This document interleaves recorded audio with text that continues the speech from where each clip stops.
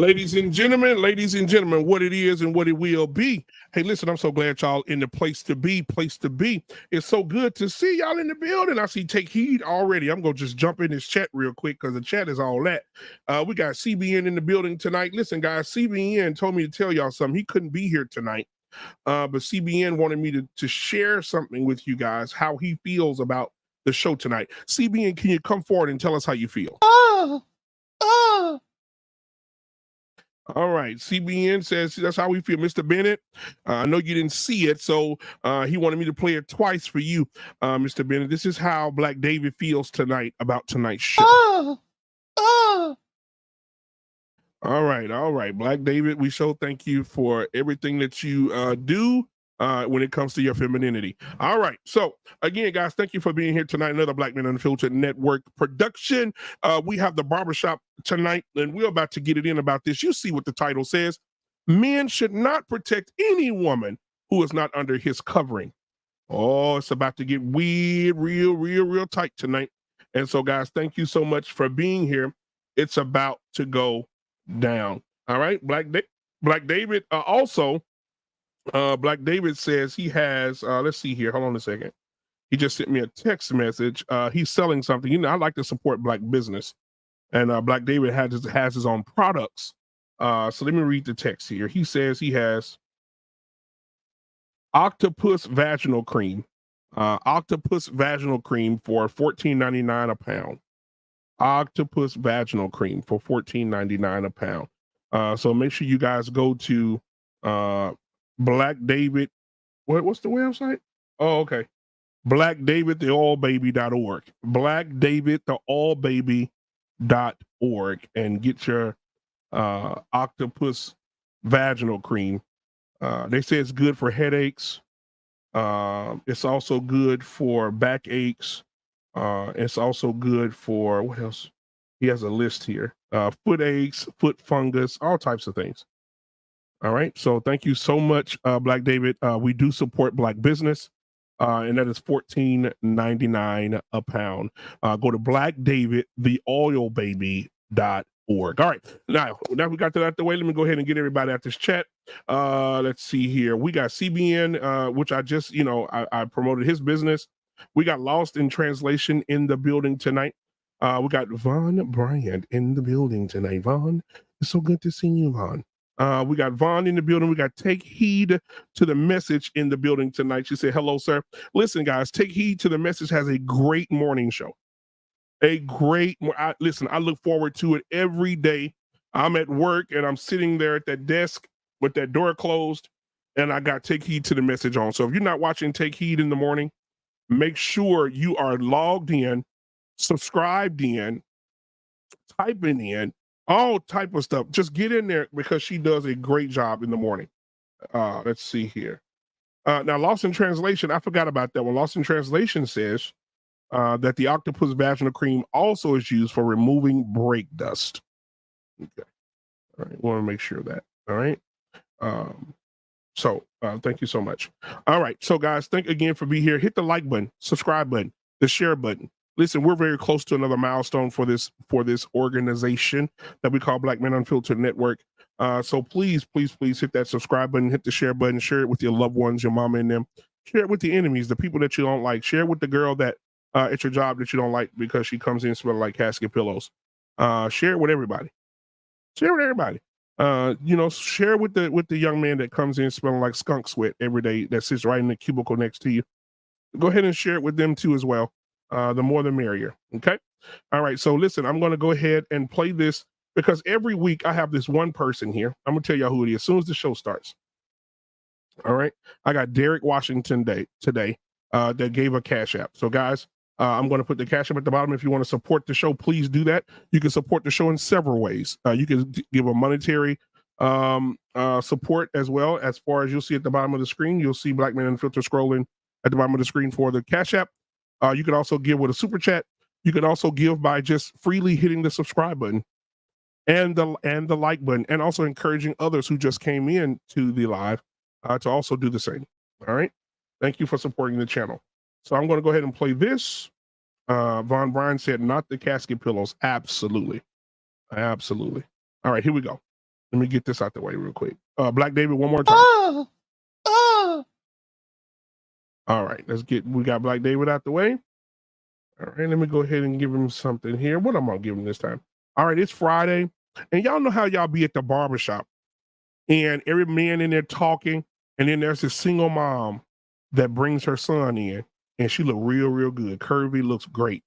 And she come in, and all the men stop talking. This is who we have tonight representing this Cash App. Let's go, sweetheart.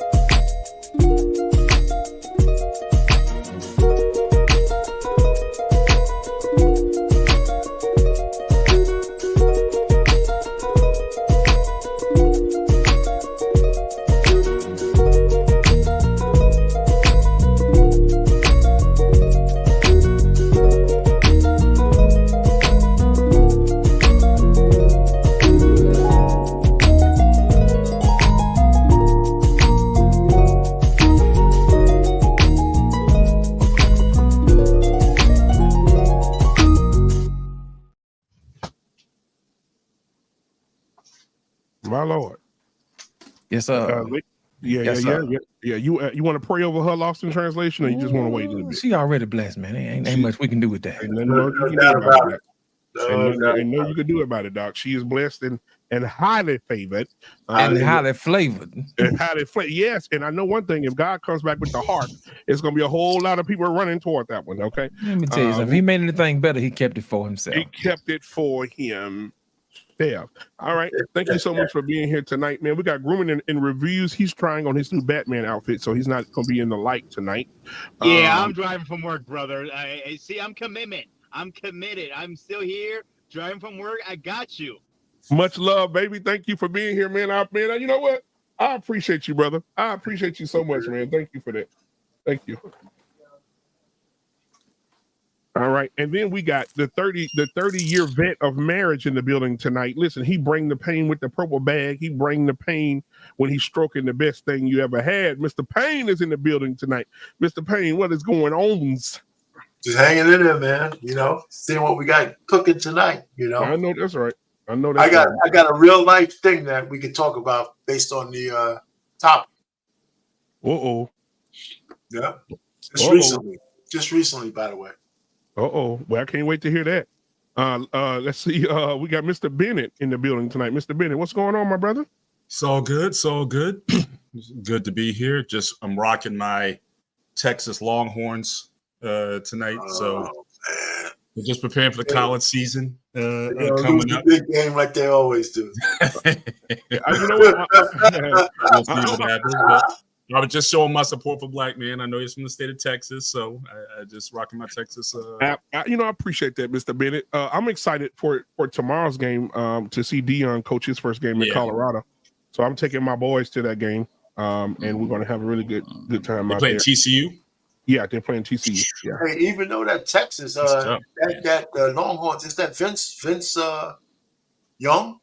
Yeah, in fact, that's one of the greatest games ever played. That's why I became a fan. A great game, man. That's why I became a fan. The reason why I have this and some other Texas merch was because of Vince Young in that championship game against USC. One of the greatest performances I ever saw, and it was amazing. So I became a. If he had his head together, he would have been a great. Yeah. Mental health took him out. He would have been a great quarterback. It was a combo. That Coach Fisher was no. He didn't like him. He didn't like him. He didn't like him at all. All right, we got the smooth talking, lady walking, unbearable truth teller. Lost in translation in the building tonight. Lost in translation. What's going on, my brother? It is good. It is well. And it's good. How are you this evening, sir? Real sunshine, partly cloudy, my brother. That's right. That's what I'm talking about. I'm just glad to be in the building one more time. Absolutely. And we got Ricky over there sound like he getting the chains ready to wrap up niggas that don't agree with him tonight. So Ricky, working, man. I know working. that's right. Working. Hey, I like your thing. He says, Ricky Williams, shame on you niggas. Ricky, so how are you doing, man? How's the family, brother? How's your daughter, by the way? I want to ask you about my daughter's in recovery, man, and physical therapy. Just trying to get her home. Thank God, bro. Yeah. She's recovering, man. Everything is good. Everything is everything, as I like to say. Well, I was praying for you and your family, man. I really was. Thank you, man. And I'm glad that she's in recovery, brother. Hey, keep it going, man. Prayer works, fellas. Make sure you do it. Absolutely. Yes, indeed. And thank you. And you know what? Also to you, man, give you your flowers. Thank you for being the man that's going to that hospital and going to work every day, making sure your wife is covered, making sure your daughter is covered. Man, so thank you for being the father and the man that you are as well, brother. Hey, man, I got to do my job, man. What else am I here for? Absolutely, man. Absolutely. Thank you. All right. So let's see who we got left. We ain't got nobody left up in here. All right, man. So guys, you know what? I had something I want to show you guys. And but I want to ask you about something first. All right. We have Houston, we have a problem.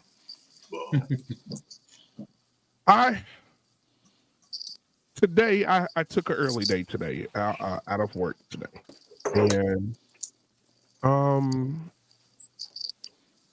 hey bro, feel free to mute me too, if I get too loud. Okay, cool.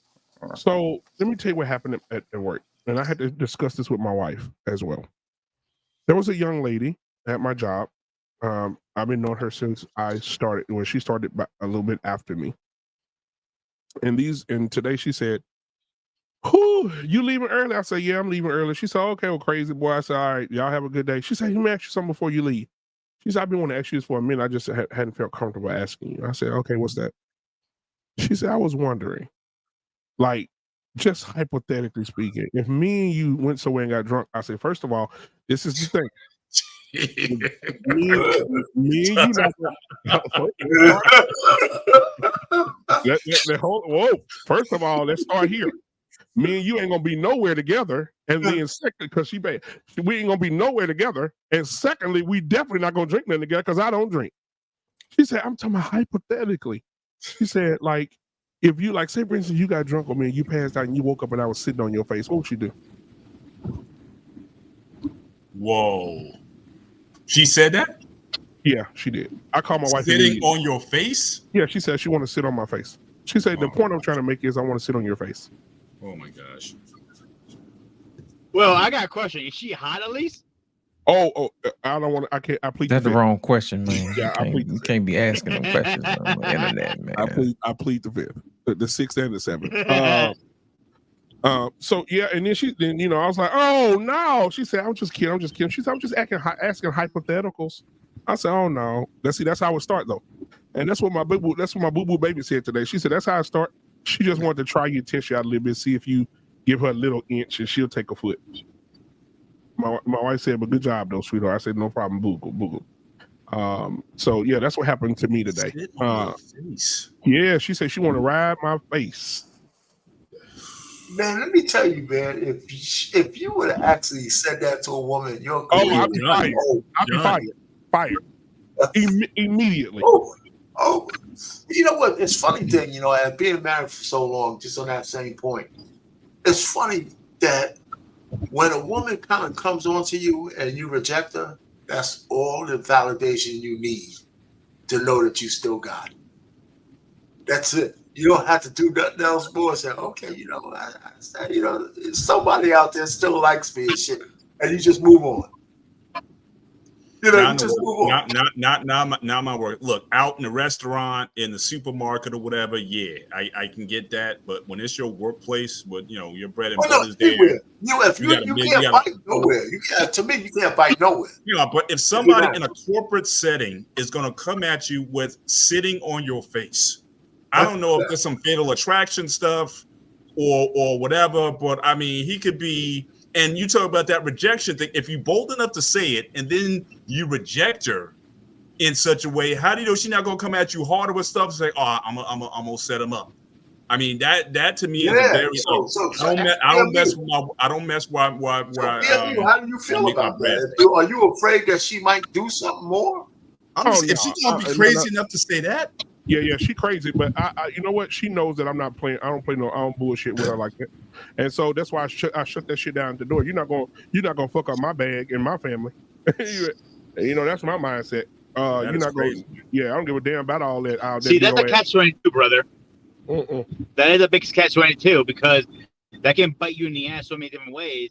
But in the same time, you know, this could cause a good thing or a bad thing. The catch-22 is hard.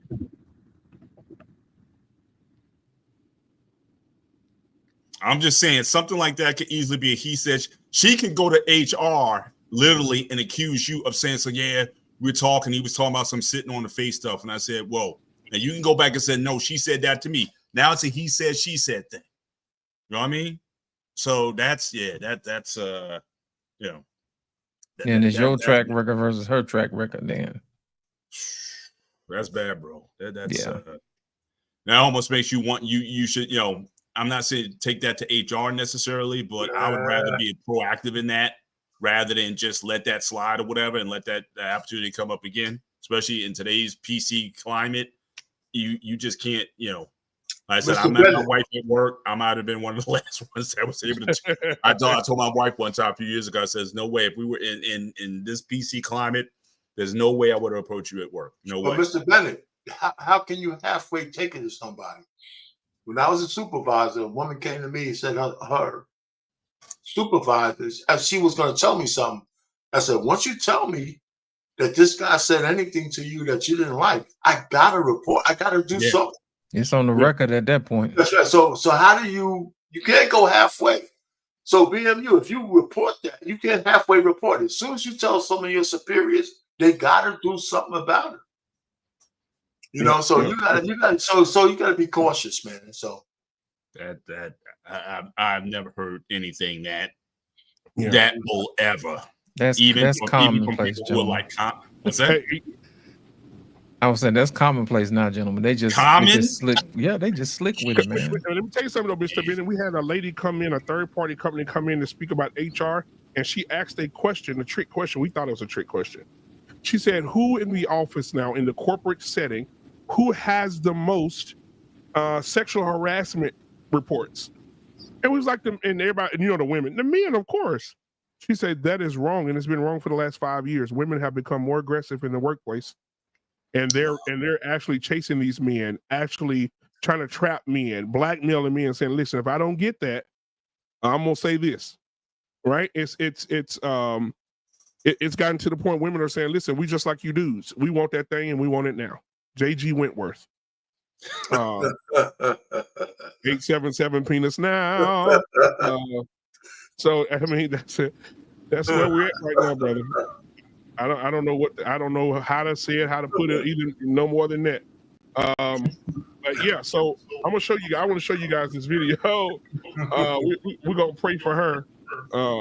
JT, I'm glad you're here, man. I want to show you something as well. Black David wanted me to talk to you and say something to you. So here he is.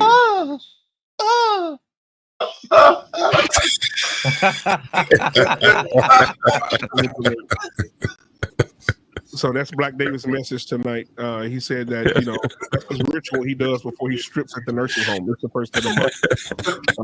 So I think he has a string engagement today and bar mitzvah tomorrow. Also, keep in mind, JT, that he does have octopus vaginal cream on sale for $14.99 a pack. I need to get a 6-pack of that. That's going to be all right for me right there.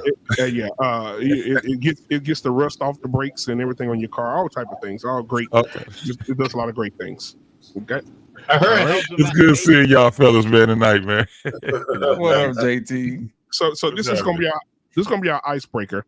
There's a video, a security camera video of a lady in the house with her husband, and he angers her. And this goes right into what we're talking about tonight. Men should not protect women who are not under their covering. This is a woman that's not under anybody's covering. She's under her own covering. And I'm going to show you guys this video, and I want you to just pay attention to what she does to this man. Now, keep in mind, she is a linebacker for the Cleveland Browns. Oh, Jesus. He's a wide receiver for the Philadelphia Eagles. So I just want to put that comparison in your head. And here it is.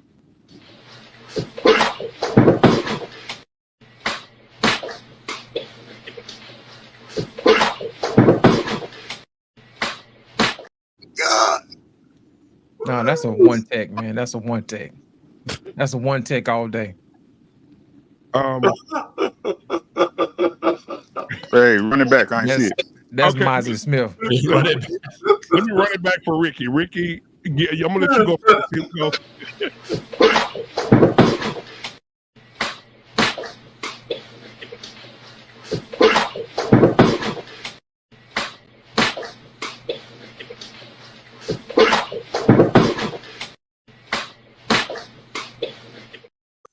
That's a man. That is not a man that got He's not a wide swung. receiver for the Eagles. That's not even a place kicker, bro. That's the punter. That's the water boy. That's what that is. Ricky, I want you to go first and tell us what thoughts on that video. What advice would you have given little Jimmy? Look, man, it's weight classes for a reason, my boy. Right? You messing with a heavyweight when you really like a featherweight. You know what I'm saying? You got to hit the gym, man. You got to work on your core, your legs, man. Get them quads going, man. Hey, bro.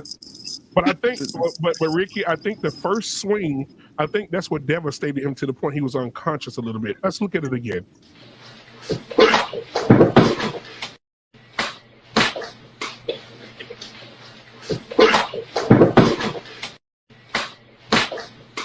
Right. Man, one of her thighs is the size of his entire body. It was a mismatch.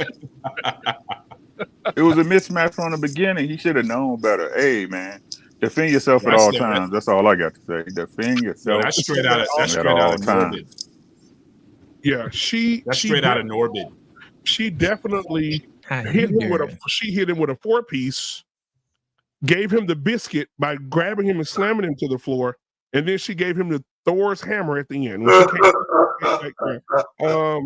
Mr. Bennett, what are your thoughts if you were in a public setting or at a relative's house and his wife did this to him? What would be your advice, or what would you do in the moment? Hey, man. I'm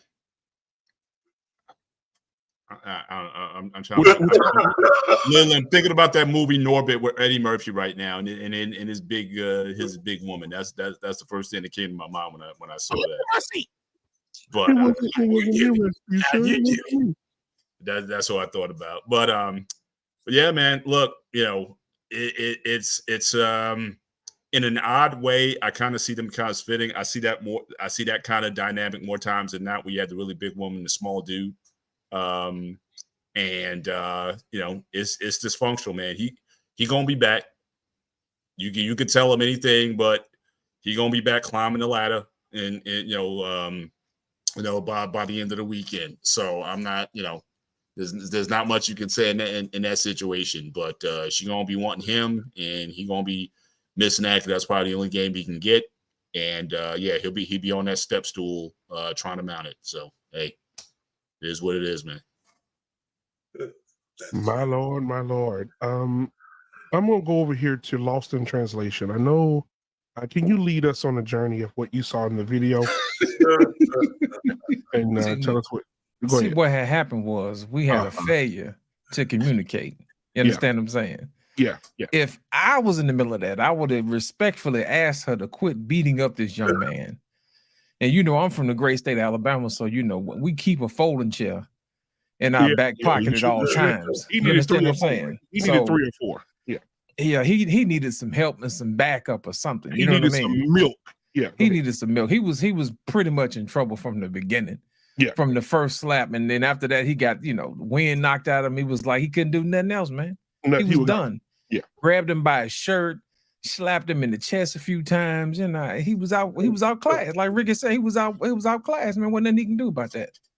You know what? We got Sir Hale Speaks in the building. Sir Hale, I know that you're a man of God, a man of the cloth. And I want you to take us on a journey on how you would pray for this man after watching this. So Sir Hale Speaks, if you want to come up, I will definitely send you the link. Just let me know. But I do want your reaction. Matter of fact, Sir Hale, can you come up? Are you too busy to come up? Can you come up, please? Because I want to see your reaction to this video in your face when you. So, are you able to come up, Sir Hale Speaks? Let me know in the chat, and I'll send you the link. And while we're waiting on that answer, our pain. Yes, sir. You come back from your 36-year anniversary with your wife, and she walks in the room and she snaps and just does this to you. Are we putting money on your books, or are you going to be a part of the book that you got your ass kicked? There's no scenario where me and my wife would be doing any shit like that. I can tell you that. But let me just put it to you this way. Just looking at that video, first of all, the guy is living in her place. He ain't got no money.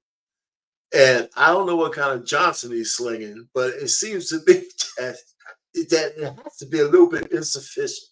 Because, you can't beat up your Johnson that much. He's got to somehow perform the only duty he can for her, right? Because she ain't got no other kind of man.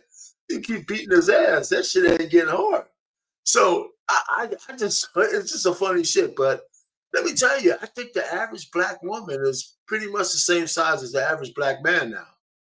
And there's a lot more scenarios like that going on where they're just beating their guy's ass, man. And the guys who have this mindset that you can't hit back, even a skinny ass dude like that, he didn't even try to fight back. I don't even give a shit. He looked like he was taking the ass whipping. But Arpain, think about this though, Arpain. All right. The world that we're living in today, the women are fighting more masculine. The men are fighting like this. That's what I'm saying. That's what I'm just saying. So I just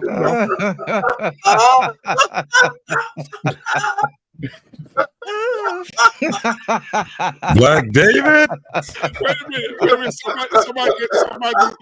a minute. Somebody just mocked him. Who did it? Because whoever it was, funny as hell.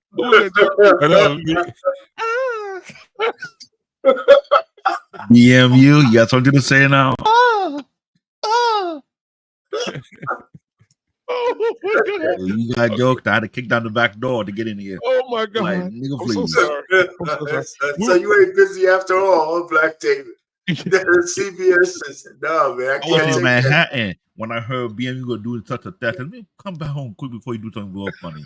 And got in and saw this broadcast. Like, oh, really? Now keep in mind, Kick down the back door. what I just played you guys, we always like to promote our brothers. What I just played you guys was Black David Seriously, was Black David's commercial for his new cologne. It's an African cologne called Black Daisy. And it's coming out pretty soon. I want you guys to take heed to that. $24.99 a bottle. It's made out of, I think it's made out of hyena ancestors or something. But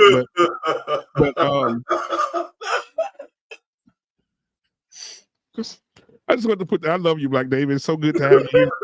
If anyone died from laughing for this broadcast, should BMU. So, Black David, while you're here, okay, your wife beats you up all the time, I know, and but did she ever beat you up like this, Black David?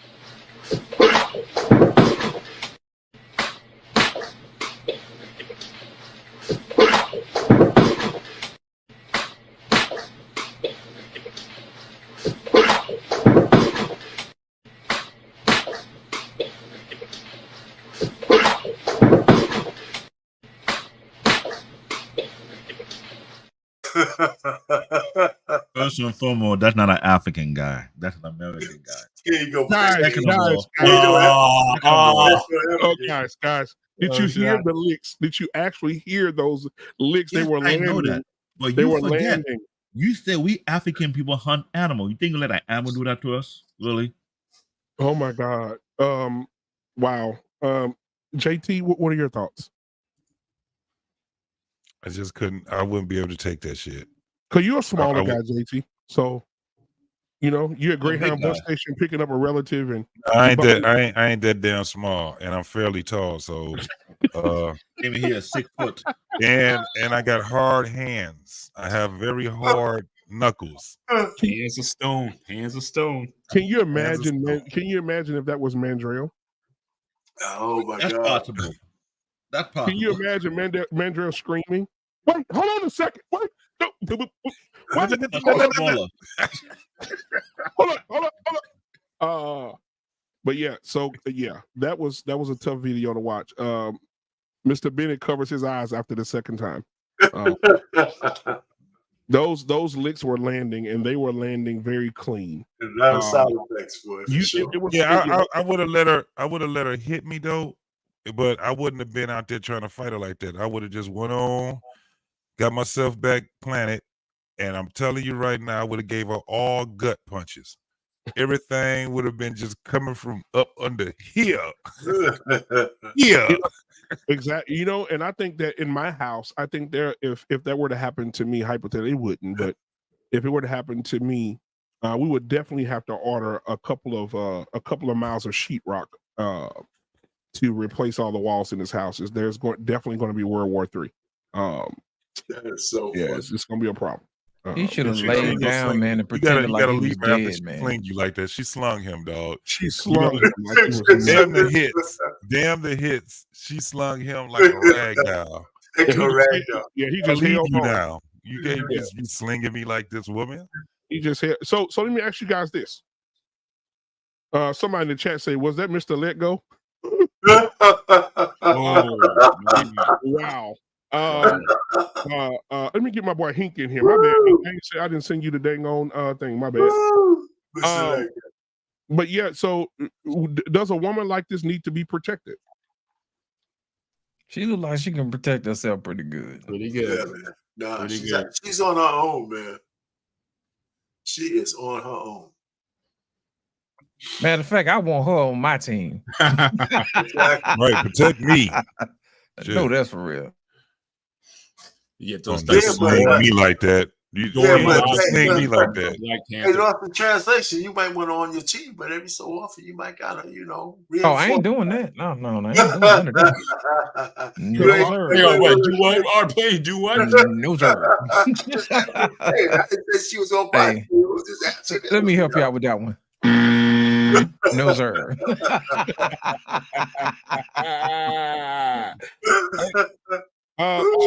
So the question would be, does a woman like this need to be protected? From what, herself? Yeah. Yeah, that's pretty much it. She got to be protected from She's straight, bro. Yeah, well, is this a wife? Of no. a silverback? Silverback.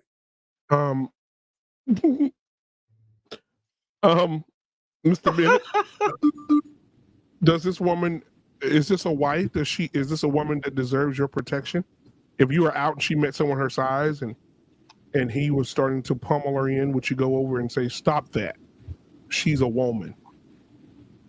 Well, if we're talking about just based on physical build or just based on her tendency to be violent? Both. I gotta split up a little bit because I have seen you do have large women who are married. In fact, I know a lot of guys who have big, BBW wives, whatever you want to call them or whatever. So that in and of itself is not a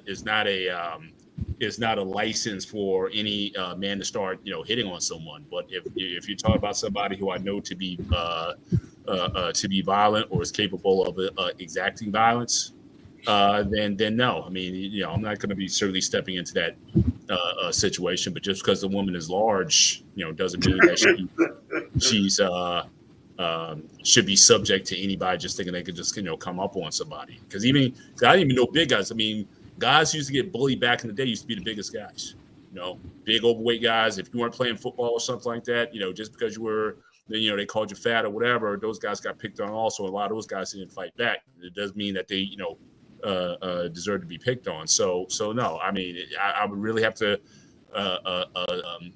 split that up. But if a woman is loud, if she's boisterous, if she's, offensive, if she's aggressive, her mouth is something where she's drawing a lot of unnecessary heat and attention to herself, and she's not being cooperative when people trying to tell her to chill out or hey, it's not that bad, and then she's cussing out the people who are trying to squash the situation. Then no, I mean, you lose all whatever you deal with gets dealt with. So a lot of it is, for me, it's more about the behaviors of the person more so than just the physical dimensions. Because for all I know, like I said, that woman, she was certainly big, but that guy looked real small. I mean, that guy, I don't think that guy was 130 pounds. I mean, so that's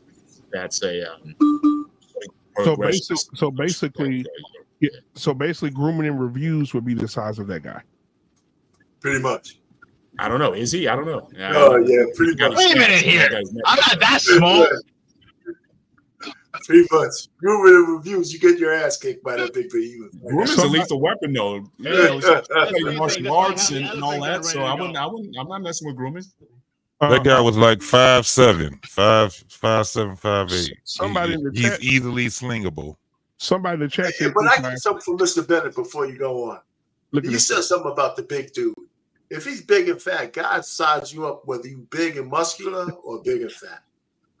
They ain't fooling around with the big and muscular guys. They say, "Oh, this guy's big and he's kind of fat. I can probably, he'll be 5 minutes. If you're that big, you got some muscle on you. It's just a thing that your temperament is such where you don't use it. Because I've also seen where a couple of those big guys, when they snap, when they recognize what they got, and a lot of times it's these little dudes who are picking on them.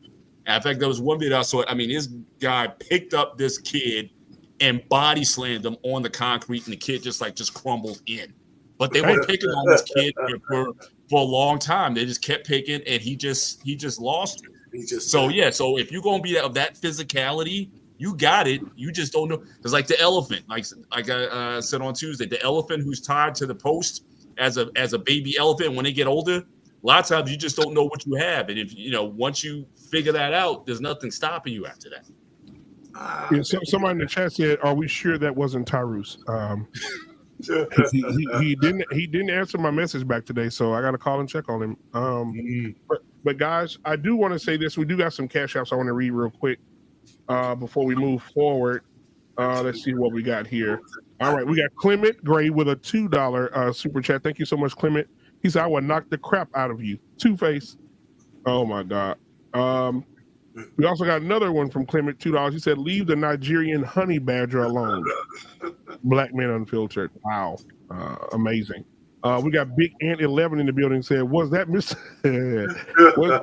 Let Go?" And then we also got a $10 super chat from Crystal in the chat. And thank you as well for coming in tonight and giving a cash app. I appreciate that. Before we go into it, let's see. Hey, you know what, PMU, you could sue, man. You gotta sue, man. Well, I do. Before we start, I do want to have a disclaimer, real quick, okay? Wait. Hold on here. Is it the barbershop? Is it the barbershop? Yes, it's the barbershop. Yes. I mean, we can't talk straight in the barbershop. Then where can we talk straight? We can't talk straight nowhere else. This ain't nothing but healthy conversation. That's all. You gotta tell who's the park down. It ain't nobody exempt in the barbershop. You know that. Ain't nobody exempt. You can talk about whoever and whatever, whenever you want to in the barbershop. Why you gotta tell? Some PMU got his court. He's got his court thing set up already.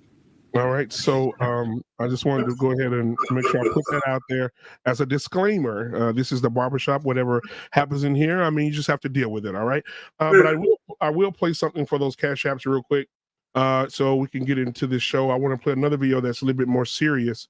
We definitely got to break it down. This one right here.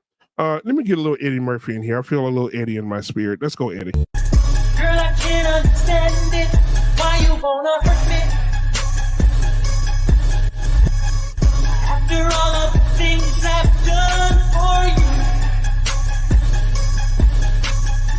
I buy you champagne and roses, put diamonds on your finger. I see you hang out all night. What am I to do? All right, thank you, Eddie Murphy, for that. Diamonds on your finger, man. Champagne and roses. You know what? I can't lie. I didn't hate the record, man. I did. Hey, you know what? DJ Khaled just redid it with Eddie Murphy singing the hook. It's crazy. So I want to play this next video. But before we do, we got Hink in the building tonight. Hink, I know this wasn't you in the video, so I'm gonna play it one more time because I want to make sure it ain't Hink. Hink, are you there? Yeah, I'm here. Okay, here we go. This is for you, Hink.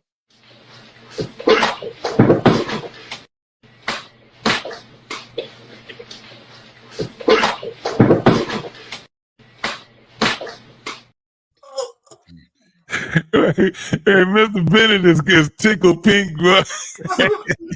That sling. When she slung his ass, that's ragdoll, man. Dude, go to bed. No, clapped up. just go to bed. Hey, the whole time I'm seeing, I'm like, David, fight back, David. Fight back, David.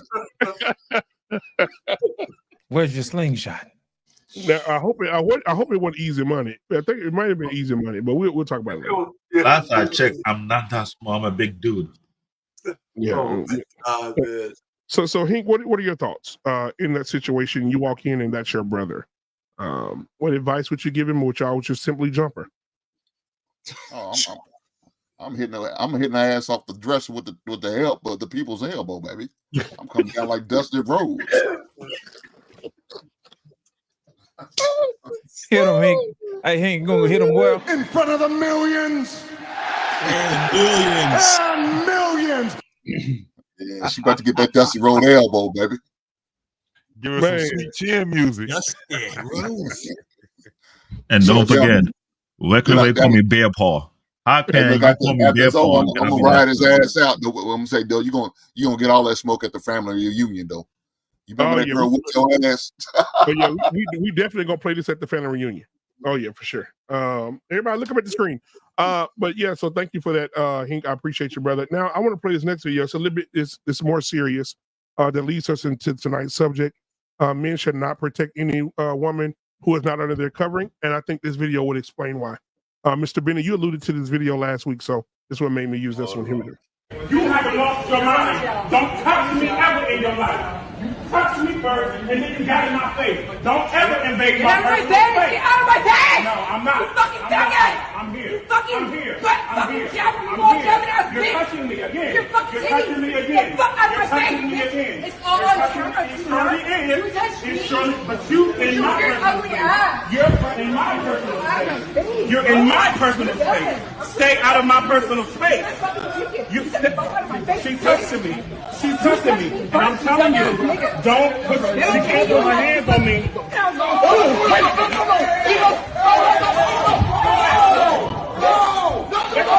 Hey, stop it! Hey! Now, don't you ever put your hands on me. No, get everybody back off from me. This bitch. No, watch out, man. You ain't gonna fight that woman, bro. You're not gonna fight that woman. Yeah, we got bitch nigga coming up in 10, 9, 8, 7. Hey, relax. I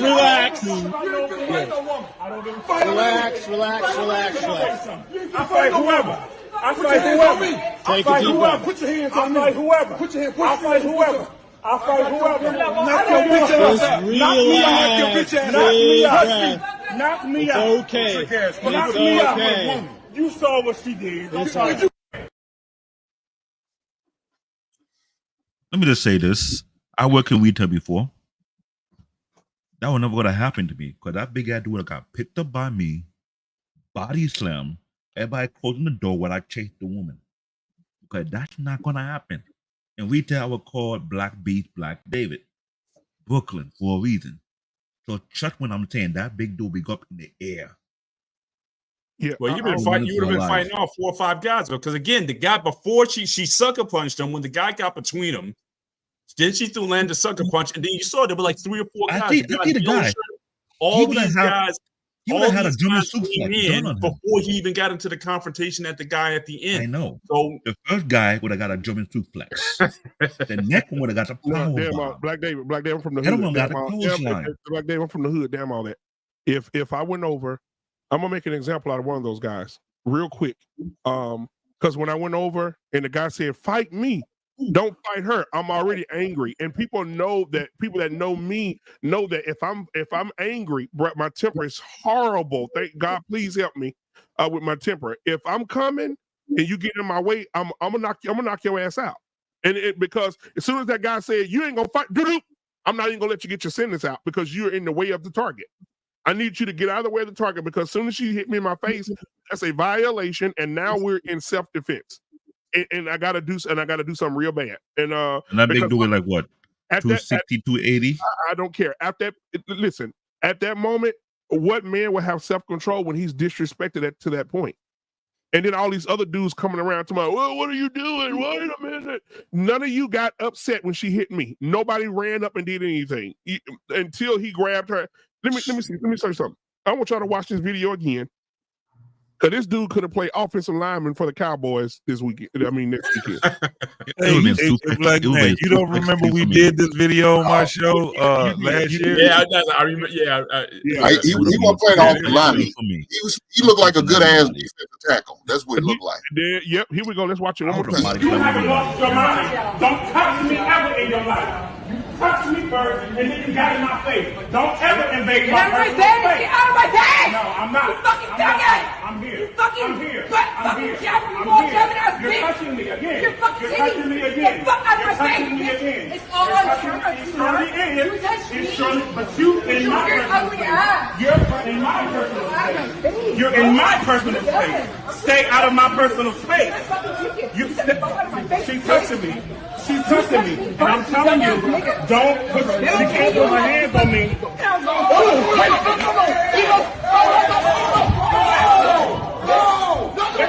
Hey, stop it!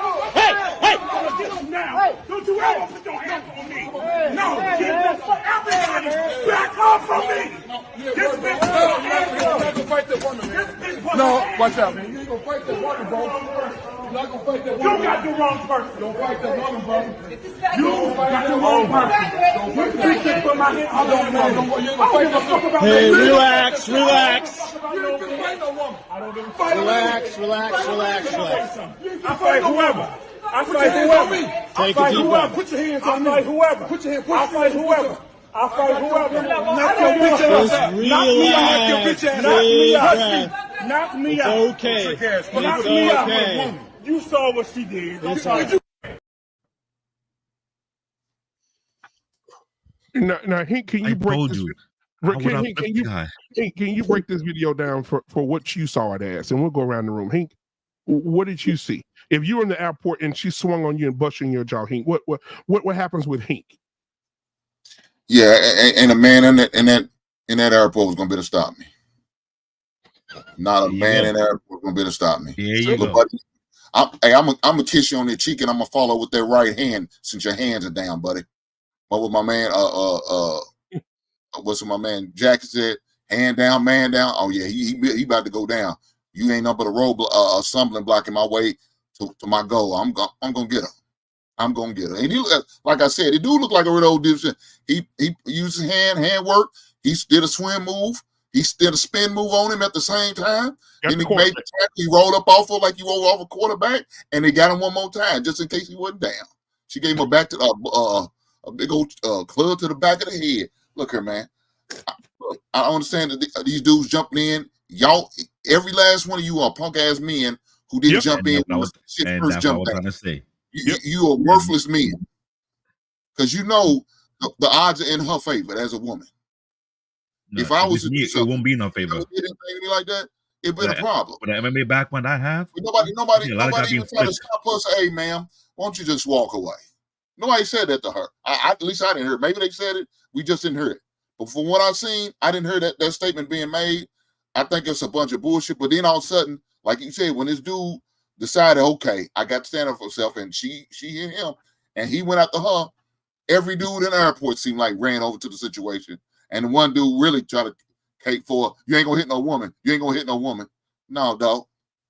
You should have been on her ass as soon as the shit got started. I'm sure you was there. You just wait for me to go left, and then you decide you want to respond. So that's bad, man. It's really bad. Damn, man. Thank you. Let's get our pain. What are your thoughts? Yeah, listen, you know what? I hear what everybody's saying. First of all, I think the guy was completely out of his frame to begin with. This is his job. This is his livelihood. This is all kind of stuff. I mean, he worked at the airport. I saw this before. Now, I'm not saying he wasn't right to be mad and what he ever did, but I don't think it should have ever got that far. He's a worker at the airport.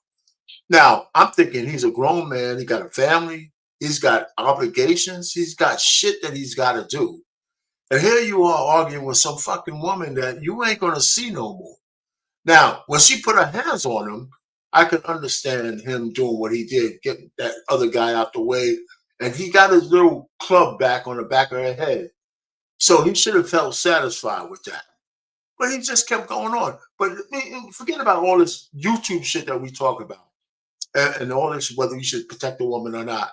It's a natural inclination for the men around a certain area to protect a woman if she's getting beat up by a man. It's just whether it's black or white, it's a natural inclination. Maybe not you, maybe not us. It's just a natural inclination. It's gonna happen. It's gonna happen. No matter what we say, if there's a lot of men around and they see a guy coming after a woman, it's a natural inclination. It just is. Now I'm not justifying it. And even that last guy who stopped him, and what he did was, and I don't disagree with what he said, because he said, listen, don't hit a woman, but he had his hand, they both put their hands behind their back strategically so they could wolf at each other. And that's not a fighting position. Now, if the guy who wanted the woman bad enough, he would have swung on that dude, but he didn't. I don't think because he was afraid, but now it was just enough deterrent to kind of slow him down to think, do I want to go into a real scuffle with this guy to get by him? And the other guy, he wasn't sure he wanted a scuffle either, because he had his hand behind the back. Right, but it was just enough to kind of diffuse the situation for this guy to say, okay, do I want to beat this guy's ass so I can beat this woman up? And that shit don't make no sense. So anyway, I hear everybody wants to say, yeah, I would try to kill everybody in the airport to get to this fucking woman. But it should have never got that far. It should have never got that far in the first place, because if this guy had any masculine frame, what the fuck did she say to you for you to jeopardize your whole livelihood that you want to fight this bitch? Can I add a little bit of context? I just looked up, first of all, that the guy, he was an employee. You're correct. He was suspended. But it says the fight was apparently over a seating problem. This was at a Dallas airport.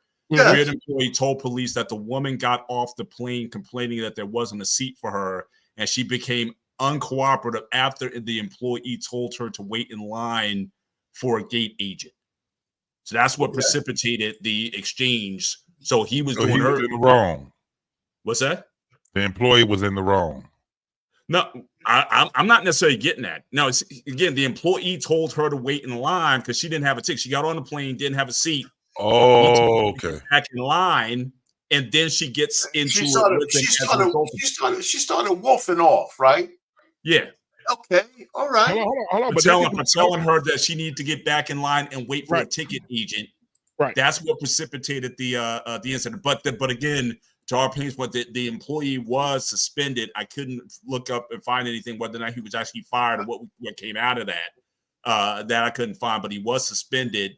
As that was back in August of 22, over that particular. Wasn't it with pay? What's that? Wasn't it with pay? It didn't say specifically. It just said that he was suspended, and then this was Spirit Airlines, and they said, they just put a statement out on Twitter saying, "Look, we don't." I just want to go on record. Let me just go on record. I don't think that he should take all the blame because she swung and hit him first. Okay. I'm just saying we don't have all the context that led up to that. Right. But you had mentioned that I thought you were saying that he kind of escalated a little bit with the exchange. He was trying to do his job, and then she became uncooperative. If I'm doing my job and she was uncooperative, right, and I'm just a guy at the gate, I'm calling the cops. I'm calling security. I'm calling somebody to do that shit that's supposed to do that. I mean, so I'm talking about the point where he's in her face and she's in his face. Okay, have you ever been on a plane before?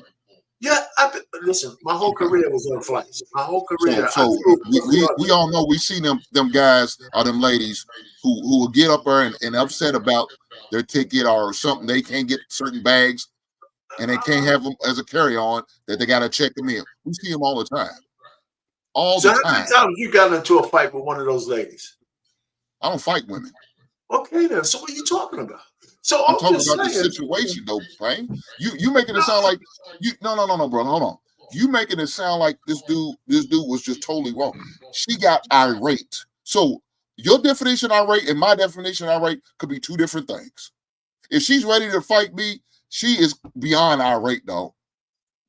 No, I'm taking a stance. If you're a woman and you get in my face and you push me, you put hands on me, I'm not looking at you as a woman no more. I'm looking at you as a threat. And I will deal with a threat accordingly. I don't care if you got long hair. How do I know you ain't no goddamn transgender and you don't identify as a goddamn man? I disagree with you. I'm saying what we don't have and what we don't see in this video is why that guy let it get that far. Okay, I don't care what the hell has been said, man. Arpain, if you work in that door, let me say this though. If you work in that door and you got it, not only like my grandfather used to say, son, you can't just drive for you got to drive for everybody. If that's your job to take care of that situation and that woman becomes irate, that can become dangerous for somebody else, because what if somebody in that line says, hey, you bumped into me, bitch. Now you got the passengers fighting the passengers. Then you got a whole big fight over here because he probably told her, shut your fucking mouth. And she came at him. Hey, be still, stay in the line. He gave her instruction. She got out of line. And so then it would have been nice to see that. It would be nice to see that. Right. You know, because how do we want to contrast this with go ahead, sir. No, go ahead. No, I'm finished. I listen. It seemed like I think he shouldn't have did what he did. When she hit him, then all things are off. When she hit him, when that guy got between them, she broke the dam, and then she deserved everything she got after that. So I don't disagree with that. All I'm just saying is that, man, at some point, you got to look at who the enemy is. I mean, the chick, man, I don't give a shit how much she says, man. I can just say, listen, I'm going to call the cops in your fucking ass if you don't do what I say. And she kept yapping, I would just be on the goddamn phone. Let me tell you this. That's what I would do. That's what I would do. But the interesting thing, but you saw in the video, though, there was a security guy who came in, right? No, that guy had the yellow shit on. Was he security or just some asshole who's putting the luggage in the goddamn thing? You're like a luggage carrier. So I don't know if he was security. He didn't do shit. He was standing up there like, oh man, my job ain't worth this shit. That's what he looked like. Right. Well, equal rights, equal lefts. I think I don't disagree with that part. I just don't. I mean, don't get me wrong. I don't disagree. When she swung and hit him, she broke the dam. I'm gonna say this. This is a real life experience. I had to do security before on Governor Island. We had to have concerts. Oh, don't you tell us about this damn gay story no more. No, it's not the gay story. We had a regular concert. Hold on, listen before you just jump to conclusion. We had a regular concert, right? I was in the front between the stage and the barricade. I'm not talking about that, BMU, so don't cut me off. He crazy, we had a particular woman who was attacking one of the people who were telling them to move back. You can't come through. She did not listen. They radioed me and 3 other guys. We had to pull her out from the front. She was trying to fight back. We called the cops who follow us. Now, in New York City, NYPD cannot arrest nobody on Governor Island. They can come with a security guard to escort you off the island. At first, we want her to walk off. She didn't want to walk. So get what happened. Me and my 3 other teammates, we had to carry her off the island. She getting irate. 2 police officers walking with us. We got on the water taxi. By the time we got off water taxi to Manhattan, she got arrested right there and there. We had to come back. I've done the type of concert when we have women get out of hand. I remember once I had to yank a guy from mid-air. He was trying to skip the line. I pull him down real quickly. Let him know he go back in the back of the line. Male or female, when you cross the line, in New York City security guard, we consider you as a threat. And we're handling you as a threat. All the feminine masculine behavior, don't let, I was taught, if someone lay their hand on you, return the favor. This idea, I'm being crystal clear.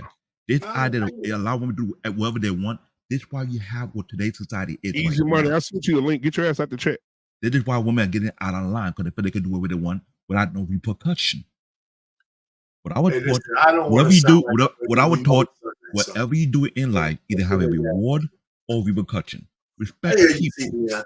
I hear you. Listen, all I'm just trying to say, I saw this video a long time ago, and I don't blame everything on the dude, but I just didn't see enough of it to say, why did he, just because he had opportunity. Even when she was saying shit, right? He said, don't get in my space. And then he walked up a couple of steps to get back into her face. If you look at the video again, a couple of times, he said, don't get in my face. She's yelling and screaming. And then he walked up in front of a couple of times so he could get back in her face to keep the argument going. Yeah, so many times I think he could have just diffused and said, listen, you know what, bitch, I don't want to talk to you no more. He didn't even have to say, bitch, listen, just not because she was away from the line and everything else. I'm just going back to my post. So I mean, our pain. I hear what you're saying. However, that was in 1983. In 2023, you turn your back on a woman, you may get stabbed or punched in your head or shot in the back of the head. He could have backpedaled, but I hear what you're saying. So that was a long time ago, and that was when men did what those men did around. Maybe that's just the same shit on a 2023 scenario. Yeah, but I still say that if you're in a place where there's a lot of men around, Mr. Bennett, you muted. and I'm gonna shut up after this. When a man and a woman start to fight, I think it's just a black, white, or indifferent. It's a natural instinct for some men in that audience to stick up for the woman, regardless of the situation. I just think but you know what? The temperature of that water is changing, Arpain. Let me tell you why. I know it is. I do know it. Now, men don't give a damn about these females. When a woman's out somewhere and she getting stomped in the ground, dudes like, pull your camera out and record this. They ain't trying to protect no women no more like they used to. They don't care. I agree with you. Maybe we need to see more examples of that shit and put it on. You'll see a lot in the nightclub. I've worked with security guard before in the past. They would tell you some of the worst Patreon are the female. They could do everything. I just put a video in the back chat for exactly that same thing. You had this one dude was fighting all 4 different women, and they just kept coming. He pushed them down, they come back. So and that's exactly. And I've done security. We need more examples. We need more examples of showing women, who overstep their bounds, to show that nobody's going to come protect you. And we need to show more examples of that. It should start with freaking my man Thurman beating the shit out of Shields, so we can know that you should be in a man's face. He should beat the dog shit out of her. Yeah, I think that because, like I said, for women undercover, you should be under a man's covering. No woman should be challenging a man to war or to a fight or to anything like that. My thing is, when he gets in a ring with Clarissa and I was in this corner, I'm gonna show y'all my short in a minute that I did on this. But if it was me and I'm in his corner, I'm gonna say, Key, come here, Key. When you go in there, I want you to give her 1,000%. Don't slow down. Don't have no sympathy. Because tonight is the night that we put the tombstone down to say you don't need to be challenging me and to do nothing. They asked Serena Williams, will you play? What did it say? What was the guy's name? That said he'll play Serena? It was John McEnroe. Yeah, John McEnroe. She said, no, I'm a lady. She said, I'm not finna go out there and play with no man. Great job, Serena. Because she understands I'm not going to go out there and play against no man. That's not what I'm going to do. So I think that Keith Thurman, it should start with Keith. Keith should go out there and beat her ass. And then after he beat her ass, she won't do it no more. She won't get in there no more. It's a lose-lose. She's got nothing to gain from that scenario. It's a lose-lose. Yeah, here's the joke though. No promoter will book him after that. Well, here's the joke. Yeah. Only in this country you have that type of mindset. And when outside the country, don't tolerate it. So what's wrong with that then? Think about it. I don't know. I don't see a lot of mixed match stuff. Remember the lady who got thrown in the prison in Dubai and they let her out? I'm telling you, they see what America allow, and they why every other nation are not playing that game. No, that's true. Yeah, one of the guys that I work with, he was born and raised in Dubai. I have had an opportunity to ask him, hey, how do you feel about the young lady that was arrested? He said, that's normal. He said, we don't put up with loudmouth women. He said in Dubai, if a wife gets loud with her husband, privately or publicly, they call the police, she's arrested. We don't do disrespect here. We don't. You're gonna respect all men. We don't care if it's your husband, your brother, or the clerk, or the taxi driver. And the husband was sent right back to her father. Yep, or send her back to her father. And guess what? They'll turn her back on her, and she be in shame for the rest of her life. So that's how that works. So in the US, we allow such nonsense. So think right. about So that. let's get somebody else in here. Lost in translation. You know, what are your thoughts? Are you one of those guys that would jump in that fight and be like, "Hey guys, you're not finna fight that woman"? No, I'm gonna tell you why, man. If you go back and run the tape back, she waited until she got somebody in between him and her, and she decided to take a swing. At that particular point in time, the guy that was in front of him, he was in danger.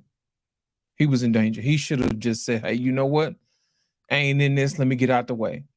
Because at that point, whatever happens between her and him, that's still between her and him. Now, if these other guys had got into it, then now we start talking about liability. You know what I'm saying? Yep. And that's on them. You know what I mean? You want to go out there, you want to protect people. You saw this lady slap this guy, but you didn't see, you know, him trying to protect himself. You know, it's just like people have selective outrage. You see what I'm saying?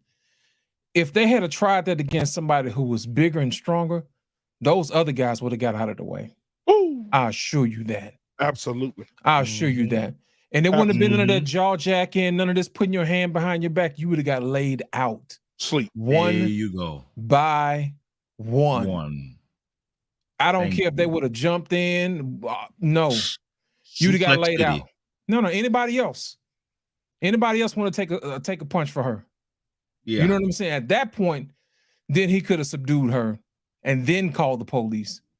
But as far as those other guys standing in the way, keeping me from doing my job, they would have got dealt with. They would have got dealt with one by one. It wouldn't have been none of this posturing. It wouldn't have been none of this talking, none of this disrespect, calling each other bitch ass this and all this other stuff. Yeah. No, sir. If I don't take disrespect from her, what make you think I'm gonna take disrespect from you? I'm in the middle of doing my job and you stopping me from doing my job. Guess what? You're about to be my job now too. So get ready. Yep. I can't wait for the police to show up, man, to keep stuff from getting out of hand. At that point, he's probably security at that point. You see what I'm saying? Yeah. So as far as all this other stuff, people want to see what they want to see. I saw what I saw. I saw somebody take advantage of a situation to slap somebody. Yep. Knowing full well that he couldn't get to her like he wanted to. And we gotta address that behavior in our women, man. Yep. We can't do that. And if you notice in the video, there was a sister who she didn't even come to their sister's aid because she knew she was wrong. So why is it the fact these other guys couldn't see that? Yeah. It's selective outrage. And we got to stop that, man. And that's the main reason why our women get out of hand is because we got guys like that who want to, in the name of what you call it, virtue signaling, I'm going to go in and I'm going to go in and I'm going to save her. No, you're going to get hurt, sir. You're going to get hurt. And then how you going to explain that? How you going to explain that to your wife and kids? You might want to move out the way. Yep. Don't forget the idiot incident that happened that the guy knocked out the guy who trying to defend the woman. I remember that video too. He was stepping up for the woman. He got knocked out trying to defend his woman. I told you, man. Like I said, you are about to be in the way. Right. And you're going to have to explain that to your wife why you got a black eye and a broken arm. Because you was jumping in saving somebody else who was being disrespectful. And guess what? Your wife going to have something to say about you. You can't protect and provide for our family because you jumping in saving somebody else's unruly woman.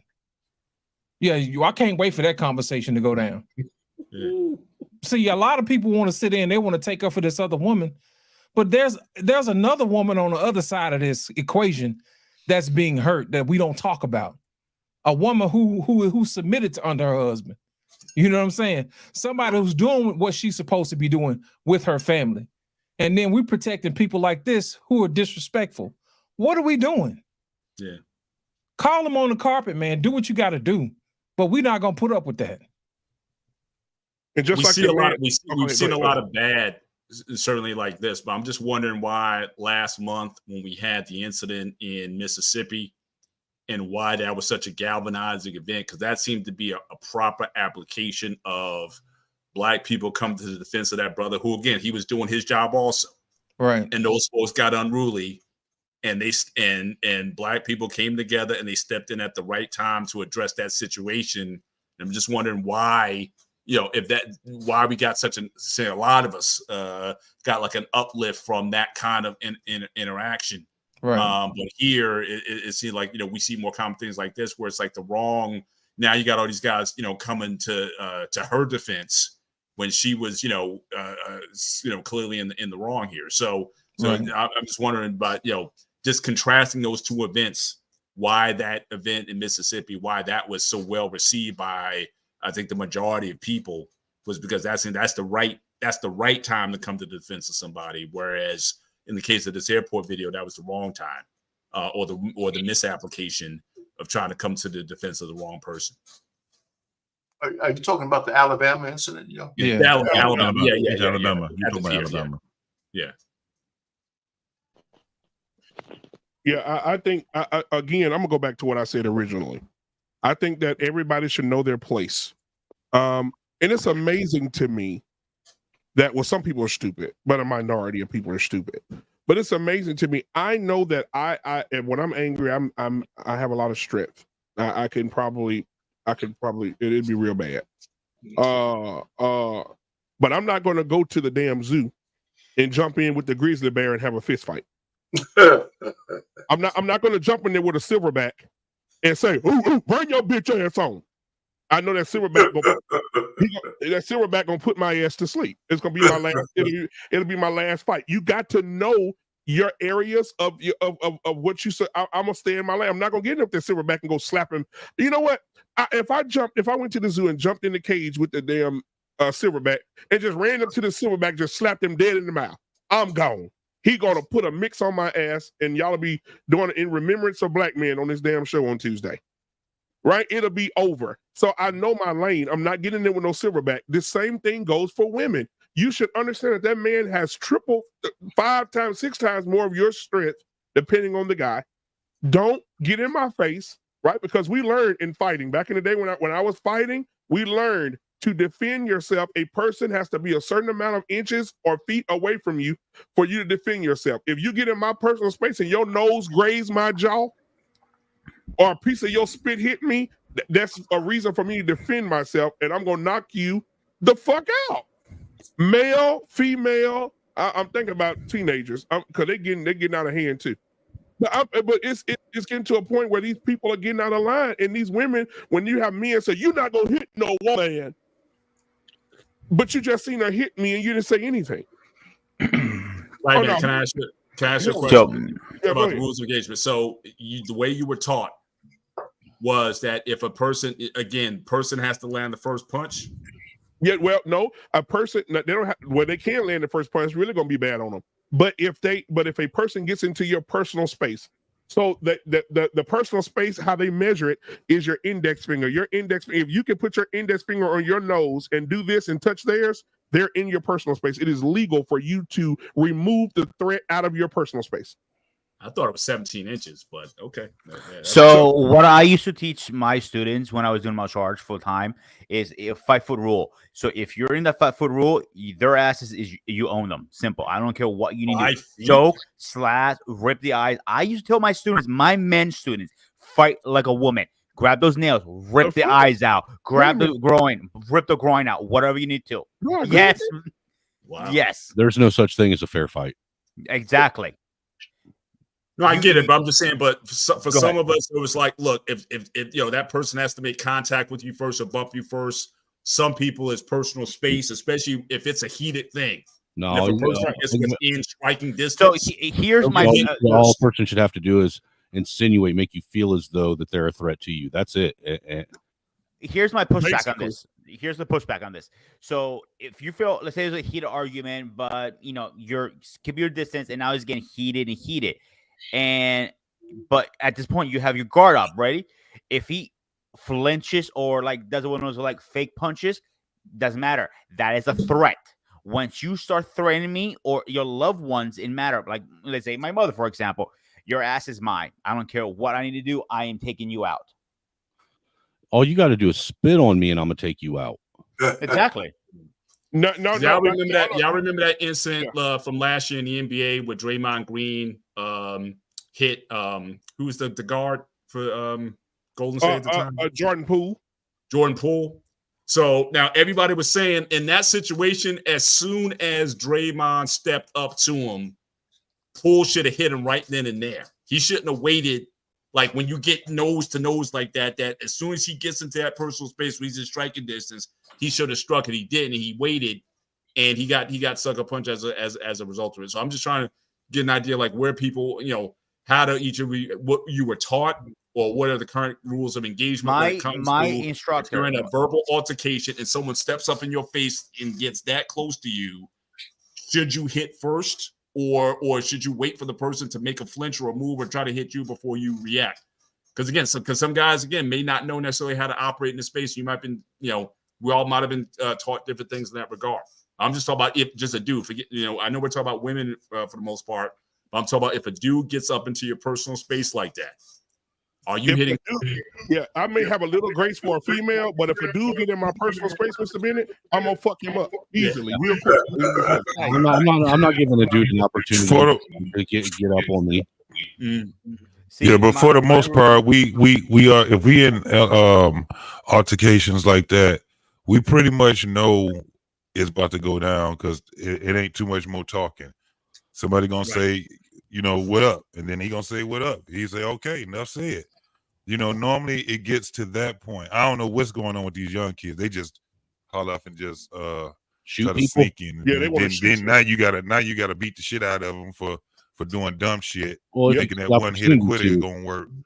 Because generally these young kids are wanting to shoot you, man. They don't go out and they don't have hands like we did. Or they'll jump you, or it'll be about 20 motherfuckers trying to stump you out.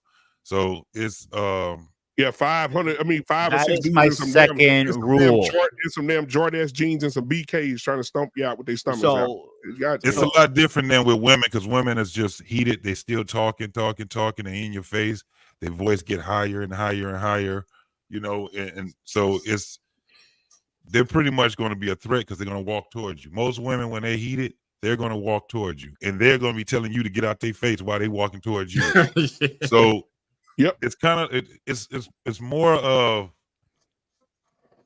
I think it's more of what somebody respect of you. You know what I'm saying? Because a lot of times it comes from when someone tells you, like me, I'm just not going to keep arguing with your ass.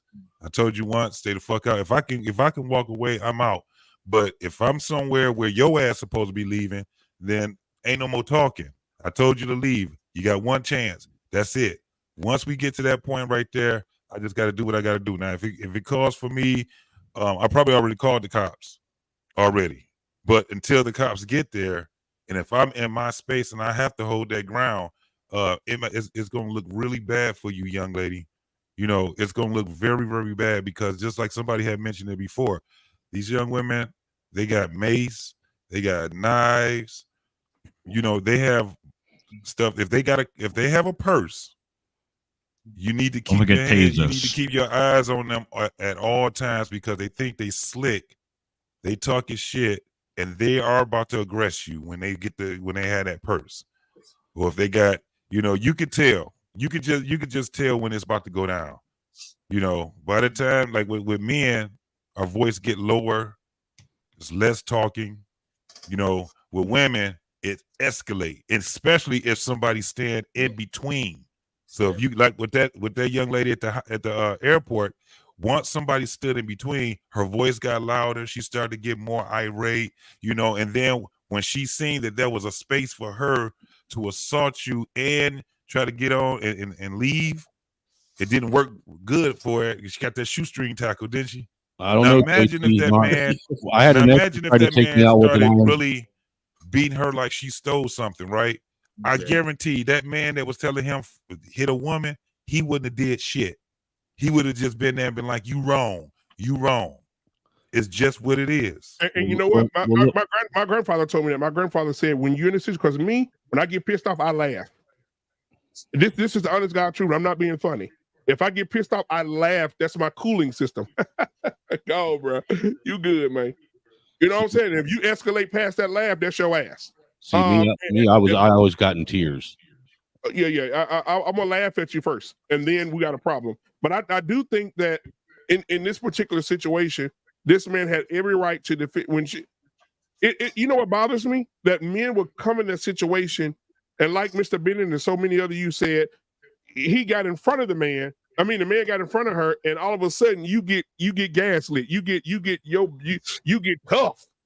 When you know what I'm saying? Everybody tough when they behind the glass and the silverback hitting the glass. But let that damn door open. Everybody, like Mike Tyson said, it's like the dogs. You know how the dogs, they get to barking at each other over the fence. Somebody open that damn door, then they just stop sniffing each other's butt. See, Well, here's you know, to the topic though, when did we get to a place where people, specifically women, think that every man should protect them? Shit. Yeah, I'm out. I want to know when that happened, because as far as I know, even throughout history, that's never been the case ever. It's always been the man takes care of his own, and if anything, the only other men that got involved were. Well, I think if any other men did get involved, it was just extended family would get involved with the man who those women were under, and that was it. This whole thing with women thinking that men should go out and put their life on the line for them when they don't know them, don't have no connection to them, they're nothing to them. Why should I get involved in something that has nothing to do with me, with a woman I have no knowledge of, don't have nothing to do with, and potentially have my life ended over something that you caused? Well, I think I can answer. Back in the 90s, I think it started. I don't know where exactly the idea came from, but I remember in the 90s, I was learning like, oh, if a woman's in trouble, you go fight for her. Like, fuck that. But let me say this though. You know how us as black men, I don't know if y'all deal with it, Anger Man, so don't get offended, Greek and my buddy white guy Angry Snowman over here. But I'm gonna say this: when we were growing up, my dad would pull me to the side. He'd say, "Son, you have a bad temper. If the police stops you, your job is to make it home." Yeah, I had the same issue. Right? That is your job. Your job is to make it home. So do what he asks. No matter, I know it's gonna hurt your pride a little bit to have somebody maybe talk stupid to you, but you got to make it home. In 2023, it's the same way for the females. If I pass by one in a threatening situation, I'll dial 911 and say, it's a black girl over here or a white woman, they over here getting their ass whooped. Y'all may need to get down here and help them. Because if I go over and help, he takes my life, my wife and my children are left alone. You got to be able to make it home. But well, the thing is, you have to be aware of what you're getting ready to put yourself into. It's like if you pay a lot of attention to detail, you will hear throughout the screaming and all these different things who's the actual aggressor. Right. If that man is the aggressor, trust me, you would know that he's the aggressor because he whooping on her ass and telling her why he whooping on her ass. Exactly. There's a lot of men that said, "I'm fed up." She probably hit him in the head with some. Like I said, when anytime you see a woman with a purse, you better be careful. Bro, she got something in there. That's what I was saying earlier. Now, I can tell you right now in Michigan, everybody carrying here. It's like in Texas, everybody carrying. It's like the Wild Wild West here. Earlier, when you said that women will start talking, my ex didn't talk when she tried to try and come at me. She got quiet, and all I heard was her running across the kitchen with that iron skillet. Yeah, that was premeditated. You know, she was trying to take me out, dude. I spun around. Wrote the script for that shit. Dude, I spun around just in time to catch it with my arm. I still got the scar from the surgery I had to have afterwards. Why we always do that when somebody hit? I done got knots and everything on my damn arm. Somebody trying to hit me. It was better than my head, I guess. Yeah, I'm telling you, dude, because she's trying to crack me upside the back of my head with that thing. I was one of big 12-inch iron skillets too. Ooh, I need one of those. She was really coming after you, dude. Yeah, she was. She's trying to kill me, Dan. I'm telling you. Damn. Cast iron? Dude, and all I said was see you next Tuesday. Most of us on this panel would say we'll defend our wives no matter what, or girl, or loved one, or daughter. Makes it easy. I don't think he can fight, but everybody else. Now, see, the thing is, I think see what the issue was with me and her was her and my daughter, who was her, and me and her weren't even married, but she was basically taking the role of the stepmom. Her and my daughter got into it, and she made the mistake of grabbing a hold of my daughter by her necklace and almost choked my daughter out with that necklace. And I came unglued when I saw that shit. Oh shit! And I yoked her ass up real fast and said, "What do you think you're doing, putting your hands on my daughter like that?" Yeah. You know, and she got mad because I reprimanded her in front of the kid. But you don't put your hands on her.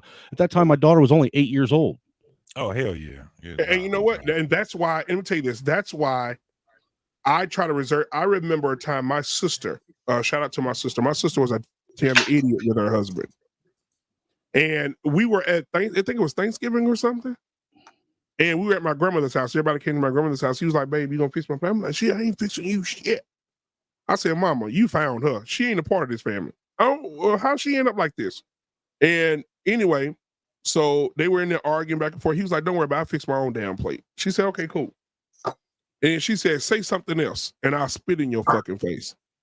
And I looked like this. I looked at him, I said, shit. And he was like, I ain't what. She said, oh, big ass, hit him right there, sleep. I said, oh, no, sir. I listen, whatever happens next, I can't protect her. Because listen, if it were me, oh no.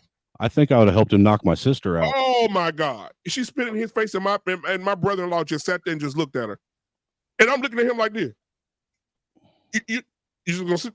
Oh, brother, it ain't me. It ain't me. Listen, if you spit in my face, I'm telling you, that's the biggest. I'd rather somebody slap me than spit in my face. If you spit in my face, it's gonna be a memoriam. It's gonna be an obituary. It's gonna be a funeral service next Saturday at 3:00. You spit in my goddamn face. It's simple with me. It's simple. But I'm gonna play this video right here, y'all. Because can we get easy? I'm just curious. Easy money. All right, everyone brace yourself because you know how easy, so easy, man. Kind of totally. Before you talk, are you safe? Who you trying to see? Yeah, they all just. Everyone brace for the news that you go get another earthquake. Yeah. So what's the question? Can you fight? What's the question? The question is, did you see the airport with the lady in the airport? Did you see it? Yeah, I saw that. Would you been one of the men that said, hey, don't you hit your hand no woman?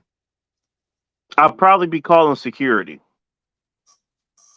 Because to the point made by everybody on the panel, you know, it could be rather dangerous to jump into a fight, whether it's man versus woman, woman versus woman, whatever. It could be dangerous to jump into any fight. So to that point, you know, my first thought is if we're in the airport, we need to shut this down. It's not even about self-defense or who's wrong or who's right. It's, hey, we got to stop this before something, you know, somebody ends up on a no-fly list. As for the guy, like, I understand the anger, but dog, you at work. You at work, dog. You can't fight at work. It don't matter who it is. You risking the bag, my guy. Okay. What you talking about? You can't fight at work. Shit. You can't fight at work on camera. Shit. Everybody was on camera at that point. Easy money. Easy money. I don't care where you are, man. Everybody can catch these hands. Easy money. I'm a man wherever I go. If I'm at my job and I'm in my office and a dude under me comes into my office and says, you know what, black man, I don't like the way the me went this morning. In my face. That's my last day. Well, yeah, you kind of spit in my face like that. Like, I understand where you're coming from. I ain't about to fight at work. Okay. She assaulted let me him. give you a scenario. If we're gonna be real and technical about it, she assaulted him. Yeah. Yeah, you're right. The man has a right to defend himself. Y'all Not when you on the clock. That's why with him. Easy money gonna grab. Wait. Let me clarify that point. Hey, Hank. Let me clarify that point. You can do whatever you want. Let's be clear. You if you want to fight at work, you can. But there are consequences and repercussions for doing so. Nobody said any of us wanted to fight at work, but we ain't gonna let nobody make us a bitch at work either. Yeah, sure ain't. You right about that, brother. You talking tonight. Ain't no way.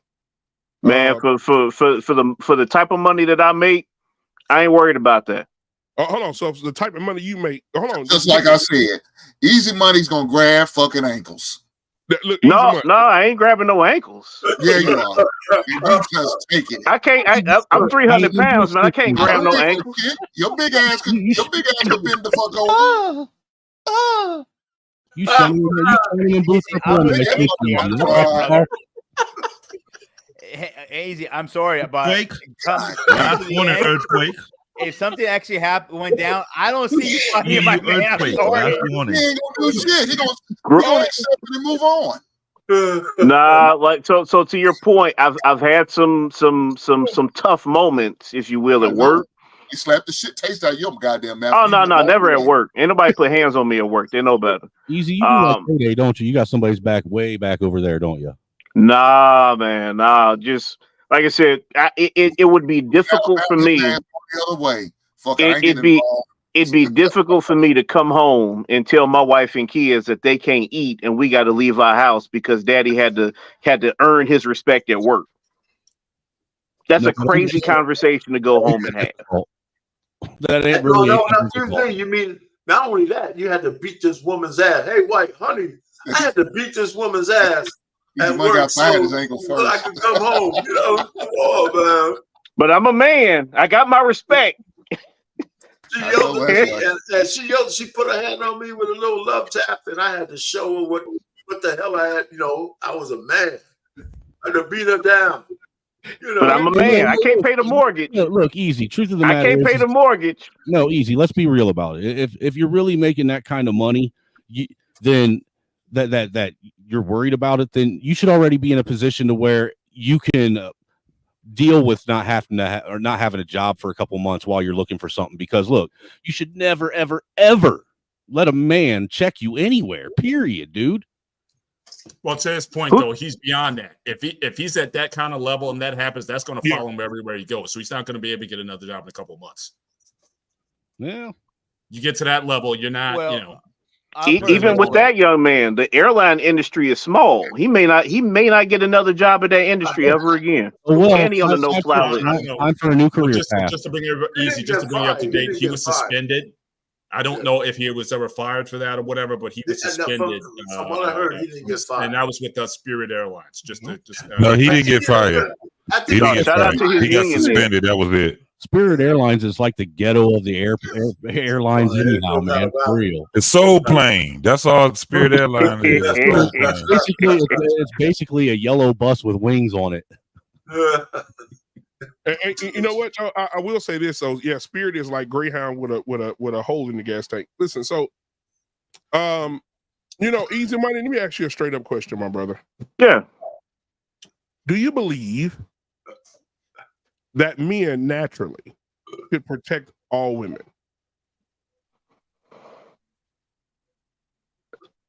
I think there is something innate in us that if you see a woman in trouble, you're going to be somewhere inclined to help that woman out. I'm willing to believe that.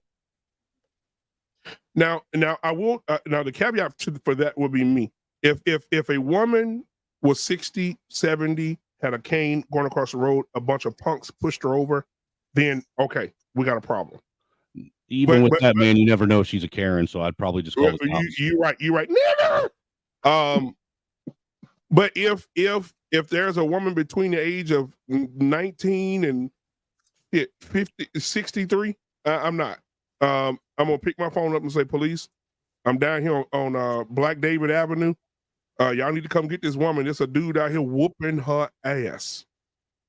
And I'm not jumping in it. Now, if it's my daughter, my wife, my family member, people that are under my covering, like the women that come on this network, like Coach K, you know, women like people that you know that you will protect. Oh shit, it's, you know, we got a serious problem. And I think that enough men have been deleted, unalived, jumping in these situations. And the next week, that woman's back with that guy.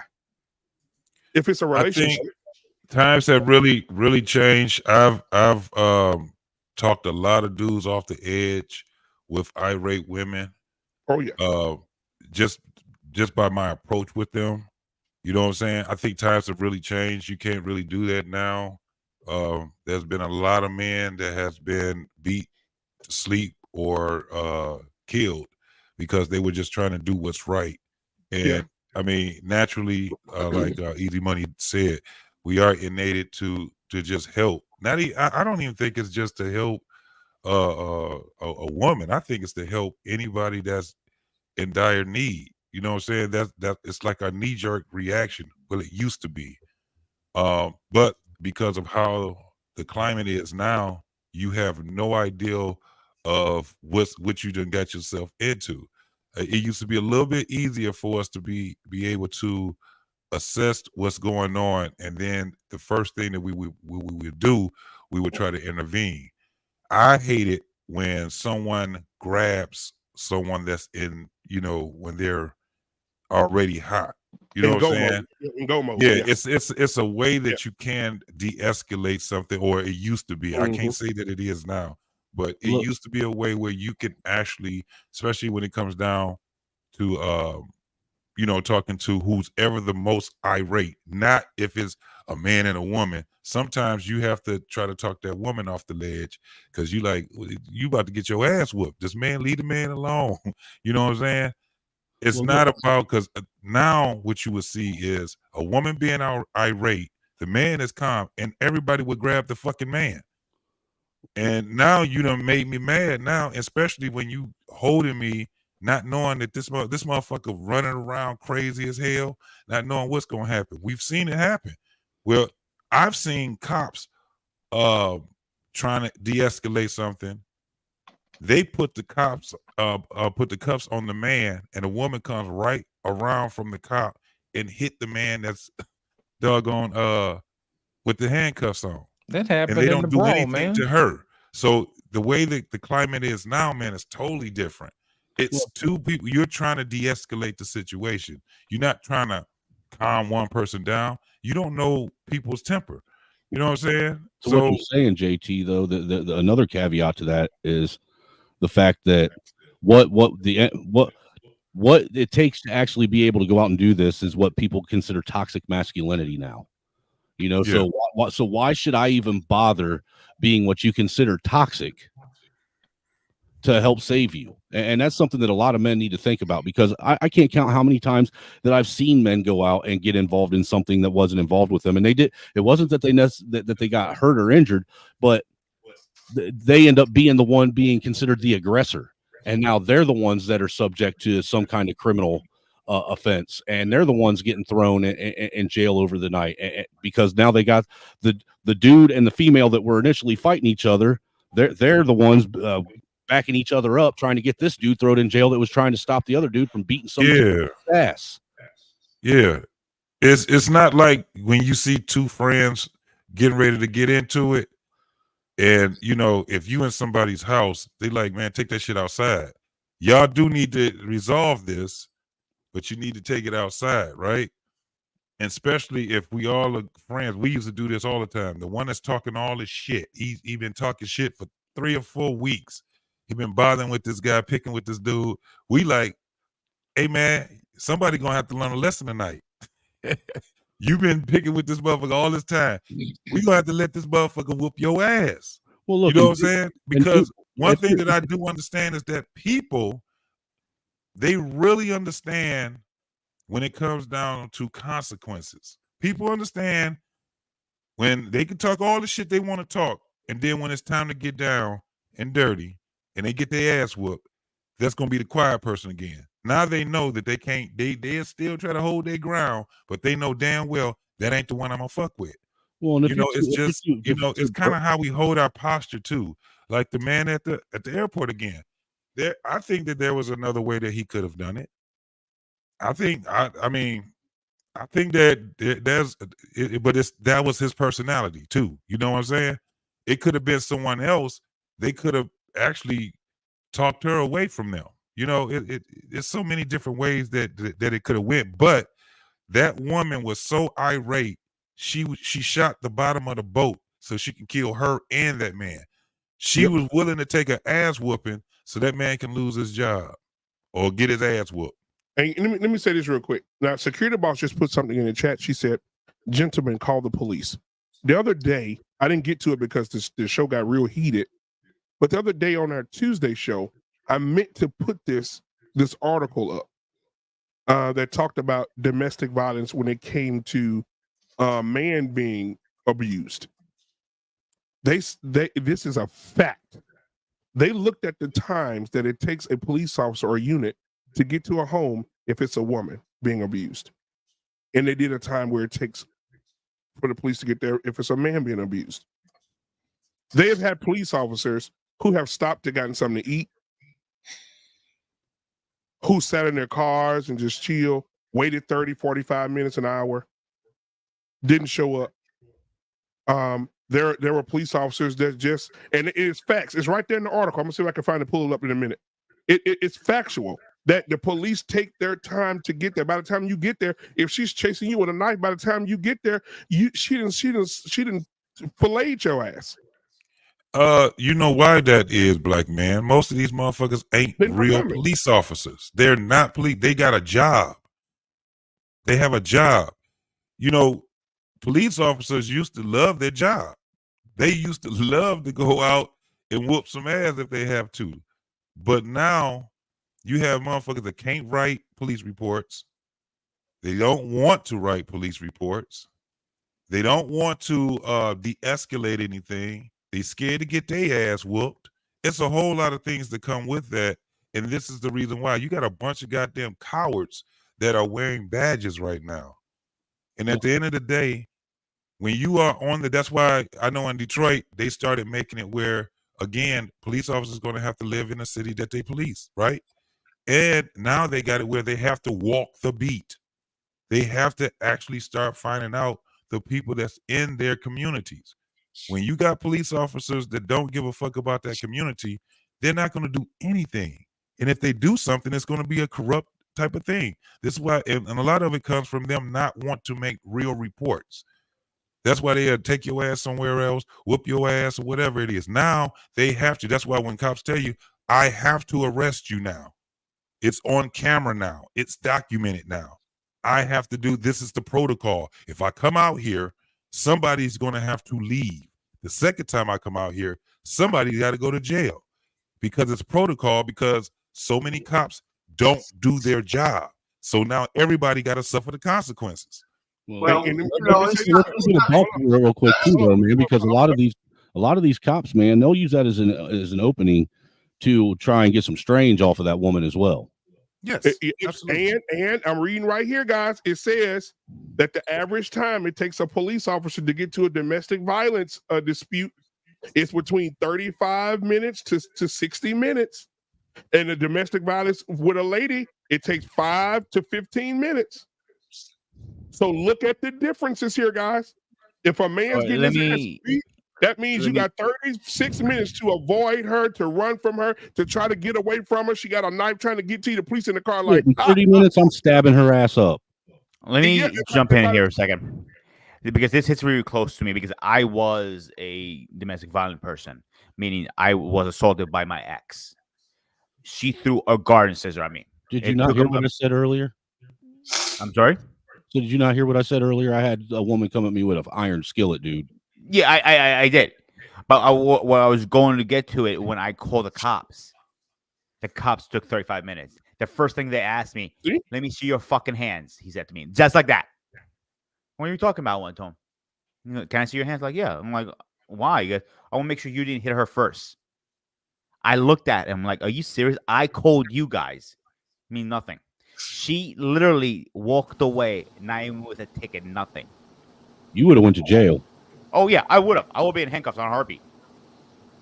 But see, that's not fair. If we're looking at the numbers, that's what's not fair. If we're looking at the numbers of domestic violence and we're looking at 35 minutes to 60 minutes, you mean to tell me I'm calling the people that I pay my taxes to and to protect and serve to come get this woman from being belligerent, violent? She's trying to cut me. She's trying to throw hot grease on me. She's trying to run me. And y'all waiting an hour to come check on me. By the time you get there, either I'm going to be dead or she's going to be dead. Well, BMU, that's where you BMU, you have a gross misunderstanding of what law enforcement's job is to do, and their job is not to serve and protect anybody. Exactly. And it's literally been rolled on by the Supreme Court that they have no obligation to protect you from any threat. The only obligation they have is to they have to enforce the law and to clean up whatever mess they're called to. Yep, there you go. They're there to assess damage and collect a tax. That's what the cops get there for, right? Enforce the policy.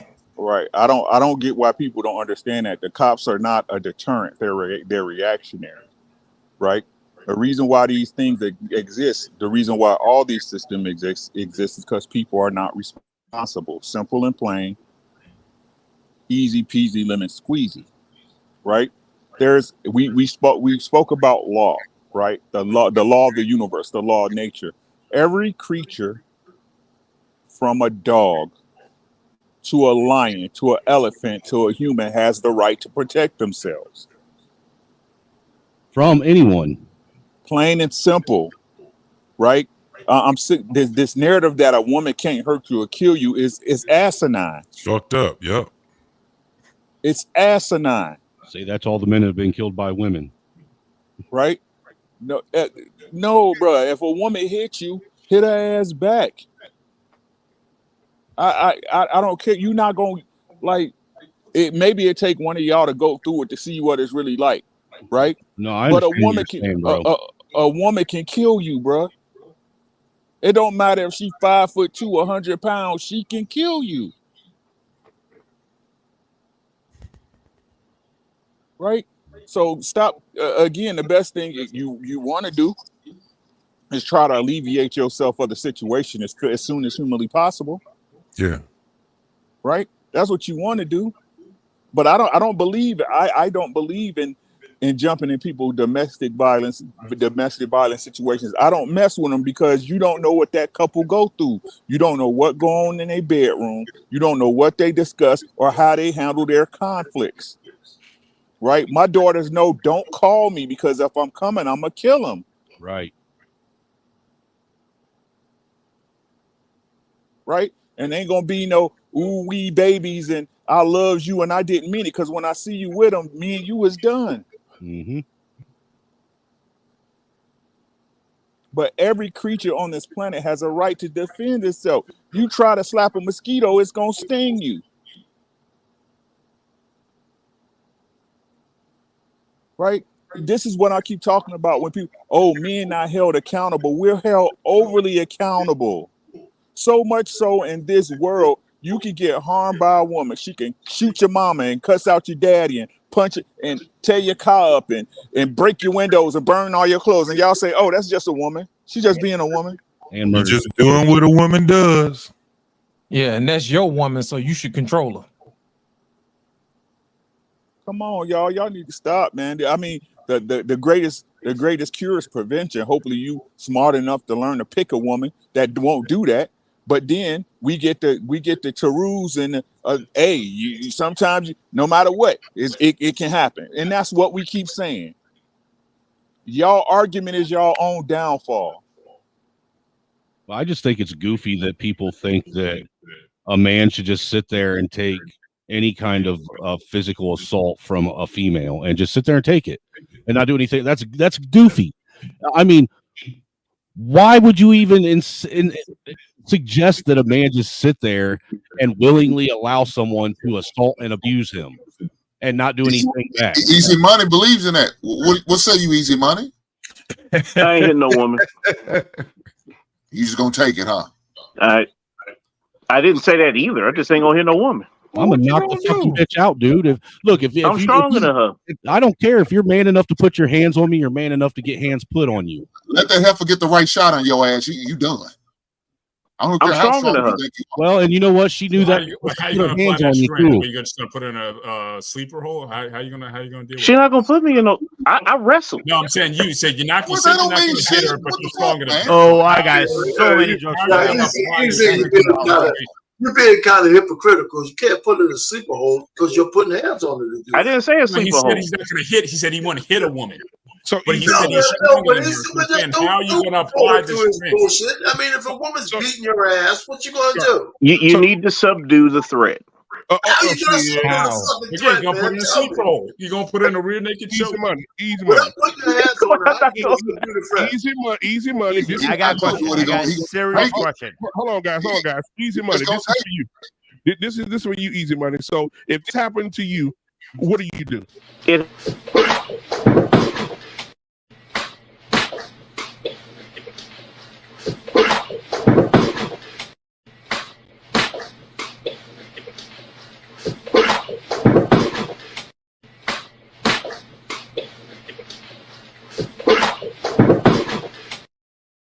First off, I hope He slayed the shit out of that motherfucker. He slayed his ass. That's Saturday morning for Easy Money. That heifer was the only person eating in that house. Easy Money. If that happens to you, you gonna subdue her? Well, you 200 Number pounds. one, I like my women a little bit smaller than that. Like I like a gut, but a little bit smaller. So no. So I bet you been to a pork chop in front of that one place is gonna change her whole I attitude. like a gut. just a smidge. I still need a stretch mark. You say you 200 I pounds. like a fupa. So Easy Money. Hold on, y'all. Hold on. Let's get Easy Money to the floor. Easy Money. Yeah. If you were in a situation, you were out in public, and you were standing in line, and a woman says, "Move, you broke," and he's like, "Ma'am, I didn't break," and she grabbed you and hit you with a 3-piece and slung you to the ground. How are you going to subdue her? I mean, you could put her in a sleeper hold, but that's a little dangerous.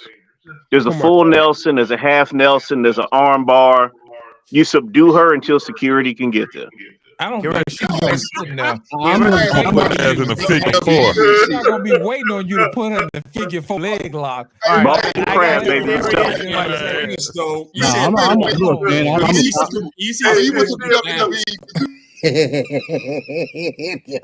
Yo. This shit is wild. Did you see Easy Money rationing that at WWE, Mr. Bennett? Man.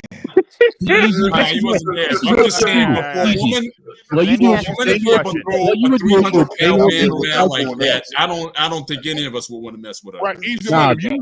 Easy Money. No, I'm divorcing her ass. Easy Money. I want you to You've see never been married to her to begin with. Easy Money. You're standing in line. This 300-pound woman hits you with a 3-piece. If she catch your ass clean, you sleep. But if she hits you with a 3-piece and slings you to the ground, you mean to tell me you're gonna get up and say, "Give me your arm"? Dude, let's be real. The only 3 Oh, you don't tell her that. You just take the arm. Yeah. Hey man, you got to put her ass You better down. hit her ass with a garbage can or something. Easy Shit. Money. Easy Money. She never hit you with a 3-piece you didn't see. You think you're gonna be able to get her arm? He might not If I'm slumped, I'm slumped. I can't do nothing anyway. Even if I wanted to defend myself. Just give her a Popeye sandwich. It'll get her attention.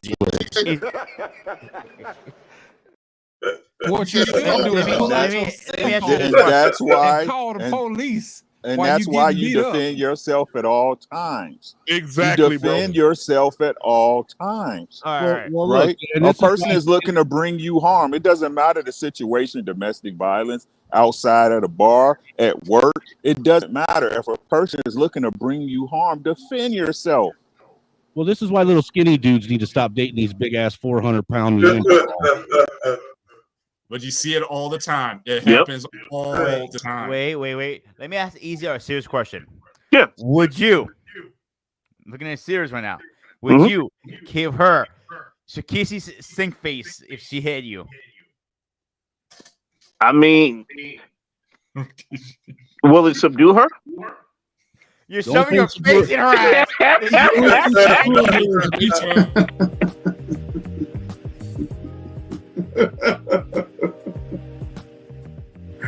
Oh, poor baby. Easy gonna have to walk around carrying fried chicken and pork chop in his Get back his ass pocket. whooped every goddamn night he goes in there and don't take that trash out. Nah, we don't do that. Yeah, You're hopeless, Easy. You're so hopeless, man. So Easy, what you're saying is, Easy, you're trying to subdue her after this woman had already showed you George Foreman's skill set. So you're trying to subdue a woman who got quick hands like that. Maybe you didn't see the video. Let's see it again. Here we go.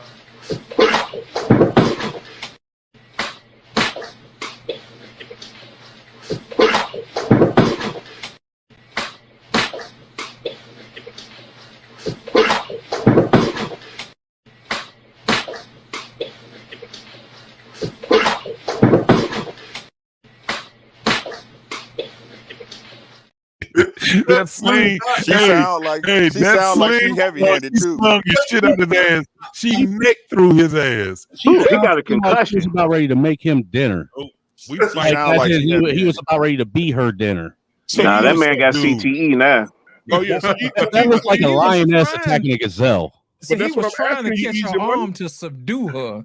Yeah. But she put the 3-piece on Exactly. it. And he laid him down with the grave in the business. So Easy Money, I want you to watch closely at the beginning. When she first hit him with that at that moment he knew he fucked up because she hit him with that left first. right? And he tried Then to she hit grab him her with the arm. overhand right. She hit him with the overhand right. Watch this. Here we go. See, this is what's gonna happen to your ass when She you try to smacked the black off his ass with that right. shit. Watch this.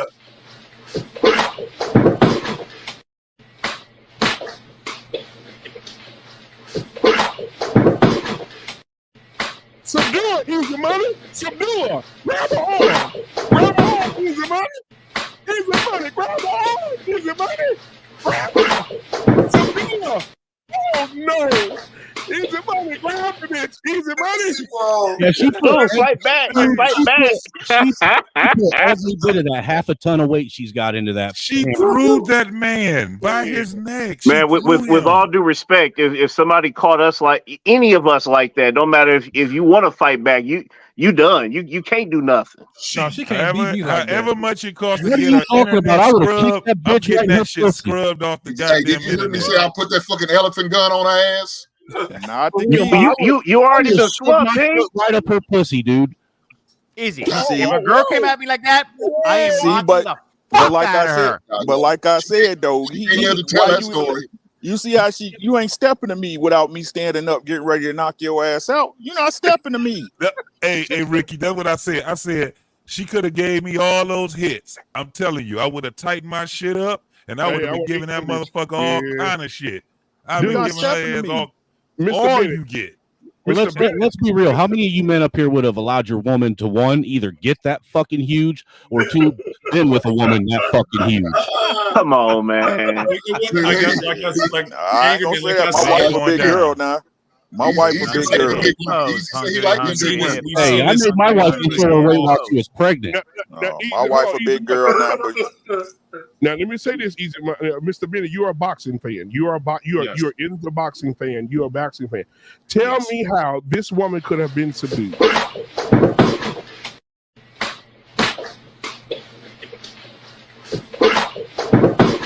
Somebody come get Easy Money. Somebody come get him.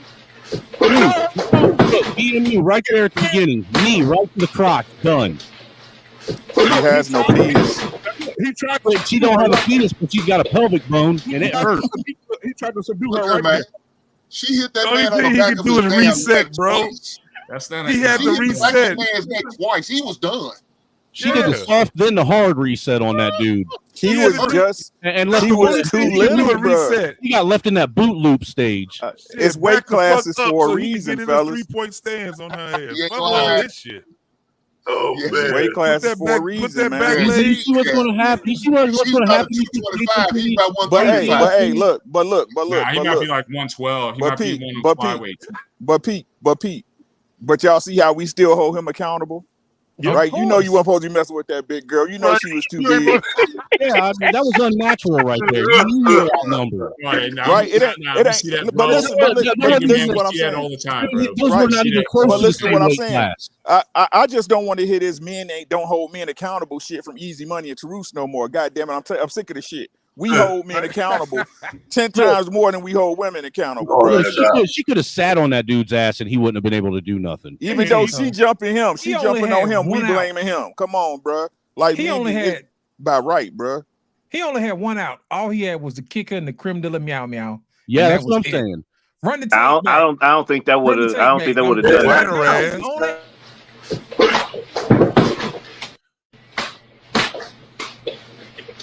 Unmute y'all, Mike. Let me couldn't see get y'all. to it. Break this down, break it down.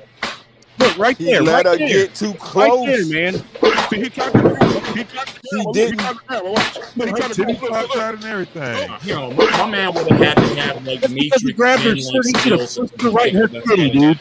He wasn't strong enough. I would He have ain't pushed been. her right in her small ass Look, titty, man. dude. I'd have put it right through her backside. He ain't been doing no At push-ups. that point, when you get that No first hit, you're pull-ups. shell shocked. You're not going to be thinking rashly to try to strategically land. She punches ain't at that feeding point. him. You're just She trying to ain't survive. Look, at that I've been in enough fights that I may not think, but my That motherfucker survivor died skills are about going him to in take over. embarrassment.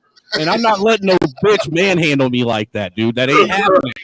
He in That the, man was malnourished. He how ain't had no goddamn strength. How tall? How big are you? I am I'm 5'11" and I weigh about 220. So no woman's throwing you around. Just like easy. Well, look, the thing is I used to be small like that, dude. When I was in my 20s, I was 5'11", but I weighed like 160 pounds. That's Yeah, still but bigger this than that guy. dude, This dude, that dude is like 8 pounds and 16 ounces. You can analyze. You can we can analyze the entire relationship. She eating all the food. She ain't. That's what I said earlier, man. She the only one eating. The kids ain't eating. He ain't eating. The dogs ain't eating. She the only one eating, bro. He a $105. He ain't got Everybody's no weight in that house. You know they back, Ricky. You know they back together though. People in that house with them. Now let me tell you. I made that movie reference to Norbit with Eddie Murphy early. That's exactly. He bringing her ice cream sandwiches at midnight, and rubbing the corns on her feet. Now everybody, when the video comes, it's gonna mute everybody. Unmute. I'm gonna play it again. I want you to see after the first initial punch, he reached up to subdue her. He reached up around her shoulders and her head to grab her and hold her, and he caught that overhand. BMU, that's because he tried to grab that shirt instead of punching her in her titty. If he would have gave her an uppercut right to that titty, it'd have been done. We got all these special forces guys over here who know how to fight. I had to fight. Once you get shot, man, you ain't thinking about all these. No, dude, I'm just saying, I've had to fight bitches before, man, and I'm telling you, you punch them in the titty. Punching a woman in the titty. Nah, dude, punching a woman in the titty is like a dude getting kicked in the balls. I don't think so. I think the only thing he could have did. The only thing he could have did in this situation was slide between her legs as little as he was. Get the fuck on, right? Get the fuck on. It's just like what a dude First of when all, he's high on y'all keep acting like this woman man got is. power behind his goddamn punches. The motherfucker got little hands like Floyd, man.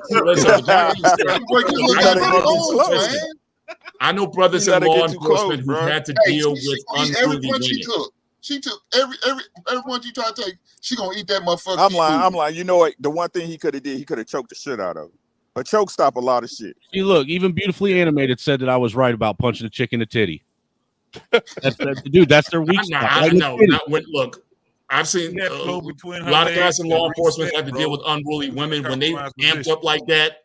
Like I said, look at the video I put in the back chat. When a woman's that irate, them punches just don't have like no impact, especially on a big woman like that. I mean, so dude, she looked like Harambe trying to attack that guy. What's up, Ali? Yeah, I would have shot her ass. Fuck off. For real, dude, with an elephant gun. Yeah, I said, with that elephant gun. I told y'all. Hit that big heifer with that elephant gun. I would have did like quick. I'd be like, go ahead on now, Vera. I ain't playing with your ass no more. I shoot you with that little crusty ass pinky toe. But let me say this: we're gonna watch it one more time for this segment. We'll come back to it later. But I want you, after the first punch, he reached up to grab her behind the head, and she caught his ass with a do. Okay, here it is.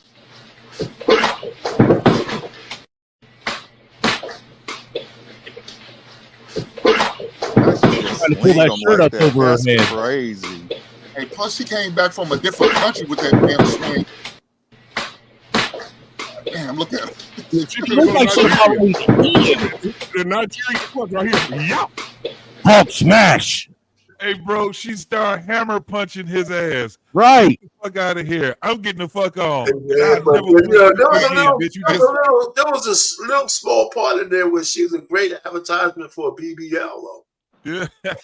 You nasty. You nasty, Arcane. God damn. I ain't gonna even lie. I just lost all hope and respect for you, Arcane. That's messed up. Hey, black man, stop playing this video, man. Fucking easy money having fucking trauma. He's gonna have flash and get his ass. Hang. I disagree. I think Easy's getting turned on by watching. I do too, personally. I think right. you get real quiet. Since you played it, you know whether to like it or hate it. Breathing all slow. Pour some gravy down her back and playing some Avengers music, you know. Yeah, man. Ali, I sent you the link in your DMs, brother. Hey, but listen, let me tell y'all this. I got another video for y'all. We'll come back to Operation Dumbo Drop. God, I hope it wasn't as messed up as that one was.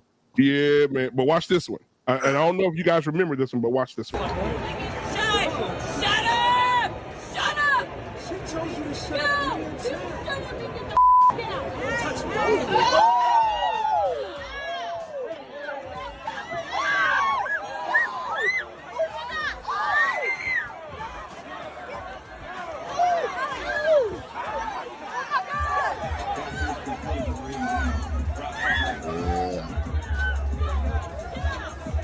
There they go again. There, them motherfuckers. Tell that motherfucker stop.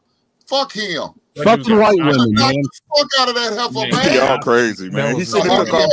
He should have took off on her ass though. Hey, He dude, meditated. He should have took off on her. That's why I He don't got like better blonde restraint ass than me. white That women, man. motherfucker, he thought about it too, man. Fuck You know that what? heifer. Yeah, but he showed a lot of restraint in his anger. And first, Yeah, he before better it than me, started, man. though, you saw her yelling and disrespecting her own man. She was Yeah, yelling. She was yelling and screaming at him, and then she turned to the brother and she raised her hand to him, and he said, "Okay, I'm not going to give you the 2-piece, but I'm going to beat your man's ass." She slapped him. She slapped him. Yeah, and keep in mind, y'all missed a part of the video. He restrained himself on that first punch, but he hit her ass on the second one. So if you want to go back and look, watch this. Shut up! Shut up! She told you to shut up. I took off on her ass.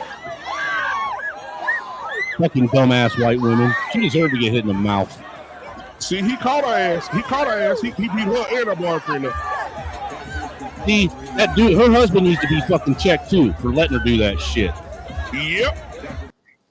Exactly. Her husband let her. I mean, you saw how she talked to him. Because look, I'd have my whooped her husband's ass. my wife would not have been doing no shit like But that to my because I don't. point earlier, know. when women get irate, them punches don't. He landed to Black Man's point. He landed flush, didn't do anything. He landed on the dude, knocked him cold. Yep. So I'm saying, you know, Hey, a lot of he times hit her the way when he you got. get into I that don't think he state, hit her, bro, but he got her, but not punches as don't good land the as he same. could. I'm just telling you. Now, easy money. This is the tutorial on what you do in that situation. That guy at the airport should have done this. He should have knocked her, knocked her ass out, then knocked the dude ass out. That's what should have happened at the airport. I mean, like I said, my preference is to not hit, but if you're gonna do it, I respect the way that he did it. He let to your point, he let his nature go to first, for that first punch, but then he got into it. So like I get it. In that particular case, I'm just saying you ain't necessarily got to go to town and like just beat it down. You know what I'm saying? Shit. Oh shit! No, that's exactly what needs to happen. That bitch needs a wake up call. I bet. Hey, exactly. I bet anything Would right you now. like Go to down the start line. Message. If we go down the line and ask each one of us, if somebody slap you, would you swing back? Just a reaction, you're gonna say yes. Hey, that's what saved Joe Mixon. Everybody but Easy When saying that yes. chick slapped Joe Mixon. Sure did. If she didn't hit him first, I mean, he hit her with all he had. But if she didn't slap him first, he would have been doing jail time. As It saved his career. I mean, the guy's a borderline Hall of Famer, really, to tell you the truth. But anyway, yeah, I think so, man. You look at his numbers. He said I'm Hall of Fame. I said borderline. Stop, brother. And then Mixon's a bet. He gives from me all the Ohio. fantasy points. That's another topic. But she slapped the shit out of him. And then he swung and he hit her. But the reason why he got suspended, but the reason why I think he didn't go to jail is because he had a big defense. Everybody saw a slap. I thought that was the one. Was that a heel? The one got spitted on? No, she slapped him. No, but Tyreek Hill had the same situation. But I think he got spitted on. Yeah, maybe. I don't know. Now look here, man. If ladies, you put your hand on a man, you ask for all the hell and the high waters, man. Yeah. Because not every man's built like that, like easy punk ass, and just gonna take you in and keep the fuck you. Gonna have some dudes gonna lay hands, gonna lay you out. So y'all better just keep your hands to your goddamn self. Exactly. Unless y'all spanking each other in the bedroom and that's what you're into, that's a different story. But Oh man, keep that's funny as hell. your hands to yourself. Yeah. Yep. I agree with that. And all that spitting on folks at this point, that's a biological weapon with all the stuff that's going on around these days. I know. You know what I'm saying? These folks down there in Houston got that high yah. Let's say You that. know what I'm saying? even before the virus. Next thing you know, your eyes itching, your palms itching. You know what I'm saying? Spitting on somebody's always been labeled as an assault charge. I heard in Mississippi was like 900% increase. Well, look, it's like where I live. If you spit on someone, you can highest rate of STDs too. They down there licking in each other's eyeballs or something, man. Dude, BMU, I'm looking for this video, man. I'm trying to find it. You'll like this one. It's right on par with what we're watching. This dude like knocked this chick clean out in Walmart, man. Clean out. But and see that, and that's the thing. Like, ain't nobody going around here saying, "Hey, we just gonna run up on a woman and just beat her up." No. I might if she runs her mouth. No. Whoa. Chill. I'm just playing. I wouldn't do that. There you go. Well, I take that back. My ex.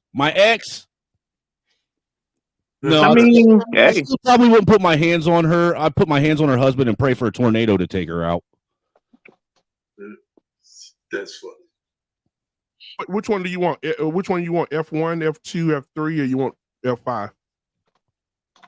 Tornado. Oh man, I want the F5. I want it to completely erase her and everything about her. So you want a mile wide tornado to come sweep her up? Yeah, absolutely. Wow. Dude, you don't understand it, dude. One of these days I'll tell you all the stress she put me through. All the hell she put me through, man. I mean, for one, I'm literally paying child support for a child that she had that wasn't mine while we were together. Whoa, you still I'm one of them guys. I'm one of them guys, dude. They got stuck paying child support for a kid who ain't his. Whoa. You still paying it now? Yeah. Why? Yeah, man. That's the presumption of paternity. Why? Why? Because I didn't realize that the paper that I was signing when I signed it was a affidavit of financial responsibility, which is a legally binding contract that they give men in the hospital and don't tell them that that's what they're signing. Oh no. So in other words, you got fucked. And the thing is we know who the kid's dad is. Hard. We know who his dad is, and the court still don't give a shit. Angry Snowman, which F did you say? F3? F5, sir, because I wanted to erase everything. I wasn't married to her. Because look, I'm gonna tell you right now, the one thing about marriage is when you're married to a woman, there is no paperwork you sign in the hospital. You're automatically deemed financially responsible for having. When you're not married, that's when they hand you paperwork that you have to sign. Yeah. It's called presumption of paternity. Right. And it's a 500-year-old statute that was delivered over from the old English Empire that we adopted here in the United States. It never changed. 500 years old. And, so it's called presumption of paternity in every state that it applies. So there's like a real small window in some states. In other states, it don't matter who she's stroking, man. They presume that kid is yours. Don't get me wrong, man. I never had a problem being the kid's father. He's got my last name and all that stuff. Never had a problem being his dad. To this day, I still wouldn't have a problem being his dad if she had let me see him, because I ain't seen him in like 5 years. But she still wants money from me. She won't let me see the kid, won't let me talk to him, but she wants money from me for him. I think that's fucked up on a whole nother level, bro. That's a different level. Yeah, that's a whole nother level. But I want to show y'all something real quick. Even I was talking, I just got off the phone with the zoo. I asked to speak to the silverback, and I asked him to send me a video of what he only protects. And the silverback told me, he said, who? I said, not that shit. Talk to me in English. He said, we only protect our own from women and other men, other silverbacks. And I said, send me that video. He said, I'm gonna text it to you right now. And here it is. Watch this video of this silverback minding his business, and another female comes over and attacks his woman. And watch what he does. Here we go. Be playfully climbing on her when out of nowhere she gets attacked. But the silverback, the leader and protector of the group, instantly catches wind of the altercation and moves in with terrifying speed. He knew exactly who started the fight, and with his incredible strength, he pinned the aggressive gorilla down. Notice that he's not trying to hurt the other gorilla, but rather calm it down, de-escalating the situation. You can almost hear him telling the other gorilla, "When I let go, you need to behave." Keeping the peace within the troop is as important for a silverback as protecting them from external threats, and this one did a fantastic job at that. Dang. Hey man, have you ever seen one of those motherfuckers up close? Yeah, they are big. It's terrifying. It is terrifying. Just seen it on the video before this. What do y'all think? Yeah, we did. What do y'all think about this? What do y'all think about this video? Even the gorilla says, "I'm not going to allow you to disrespect the women that's under my covering." No doubt. My homeboy ain't gonna be arguing with my woman, and she gonna stay the fuck out of his face. Right. Yep. We ain't doing all that. I don't put myself in the middle of shit. It is what the fuck it is. Maintain parents. To what JT's saying too, though, that's the other thing is there's too many men out here that, you know, married or dating or otherwise, that have women that they don't put their women in check and let them know what their role is and what they should what's acceptable and not acceptable when they're out interacting specifically with men. You know, you don't sit and go out there and do things that's going to put your husband in a situation. You don't run your mouth about things knowing that it's going to put someone else in a situation, because most men aren't going to come after you. They're going to come after your man, for one. It's true. Hey, the silverback, you know, that narrator tried to put a voice to the silverback. Said, you know, calm down. He said, listen, man, I'll be there tonight, man. I'm going to knock that shit out, so don't worry about it. You know, just chill. That's what he said. That's what he said to her. You know, he didn't say, you know, you messing it up in front of me and the kids. You messing it up in front of me and the kids, man. Come on, chill out. Chill out, bro.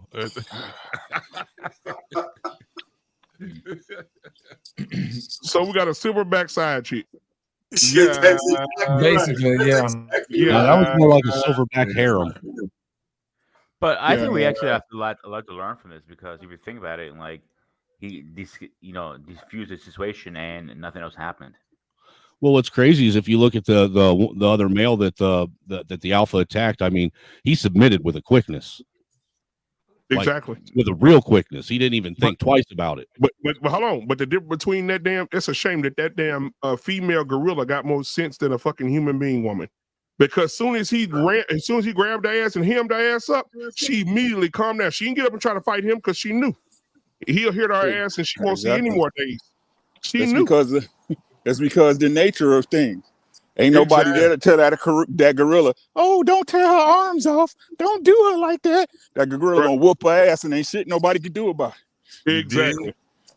Exactly, bro. Yep, exactly, bro. That gorilla didn't jump up and say, I'm gonna tell you. I'm gonna tell you. You don't tell me nothing. My daddy I'm the queen of the jungle. You don't tell me nothing. You know what I'm saying? All that old foolishness. Yeah, that gorilla said you better sit your ass down before I beat He the was brains with you, out but of he you. was thinking about me. I'm his number one gorilla. He don't even really like you. You see how fast he grabbed her ass up though? He grabbed her quick. He turned around, he said, it was over. Shit, he looking at her like, bitch, don't play with me. I wish you know what puts me off though? When motherfuckers get mad, they get sensitive when motherfuckers call them monkeys. Monkeys got more sense than half of these motherfuckers do. You ain't lying about that, bro. That is facts. Shit, the one that should be upset and appalled is the monkey. Yeah, I will say, I mean, it even makes me feel some type of way if I was to call somebody a monkey, man. I'd feel racist. Just saying. Motherfuckers got way more sense than half of these goddamn stupid ass humans, so-called humans. Very true. You ain't never seen a gorilla trying to be a giraffe ever. Motherfucker trying to walk. Exactly. No motherfucking. They gorillas. That's what the fuck they are. I want to see the first gorilla with a weave and nails. Right on. The jokes. Trying to lighten their skin and shit. Trying to look like a polar bear. A gorilla with a BBL. A gorilla with a BBL, right? A GBL. Breast implants. If a gorilla came with a weave and he gonna be, oh no, he didn't. Yeah, or you imagine that gorilla. Imagine that gorilla transitioning though. Oh Jesus! Oh my God! Now we went to a new level. We're so on topic. You call me orangutan. I ain't no silverback. You call me orangutan. Ain't no silverback. Hey JT, I'm a Pongo pygmaeus. I'm a there bitches. Hey, I'm a there thing. Well, y'all motherfuckers crazy, bro. I identify as a peacock. Don't call me no chimpanzee. You see these feathers? Weird ass niggas, man. A chimp transy. A chimp Stand on transy. all these hoes. That's so messed up. I can't even with you anymore. All right, guys. Right. See, but that's the but see how weird it sounds when you apply it to a whole another demographic in nature. But then they try to tell us, hey, it's all right. You know what I'm saying? Ooh, we're so smart. It's because we're so intelligent and have critical thinking skills and opposing thumbs. We could just make it the way we wanted to make it. Do we have critical thinking skills though? Now I know a lot of guys on the panel have temper issues. They're working on their temper issues. Okay. So on this one, I don't want this to trigger anybody, but I do want you to see. This is Easy Money. Oh shit! With his face colored, so nobody knows who he is. And I want you to see how Easy Money handles this situation. Okay. Let's play it and see.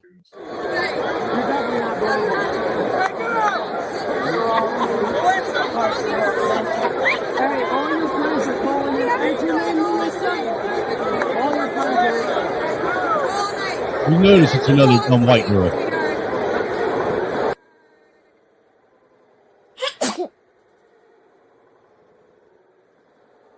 I'd murder her. I would murder her.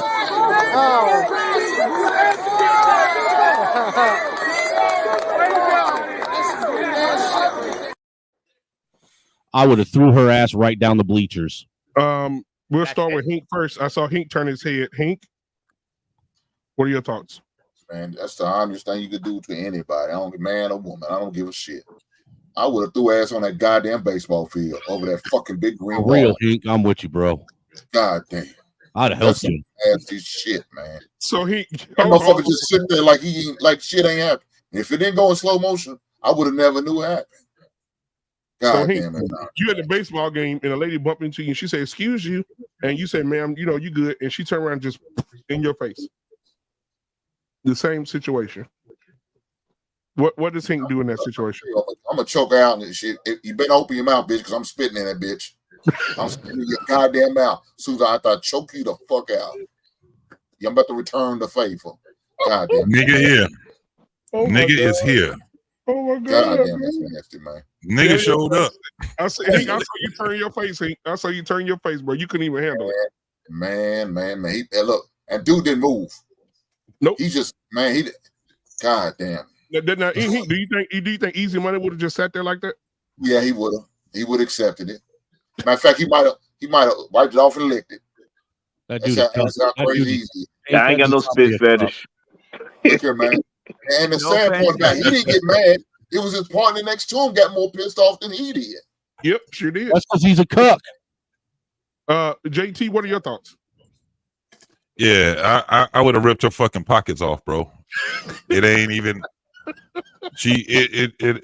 I would have been the bad guy. I definitely would have been the bad guy. And anybody else wanted some, I'll be ready for everybody else that wanted to see why I threw her ass on the third base. I would have drug her ass right on the pitcher's mound. Bitch, you out here. Titty. Go ahead. Look, I've done some really outlandish shit on people that thought that they could do something to me. I'm an older guy now. I have turned over. Not really. I ain't really turned over a new leaf, but I keep myself out of those. But I've been in some situations where, and I'm not just saying that, I would tear her fucking pockets inside out, bro. I'll pull that motherfucker off, throwing her ass on the goddamn field. I am not the one. That is not how we get down. It's just you're not gonna do it. It's not gonna happen. As soon as she would have puckered up her fucking lips, it's on and popping. And you would have like Hank said, I here, I'm gonna put your spit back in you. Here. Open your mouth, stupid bitch. Mr. Bennett, what belongs to you. You at the baseball game, Mr. Bennett. What happens? What's going on? Honestly, I couldn't tell you. I may blank out, and someone may tell me about it later. But my thing is just the arrogance. Though, I mean, she just walked off like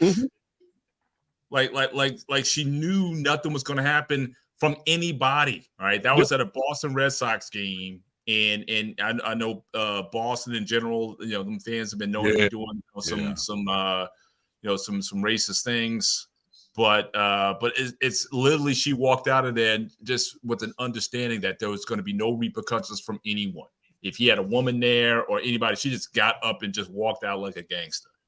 And so for me, the thing is the entitlement aspect of what she was able to do with no repercussions. That's the thing that which is really just shocking to me that women have been allowed, or some women have been allowed to be able to operate like that. But she's willing to do that. There's been probably a lot of different things that she's done to different people where she just feels entitled, and it just blows me away. Just the because if you're gonna do something, do something and run. But she just walked out. Like, now what? I mean, it's that's the thing that's disheartening to see. Grooming and reviews. Your thoughts? First of all, if that was easy, that's probably the most intercourse he ever got in his life. Second, second, I would have super punched her, literally a home run at her face. And, like, nobody's gonna spit at me and get away with it. I don't care if female, male, trans, whatever you think you the fuck you are. You're getting knocked the fuck out. I'll make you eat your goddamn fucking teeth, and you're not going to taste straight for years. Damn, the Greek mobster. Payne, your thoughts? Listen, I'd hope I'd have a reflex action to throw a punch and knock her ass out. Listen, if you saw that guy, you saw him. He didn't only just sit there. He didn't do nothing.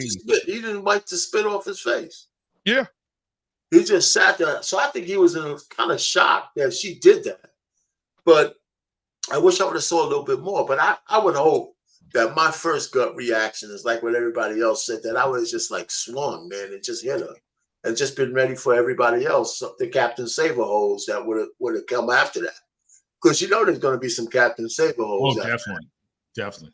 So that's what I hope. So, in my mind, I just hope it would have just been reflex that, hey, you spin on me, I'm swinging. I don't give a shit what happens after that. So. All right. Oh, shit. Oh, shit. Oh, shit. Easy money. So I've never had a woman spit in my face.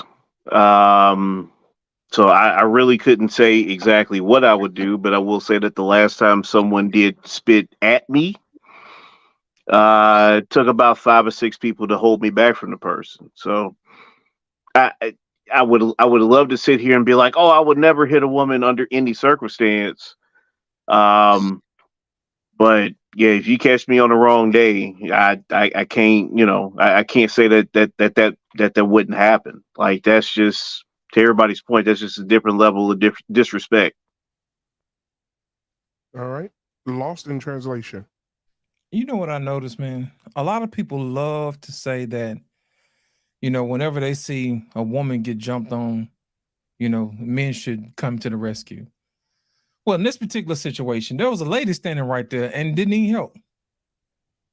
Yep. Where's the double standard at that, man? Man. You know what I'm saying? How come the other women didn't grab her up like these other dudes grabbed this old boy up when he got assaulted? You see what I'm saying? That's the type of stuff I don't like, man. I don't like stuff like that. That's a double standard that should be addressed. Yep. But my thing is if she had did that to me, I'd have pulled my belt off. And she would have got a country boy. You know what? You understand what I'm saying? Yeah. She'd have got the whooping her grandmama should have gave her. Yeah. Exactly. I probably would have put her across my knee and wore her tail out and dared anybody else to come over there and say something about it. They would have got the buckle, if you know what I mean. Ain't nobody got time for that, man. Angry snowman. I've been sitting here thinking about this for a hot minute now, what I would do. And I've had many scenarios run through my head.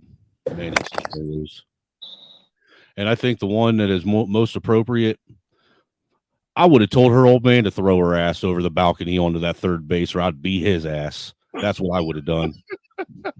Straight up. You gonna let your fucking bitch ass woman spit in my mouth like that? Now you can go pick her fucking frail ass up and throw her over the balcony where she belongs, or I'm gonna beat both you up. Now that's a difference, though. I think spitting in the face will cause rage, but I think if she spit and it went in my mouth, Oh, it did go in his mouth. Run the tape back. Oh no, I didn't see it. I watched it. I didn't see it. Let's see.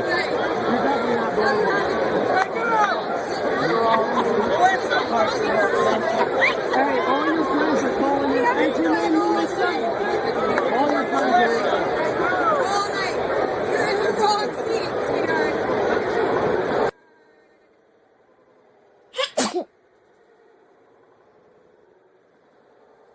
He's right in there. nice. Hole in one.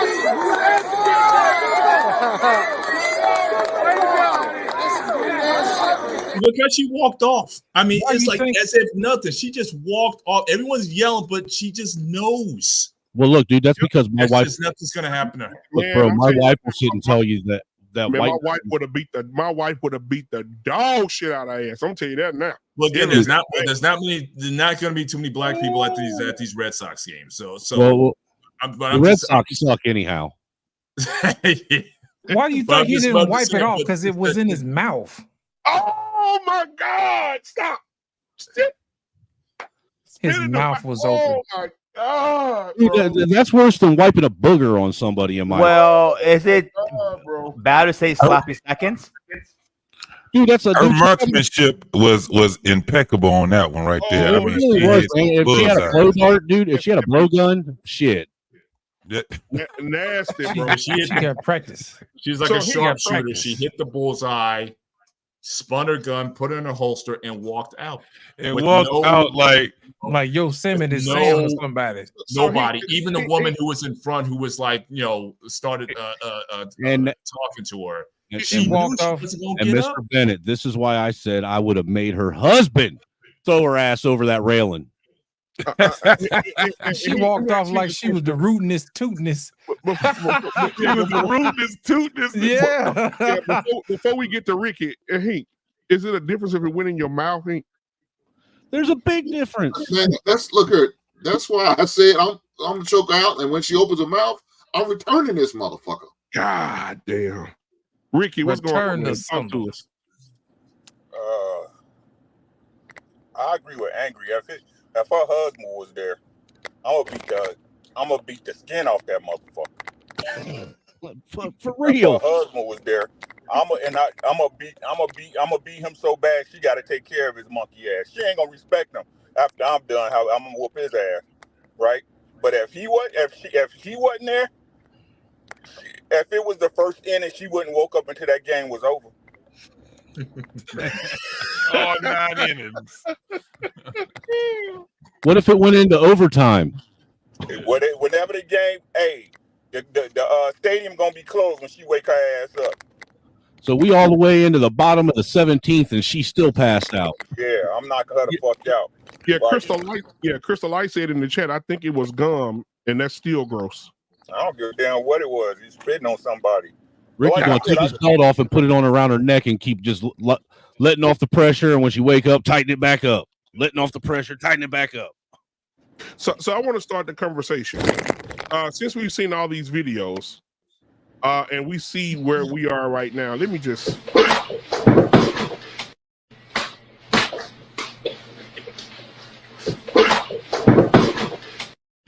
Why you keep showing us this damn?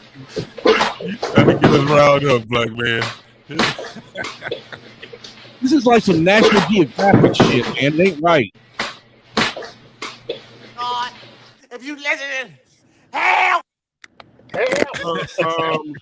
After watching all these videos, let me ask this question: It's Wild Kingdom up in here. If the woman is not under your covering, should she be protected? We'll start with you, Ricky. What if she's not under your covering? Should you be out being Captain Save a Hoe, Captain Save them? No, sir. I cannot protect what I cannot control. Exactly. I like that answer. If I can't tell you what to do, because like I said, I think we had this discussion before, right? Protection just not physical, right? It's mental, it's spiritual, it's instruction and learning, right? My wife was a handful when I first got to her. I'm not gonna lie to you, she's a goddamn monster, right? But I told her I had to teach her, you don't argue with no man. That's what I'm for. You know what I'm saying? And I don't argue with women.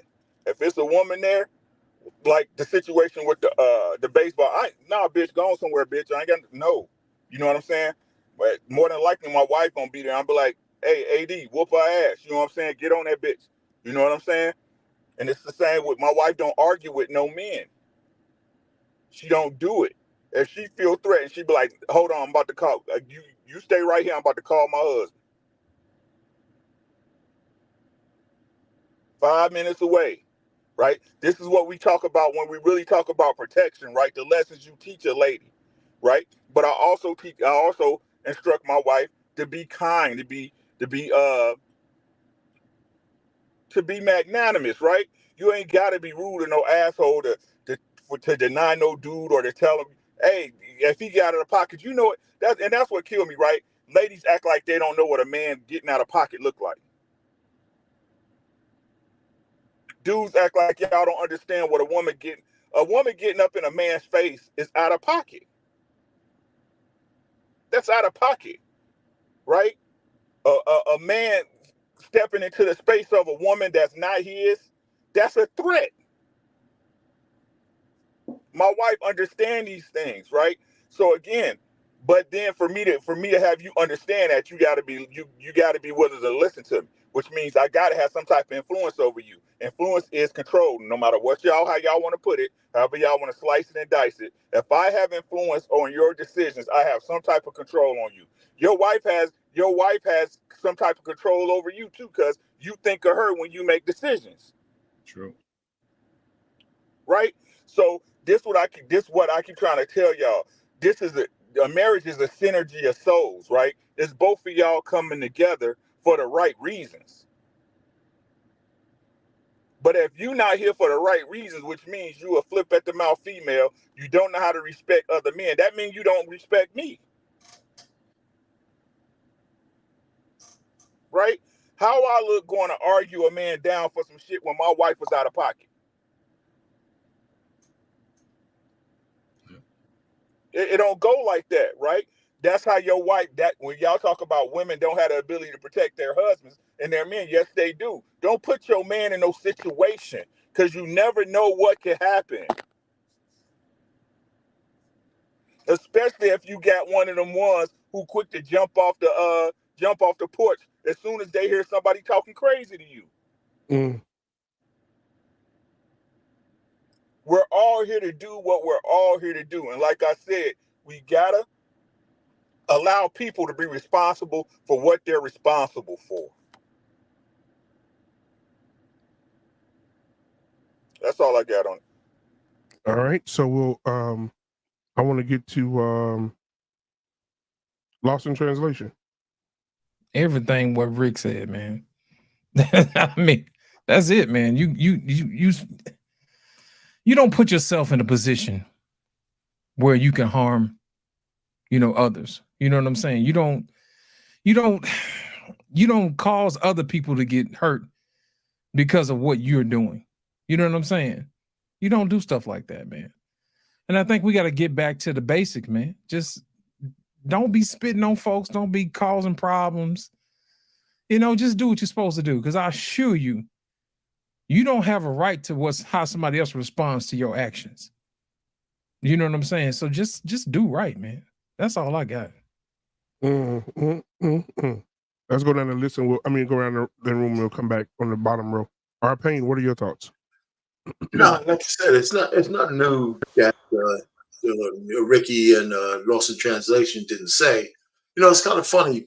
I know we're talking about protection based on whether it's some physical violence that will jump off. It's funny because I was on an earlier panel today, and it was one woman on the panel and 6 guys.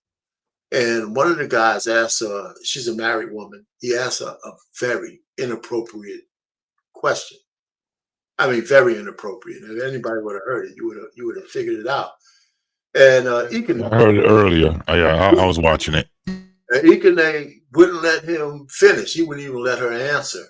And then everybody kind of just said, hey, listen, hey, you got to either rephrase that question, but you just don't. And to me, the point is that it was kind of an organic twofold thing. One, It was an organic protection protecting the lady. Not that she was any better than any other woman, but it was just so inappropriate. People, the men on the panel, just couldn't let that happen. And the second one was that the older guys on the panel try to check the young guy to say, "Listen, man, you know what? I know we're in a new age, but maybe you can learn something that you shouldn't be talking to a woman like that." And I think it was one of the better moments on the panel. And it ended amicably on both sides because really we just wanted to ask a question. And then once he got it out the proper way, then we just moved on.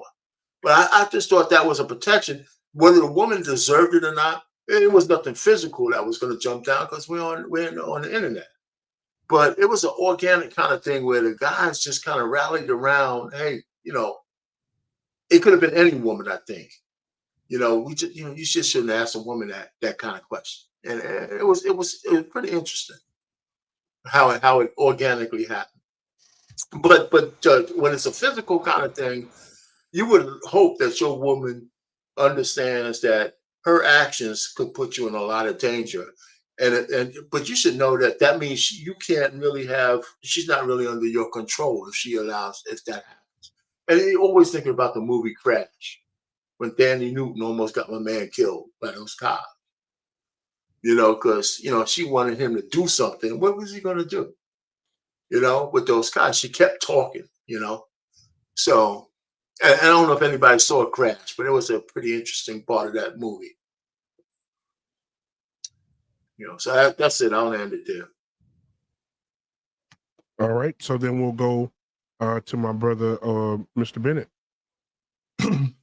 Yeah, I'm looking at this from a couple different perspectives, both personal and certainly things we've seen public. I think the way you're phrasing it, the way this conversation is going, and I'm definitely not trying to rehash what's been beat to death and analyze up and down, but probably the biggest example that we've seen certainly in the last couple of years is the whole Will and Jada situation at the Oscars, where he was, everything is being framed that he went to protect his woman from Chris Rock's attacks, but then he saw the backlash that he got. But was she operating in a way that really protected her man, from that particular situation? So yeah, I think there's certainly going to be times where, whether it be physically or whether it be situationally, you're in a public place or whatever, that there are going to be times where no, women aren't going to be entitled to that kind of protection. If anything, these days you really have to think about, is the woman you're with risking your own safety by, again, how she carries herself? Like, guys have to be a lot more discerning about the ladies that they're with, and is it always going to be a problem? She's overly flirtatious. She's getting guys, putting you in situations where you have to step in and defend. I think those are things that you have to really mitigate against. Or if she's always in a center of drama. And I've seen some guys in situations where their ladies are always saying something, always saying what they shouldn't be saying, getting in other people's business, gossiping, just all those things. You really have to make sure that you, as a man in this climate, that you're not with someone who's going to be putting yourself in those situations. But I remember when my girls were growing up, sometimes I was always thrust into the situation where we were like the typical soccer parents or whatever. Like, he had the minivan, and the van was always filled with some girls, and we taking the girls from this place to that place or whatever. And my wife, she's like the ultimate soccer mom, so she always had ladies. But there were some times when she would put me in a position where, I have to drop all these girls home, right? And it's like, and I don't even have any of my girls in the car, but because my wife was so used to it, and she might have got caught in a situation where she couldn't do it. She said, "Paul, I just need you to, drop so-and-so home." And I find out either I got more girls than I was expecting, and I'm just in a situation where I got all these young girls in the car or in the van, dropping them off, and I'm feeling a bit vulnerable at this particular time, in part because I feel there's an inherent nature to protect them, because I think they're in my charge. If you're in my house, if I got girls over for slumber parties, if I got different scenarios where I got these girls, yes, there's obviously, you feel that there's a need to be protective of them. But then there are times where, again, when you worry about your own, self being compromised. So it got to a point where, especially when they got into their teens and preteens, where it's like, look, if you're going to have a slumber party, I may hang out at a guy's house tonight. I just didn't want to be the only man in the house when all these girls were in the house at the same time. So it's to me it's a gray area. But I think one thing that I think our Payne was talking about, some things are going to be just instinctive, depending on the lady, her energy. You just know the ones to protect. I remember there was an early show with Security Boss, and she was on one of those panels. Again, why she's over there, that I could never figure out initially, but she would be on one of those panels where, you know, the dialogue is a little bit more racy, and she got into with somebody, and you just felt that people were like, you know, it's almost like your auntie, like you just want to protect auntie from a guy coming at it too hard or whatever. So I think some of that is going to be instinctual, based on the person, the woman, how she carries herself. If she if she carries herself in a certain way, or again, if you have like young girls, you know, girls that are vulnerable, there's going to be that natural urge to protect. But to have like across the board that we must protect women regardless of how they carry themselves at all costs. Again, I'm not as apt to join that line of thinking. But I think men, just in general, I think we have a way to know the ones that need to be protected, and it'll just be instinctive where we just jump and say, "Hey, you don't talk to her like that."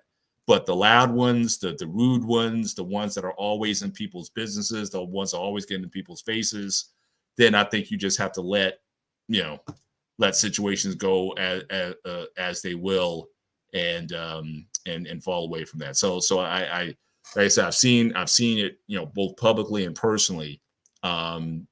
You just as men, I think we just have a way of just understanding the ones that need to be protected. But the idea that every woman needs to be protected, I don't think that really fits today's model anymore. More just the way women in general carry themselves. All right, so we'll get grooming and reviews in here. What are your thoughts? To me, it's a little more different. Because I have more than obviously I'm not married. I have to worry about my mother mostly. So to me, that comes number one priority. I had a situation recently, somebody making threats towards my mother. A 72-year-old woman, yeah, and he works for my community. Actually, that's the fucked up part. It pisses me off. So I told my landlord, when I get to her office, he better not be there. Of course, they don't listen to me. So didn't put hands. I ripped his ass apart. Did I want to put hands on him? Oh, you bet your ass on. But when it comes to safety, that's number one. But I will not put myself in a situation that she's acting like an idiot or in public, stupid, drunk, high, whatever the case is. You're gonna be stupid. You do it without me. If you're acting like a human being correctly in society, then I got you back. Nothing more I need to say after that. All right, I appreciate that. JT. Yeah, I mean, it's just real protocol when it comes down to protecting the ones that's up under your covering. I'm telling you right now, it's at a point right now where, and I've said this before, there's a whole lot of women that's going to have to suffer in order for the other women to really grasp on, to what we're trying to do. It is very dangerous out here right now, on how people are. I mean, this is a worldwide thing now, where it's just people are just dangerous towards one another, and a lot of it comes from a lot of women. They don't have a barometer of danger, right? I mean, naturally they don't. They can walk right into danger and not even understand that they're right in the middle of in the belly of the beast. So that's when it comes down to us as men, we should be a lot more cognizant of our surroundings, which a lot of men are starting not to be. They do too much talking. They play too much. They just, it's kind of like you see how people be driving on the freeway and they don't look out for the other idiot. And this is how a lot of, accidents start because they're self-righteous. They think that because I, have the right of way, I can just keep going. I've seen someone look at someone while they're going, they're both crossing, they're looking right at each other and they just keep going. Nobody hit the brakes, nobody do anything. And they just, I've seen two men do this. So it's kind of like that in life where you got people that are so self-righteous that they think that, because I'm correct, that I'm right. Sometimes you're not right because when you start reacting instead of responding, you fuck around and you can lose your life. That's how dangerous it is right now. A lot of people lose their life because they just don't think safety. They don't think that there's a bunch of idiots out here right now. So it's yeah, of course, you only protect who's up under your covering, but it is innate in us to help especially the elderly, because people take advantage of the elderly. They're not really trying to do anything. You don't really, if you see somebody that's 80 years old and they cussing somebody out, who the fuck is threatened by that? Really, who's really? But you have some 25-year-old jumping on a goddamn 80-year-old because they didn't like what the 80-year-old, and they think they're righteous for doing that crazy ass shit. So yeah, it goes to that. I'll just land it from there.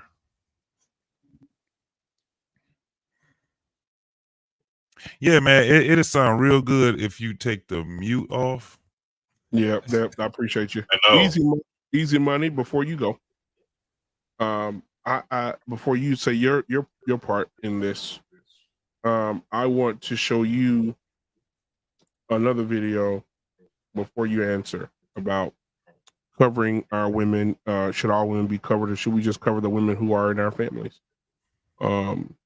Because I think it's important that all men should know that. I think that it's important for a man's safety. I think it's important for his family. I think it's important for his wife that he comes home every day. And these days, women will promote a fight for you that you don't even know you're in. And you'll be fighting for a woman that you don't even know her name, but you did. Because the guy she was fighting. I remember seeing this video of this man. He was a UFC fighter, got into it with his girlfriend, and she slapped him or punched him in the chest, and he slapped the dog shit out of her. And another guy went over to help her and pushed him, and the guy beat him to almost to death. Because he jumped into the fight. You don't know people's background. This person could be a professional fighter. They could be they can have excellent hands. They could be they could do self-defense class. You don't know. You just don't know. And you're just hopping into something you don't know about. But I want you to see this video, and I want you to give me your answer at Easy Money. This is the women that want to be protected. I'll be damned. Lip gloss brand, and the names for my lip gloss is something that nobody would have ever thought of. I got one called Nut, and it's the color of some nut. I got one called Gonorrhea. It's green like gonorrhea. I got one called Yellow Discharge, like how girls be having yellow discharge. Booty hole pink, booty hole brown, coochie juice. And coochie juice is clear with silver glitter. It's cute, like the cute, and it smells good. And it's so like, people gonna talk but other people was like, you is a marketing genius, because the sold so fast. And it smell good too. I be thinking of all out the box. It's not even on purpose. It's just like my brain helped me think outside the box to do some crazy shit. BMU, I'm questioning your Christianity, sir. Hold on. She had a thing called Big Tech. These probably put Big Bomb instead. No. Number one. No, hold on. This is her lip gloss. And these are the names of her lip gloss. Let me play it one more time. Lip gloss brand, and the names for my lip gloss is something that nobody would have ever thought of. I got one called Nut, and it's the color of some nut. I got one called Gonorrhea. It's green like gonorrhea. I got one called Yellow Discharge, like how girls be having yellow discharge. Booty hole pink, booty hole brown, coochie juice. And coochie juice is clear with silver glitter. It's cute, like the cute, and it smells good. And it's so like, people gonna talk but other people was like, you is a marketing genius, because the sold so fast. And it smell good too. I be thinking of all out the box. It's not even on purpose. It's just like my brain helped me think outside the box to do some crazy shit. She don't have a brain. Easy Money Jones. What are your thoughts? Protect Sexy Red at all costs. He trolling y'all. Tell me you're joking. Tell me you're joking.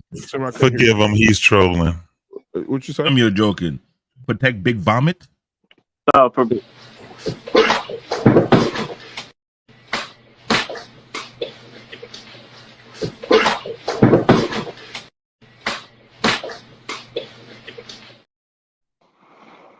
Sexy Red is not that big, man.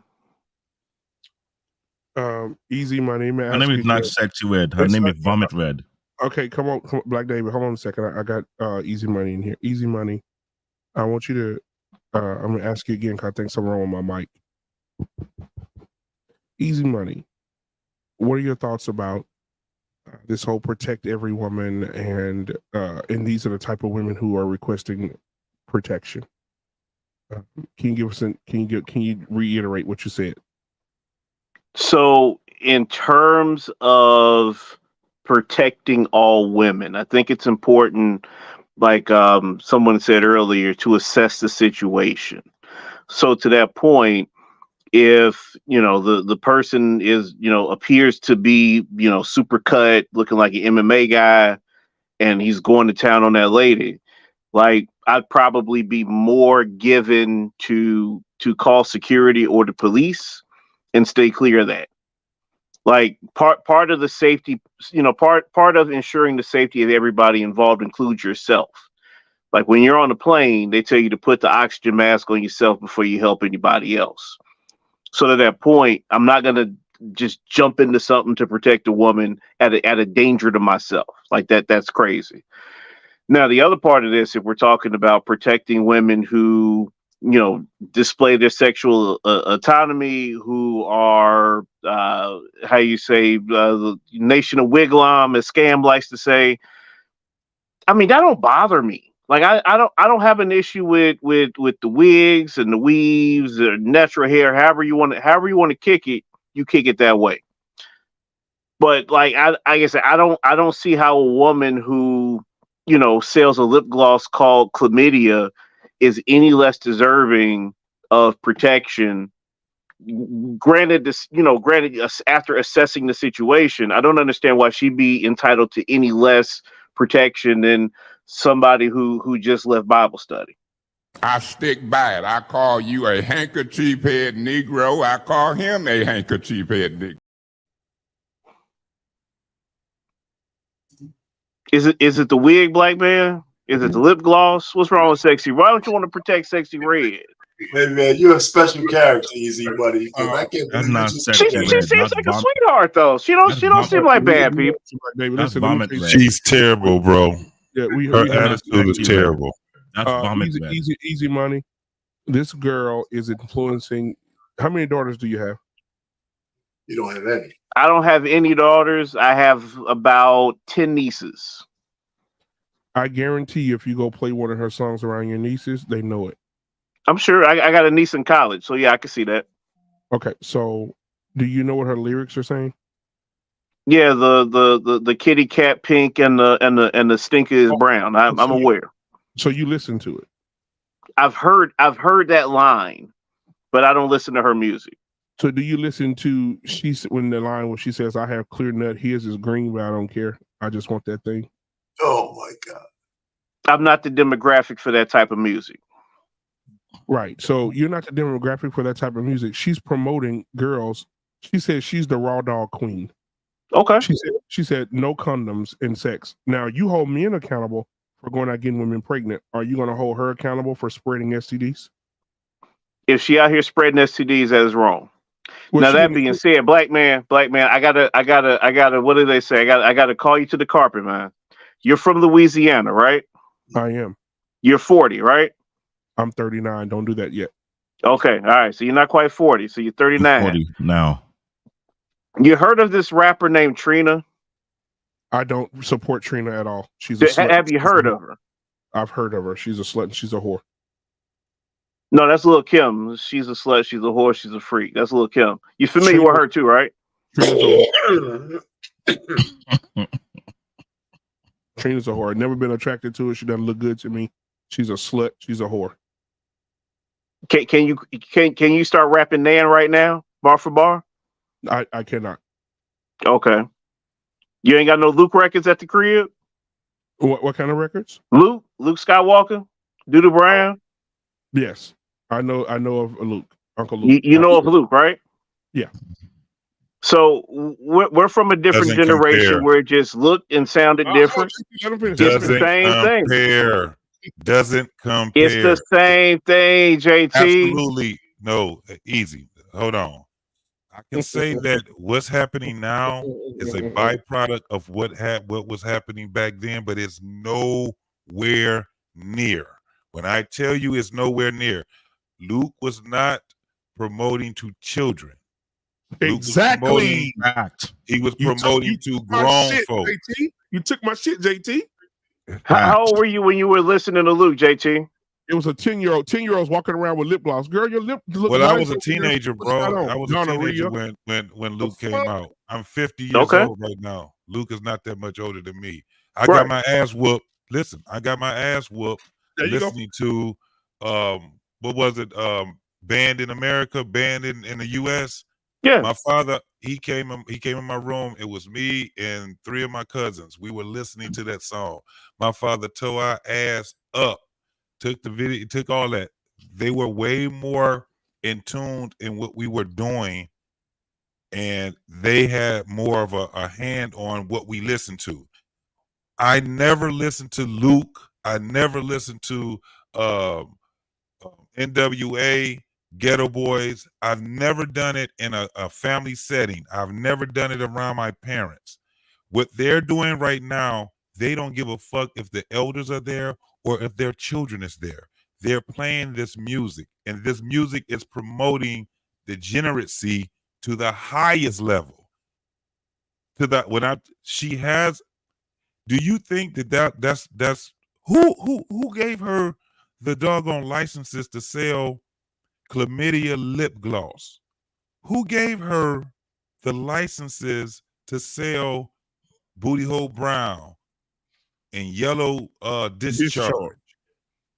These are adults giving these children these rights to sell to other children. Who you think gonna be buying that shit?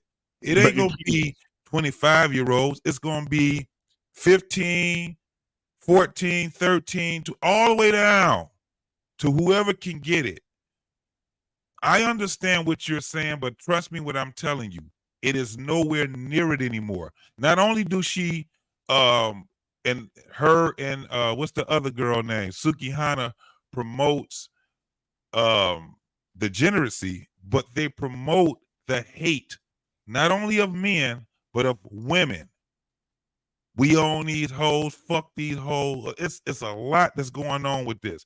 They're making these women the hottest rappers. That's crazy to me. They're promoting whoreship. It's like there's nothing that's competing to them.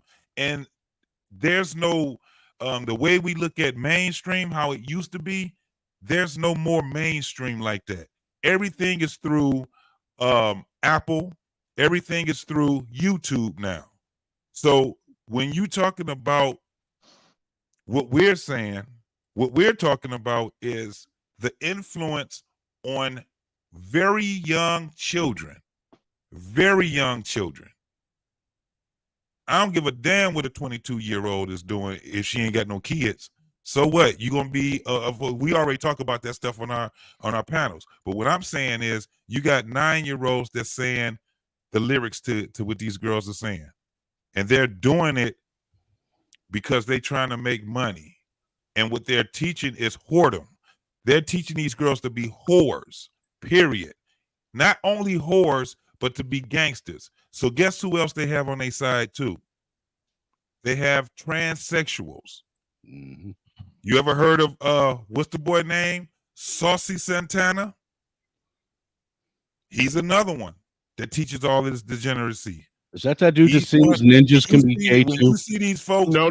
He's the one that did the voting song that says "No voting, no fucking." Okay, I got you. Yeah. It's wild to me to hear people who grew up listening to the Chronic And ain't no fun if the homies can't have none. Dude, I It got my slob on my ass knob like corn on the No, when cob. that by my album came parents out, having I that. was 22 years old. They was not promoting to children.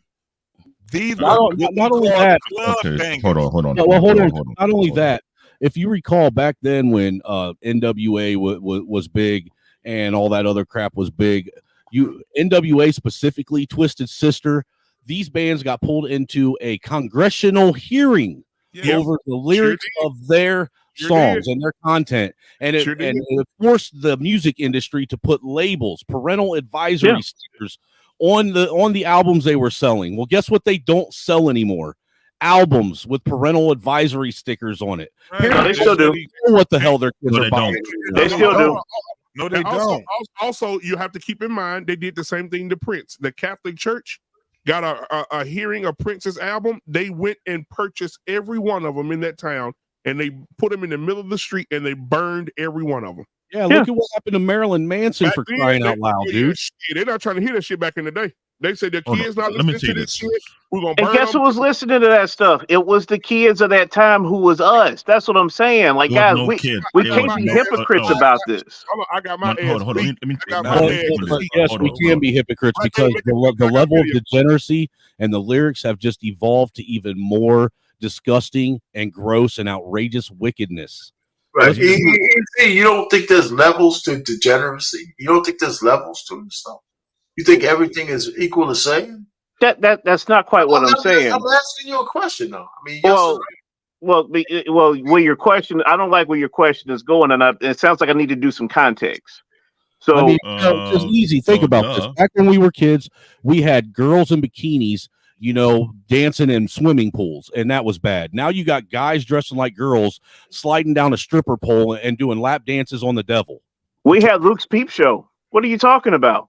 Bro, that's not the same thing. You watch that shit. I didn't watch it. Hold on. How did you know what it was, Black man? Come on, man. I don't know what it is. I swear to God, I don't know what it is. I don't even know what the fuck. Hold on. I get what he's saying because I've always, for years, Easy, I've questioned being, hypocritical, right? It is a thin line with it. I can't say that, but this is the Parents were supposed to be hypocrites. There are children.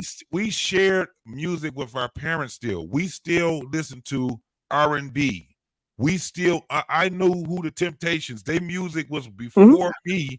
Exactly. But somehow I knew all the lyrics to all of the songs from the Temps, from Smokey Robinson, Stevie Wonder, especially Michael Jackson. We didn't have what they have now. They know nothing about our generation's music. All they know is their music, what they call their music, and it's nothing but degeneracy. Let me tell you how bad it is. Have you ever heard of King Von? Vaguely, yes. Duck. Have you ever heard of O Block? I'm not far from Chicago, so yes. Okay, so this is what I'm saying. I'm not talking about the neighborhood O Block. I'm talking about the group O Block. I didn't realize there was a group. Yes. So listen, they have music called drill music. Have you heard of that? I've heard of drill music, yes. Okay, so drill music is being promoted by these, big record execs. Not only because this is what they're doing, they're making these young men's masters their it's kind of like their life. It's like a life policy. What they call it? You talking about life insurance? Life insurance policy, because none of these dudes are making it past 28 years old. You know why? Because the music that they're doing is not music for people to enjoy. It is music for them to send a message to their ops. And what they're doing is they're talking about the dudes that they killed and the guys that they will kill. And they're putting it on wax.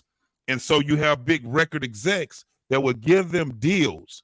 They will give them deals, give them a whole bunch of, what they think is a whole bunch of money, knowing that they won't live that long.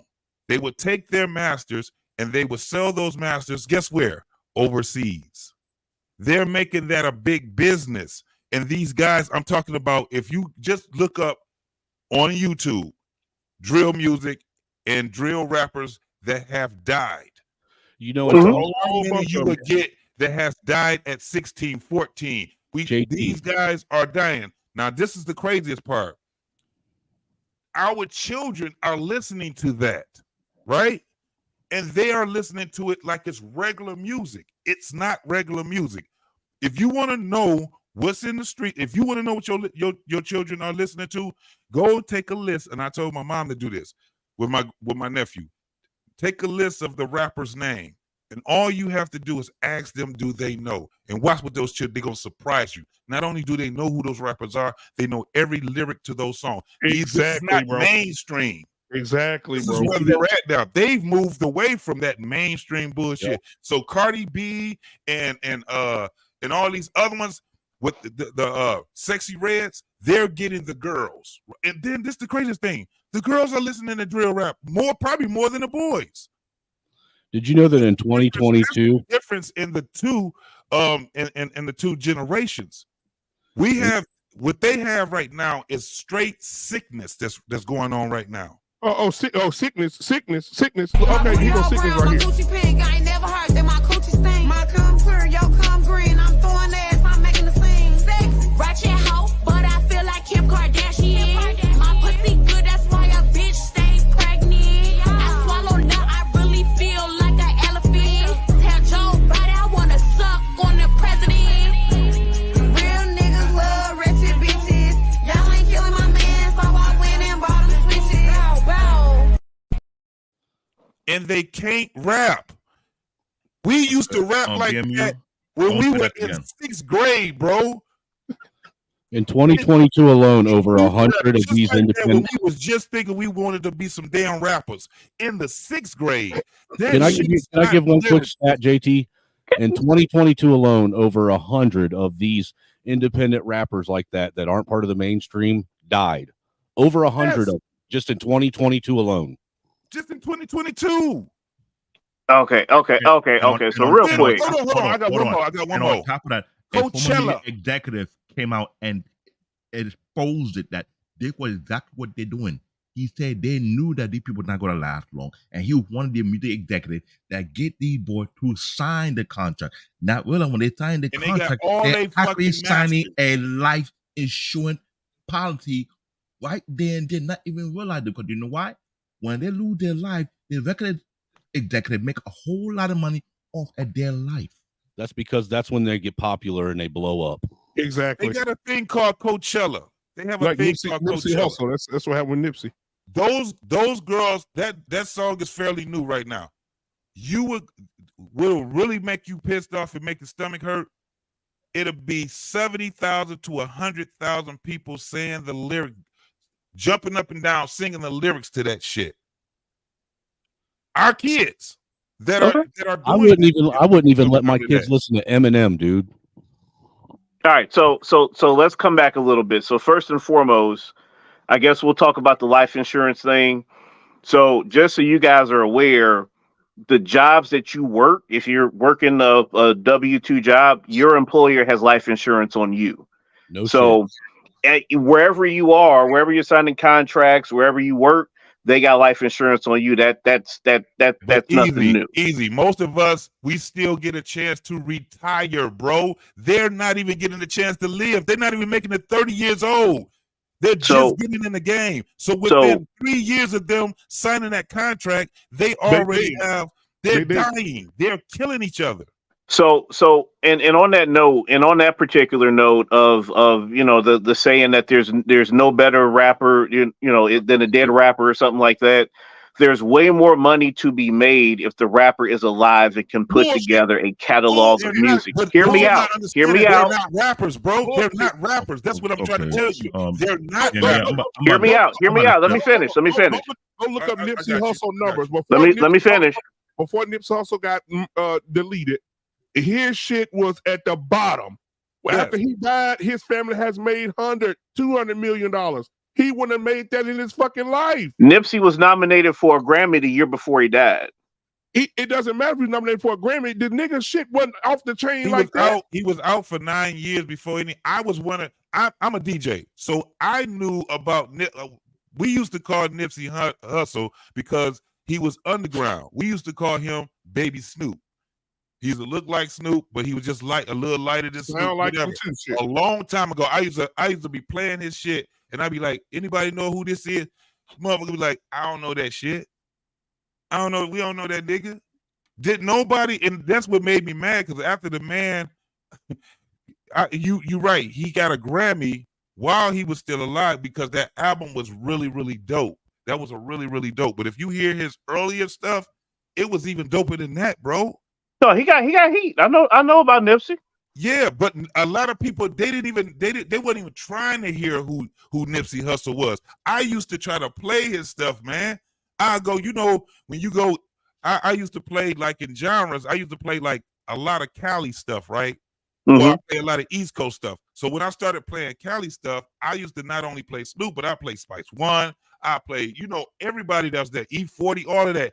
And I go with their locals, the people that really, that's not hitting hard around the world, but they hit hard in LA and all of that.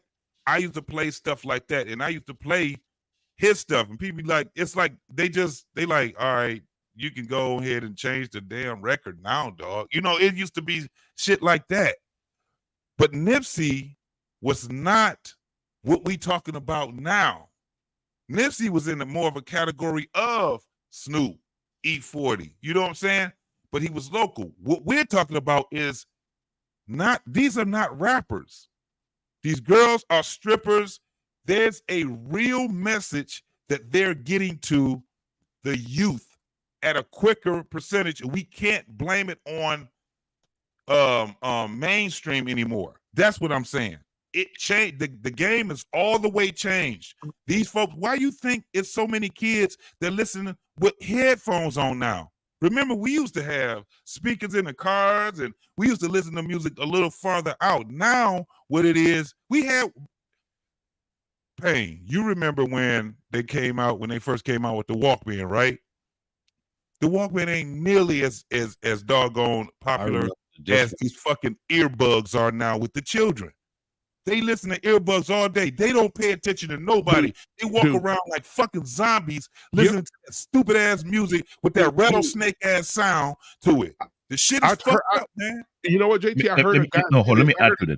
I heard a tech guy say this. He said, why do you think that we have pulled away more from Bluetooth speakers and we've invested more in buds? He said, because now the Bluetooth speakers would get kids in trouble when they want to listen to something bad. He said now the kids can be listening to the shit while they sitting in the same car with your parents, or sit on the couch across from your parents. They getting all their poison in them, and you don't even know it. You don't even know it. And let me add to that. Let me add to that. Hold on. Let me add to that. During our generation, if you want to buy music, you gotta buy it from cassette tape or CD, and you gotta take parental guidance. They're not gonna sell it to you. Today's generation, who is stopping a kid from downloading music without you even knowing? Nobody. Unless you gotta download it with Spotify. Unless you are IT special like I do and put so much block in your household, and let your kid have to go outside your household and go to their friend's house to download it and try to bring it back in. This is what you're making the biggest mistake, Easy Money. What we had back in that day, a lot of kids were not listening to. So let's stop the BS before I lose it over here. Are you serious? Okay, so I'm the only person. Hold on.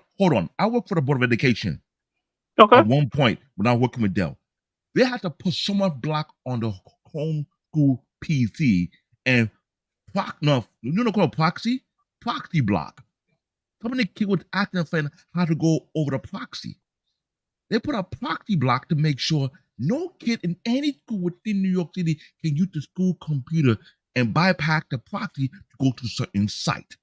So let's stop the BS right now. Because I'm getting real super pissed off with this nonsense here.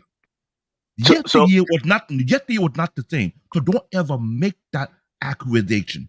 Period. Do not. Even the radio station know when to play certain music. Well, CBN to a degree, he does got a point to we were listening to music that was considered, unpopular by our parents. But what mostly block, I let you wait late at night and somebody will play late night music unless you got awake. the difference is we didn't have the same level of access to that type of music that kids do That's today. the point I was trying to make. Right. Not everyone Well, have to take access. So y'all didn't have a Walkman? Y'all didn't have a Walkman with the headphones? Hold on, Easy Money. That- Hold on. did you hear what I said? It's Hold on. not nearly as popular as the earbuds, bro. Ain't nobody want to keep walking around with some damn stupid ass. That's why they had to start making them more comfortable. That Walkman was bullshit. I have two questions. I have two questions. Not only that, like JT was saying, when we listen to music, everybody listened to our music because we had Yeah. systems in our car. Yeah, I have two questions. I have two. When it comes to the music back in the day, I remember some music that was very challenging back in the day where they did want to take it and do stuff with it. Like But Ice-T. I don't remember. Now I'll say this first, then I'll go to my second one. I don't remember any musician back in the day or rap group promoting STDs and telling children. I got burnt by gonorrhea twice. Hold on. You did? That's not promoting it. We talk about promoting, like old girl said. I promoting it. got Like, lip gloss called fucking chlamydia. Right. We're making it cool to have STDs. And even in her music, she's saying my sperm is white, his sperm is green. It doesn't matter. Right? She said she's in her music, she's saying that I'm the raw dog queen. She said only bitches, what'd she say? Only stupid bitches wear condoms because it takes away all the feeling. Right? And so now you're promoting unsafe sex. You're promoting to go out and fuck multiple people because in your interview you said you think young girls should be sexually liberated. They should be able to go out and have as much sex as they want. But you're telling them with no protection. And this is what diseases and be pregnant. Exactly. But this is the problem. And I'm going to show this to you guys. This is the problem where when you watch how the numbers have increased and watch who is affecting the most. Watch this. Health Department is calling the sharp rise in cases of the sexually transmitted disease an outbreak. KPRC 2's cases. Houston Health.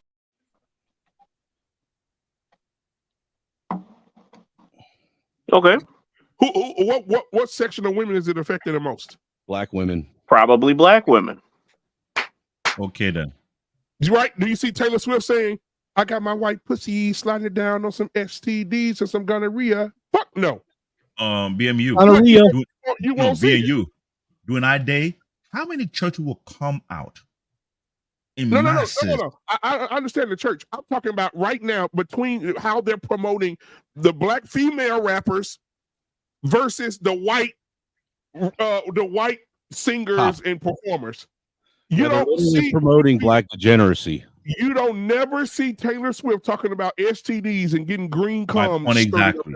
You'll never see that. You're never going to fucking see That's it. not her lane, though, black man. That's not her lane. You're missing the point, Easy. You're missing the point. Whether it's her lane or not, she could still put those same lyrics in her music if she chose to. Right. Even how she's singing it. But what this music is promoting is it's promoting the downfall of the black community, and these kids are buying it. And there are plenty of people who work in the music industry are saying the same exact thing what's going on. When you say they're wrong now, like, come on, let's stop the BS.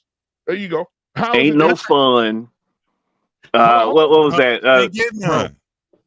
Come on, man. Bro, how is it that Taylor? Hold on, bro. Let's play house. Hold on. That Taylor Swift can sell out 20,000 people arena, and then Nicki can't do it unless she talking about swallowing nut. Easy, you know, in a way, you're kind of making their case because what you're sitting here saying is that rap music has been slowly started evolving into promoting the degeneracy and downfall of the black community early on, and people have slowly been accepting it. We already understand that, but you wonder why black people have a negative image. Before I said that what's happening now is a byproduct of what it was. It slowly got to that. There was degeneracy in rap music in the 90s. Yes, it was. Because understand this, in the 80s, you had dudes that were talking about the party scene, right? They were talking about the party scene. That was getting old because they were coming out of the disco era. In the mid 90s, I mean the mid 80s, this is when you start having Ice-T. No, Kid and Play was in the 80s. No, they used Kid and Play in order to get venues. I'm talking about when it started getting, because we had a variety of rap. We had rap, man. We had Poor Righteous Teachers. We had X Clan. Have you ever heard of X Clan? Pan-Africans. Yeah. Brother Jay, what you say, all of that. They had to make their music. They had to sample some dope ass P-Funk in order for them, and so they thought so they can get these sleepy ass black folks to actually understand that they were really saying something. And it just got to the point where they got beat out by gangster rap. And it wasn't NWA. If you listen to NWA's first album that they had, not Eazy-E, but NWA's, when they talked about fuck the police, they were talking about a movement. Yep. It was just in the way that they were speaking of it. When they were talking about it was right after the other riot. shit that they had on there. What riot was that after the No, it was before the They had a riot. song called "Express Yourself." They did not cuss, and it's a phrase that Dr. Dre said. I don't smoke weed because it gives a brother brain damage, and brain damage on the brain don't matter. You heard that "Express Yourself." That one when he was talking about that. Then he came with the, when he went and he got the chronic and shit like that. We already knew what they were trying to do was cross over, because it was that hard for rappers to really get on MTV and all these other platforms. So they had to cross over. This was when that was the whole thing. In the 90s, you had a bunch of people that were really doing very well, whether it was negative rap, positive rap. You got to remember, we had MC Hammer. They dogged the shit out of MC Hammer. Yeah, they did. And he was dope as hell. And he was the most gangster out of all of them, really. Jazzy Jeff and the Fresh Prince was out cold. They was some of the they had a one of my favorite songs from the Fresh Prince was Brand New Funk, straight hip hop. We had bro. It was evolving and it was devolving, right? We had a variety of both. Well, and if you think about it, remember JT, they use bottleneck to nothing now. It's really nothing. A lot of these gangster rappers and hardcore rappers back in the day, they use Kid and Play and Will Smith as their way to get into venues, because they would literally have them as the bill headliner, and all these other guys would be following behind them. If you listen to Ice Cube, for one, NWA was not gangster rappers at all. Right. If you heard their first album and you really heard their first album, they were giving people what it was like. What was going That's on. the only way we knew how the West Coast was from being on the East Coast. Right. And I agree with, like, even Dr. Nakume's in his chat talk is putting out the songs that had some vulgar songs. However, let me say this. Yeah, back they did. Back in the day, people were shocked to hear that type of music, right? It was I was gonna say Missy Elliott was nasty. But right there, and hold on, let me say this, because back in the day, you heard it every now and then, right? You heard it every now and then. Every song you turn on now, every goddamn playlist on the fucking radio, satellite radio, everything is suck some dick, lick some sweat, put the dick in the back of my mouth, nut in my face. Everything is vulgar. It ain't no monkey on the stick. So coming up next, Babyface. Bro, and they're all saying the same thing. Hold on. Well, that's why I said the whole argument. I hear you. We can go on and on. Back in the day, they had a variety of music. All the classics are from back in the day. They had R&B, they had crooners, they had a lot of variety of music. And even if you were rap music, if you was trying to get laid, you didn't throw on a rap song. And not at all. You doing some of this shit, man. R&B is dead. R&B is dead. R&B is dead. It's dead. Yeah. It's dead. It's dead. It's dead. And So now, unfortunately, the final straw was when they put R. Kelly in jail. Just about. That was it.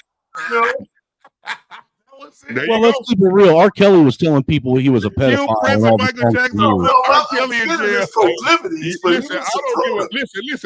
You can never. I'm gonna say this. It's a sidebar. You can never, ever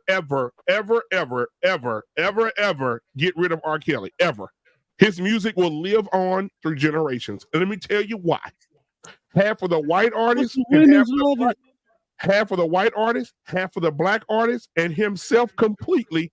He has written too many people. Some of your favorite fucking songs from Celine Dion, half of them was written by R. Kelly. The B2K, everybody, let me see you break that body. Justin Bieber. Justin Bieber, Justin Timberlake. Goddamn, R. Kelly has written for so many fucking people that you can't get rid of his music. It will live on forever. So it's funny, Black Man, when you bring up R. Kelly. I remember being 9 years old, stealing my uncle's copy of 12 Play on cassette and walking around with it for a year. If I listened to that for a year. I had no idea what he was talking about, but I thought it was the coolest thing ever.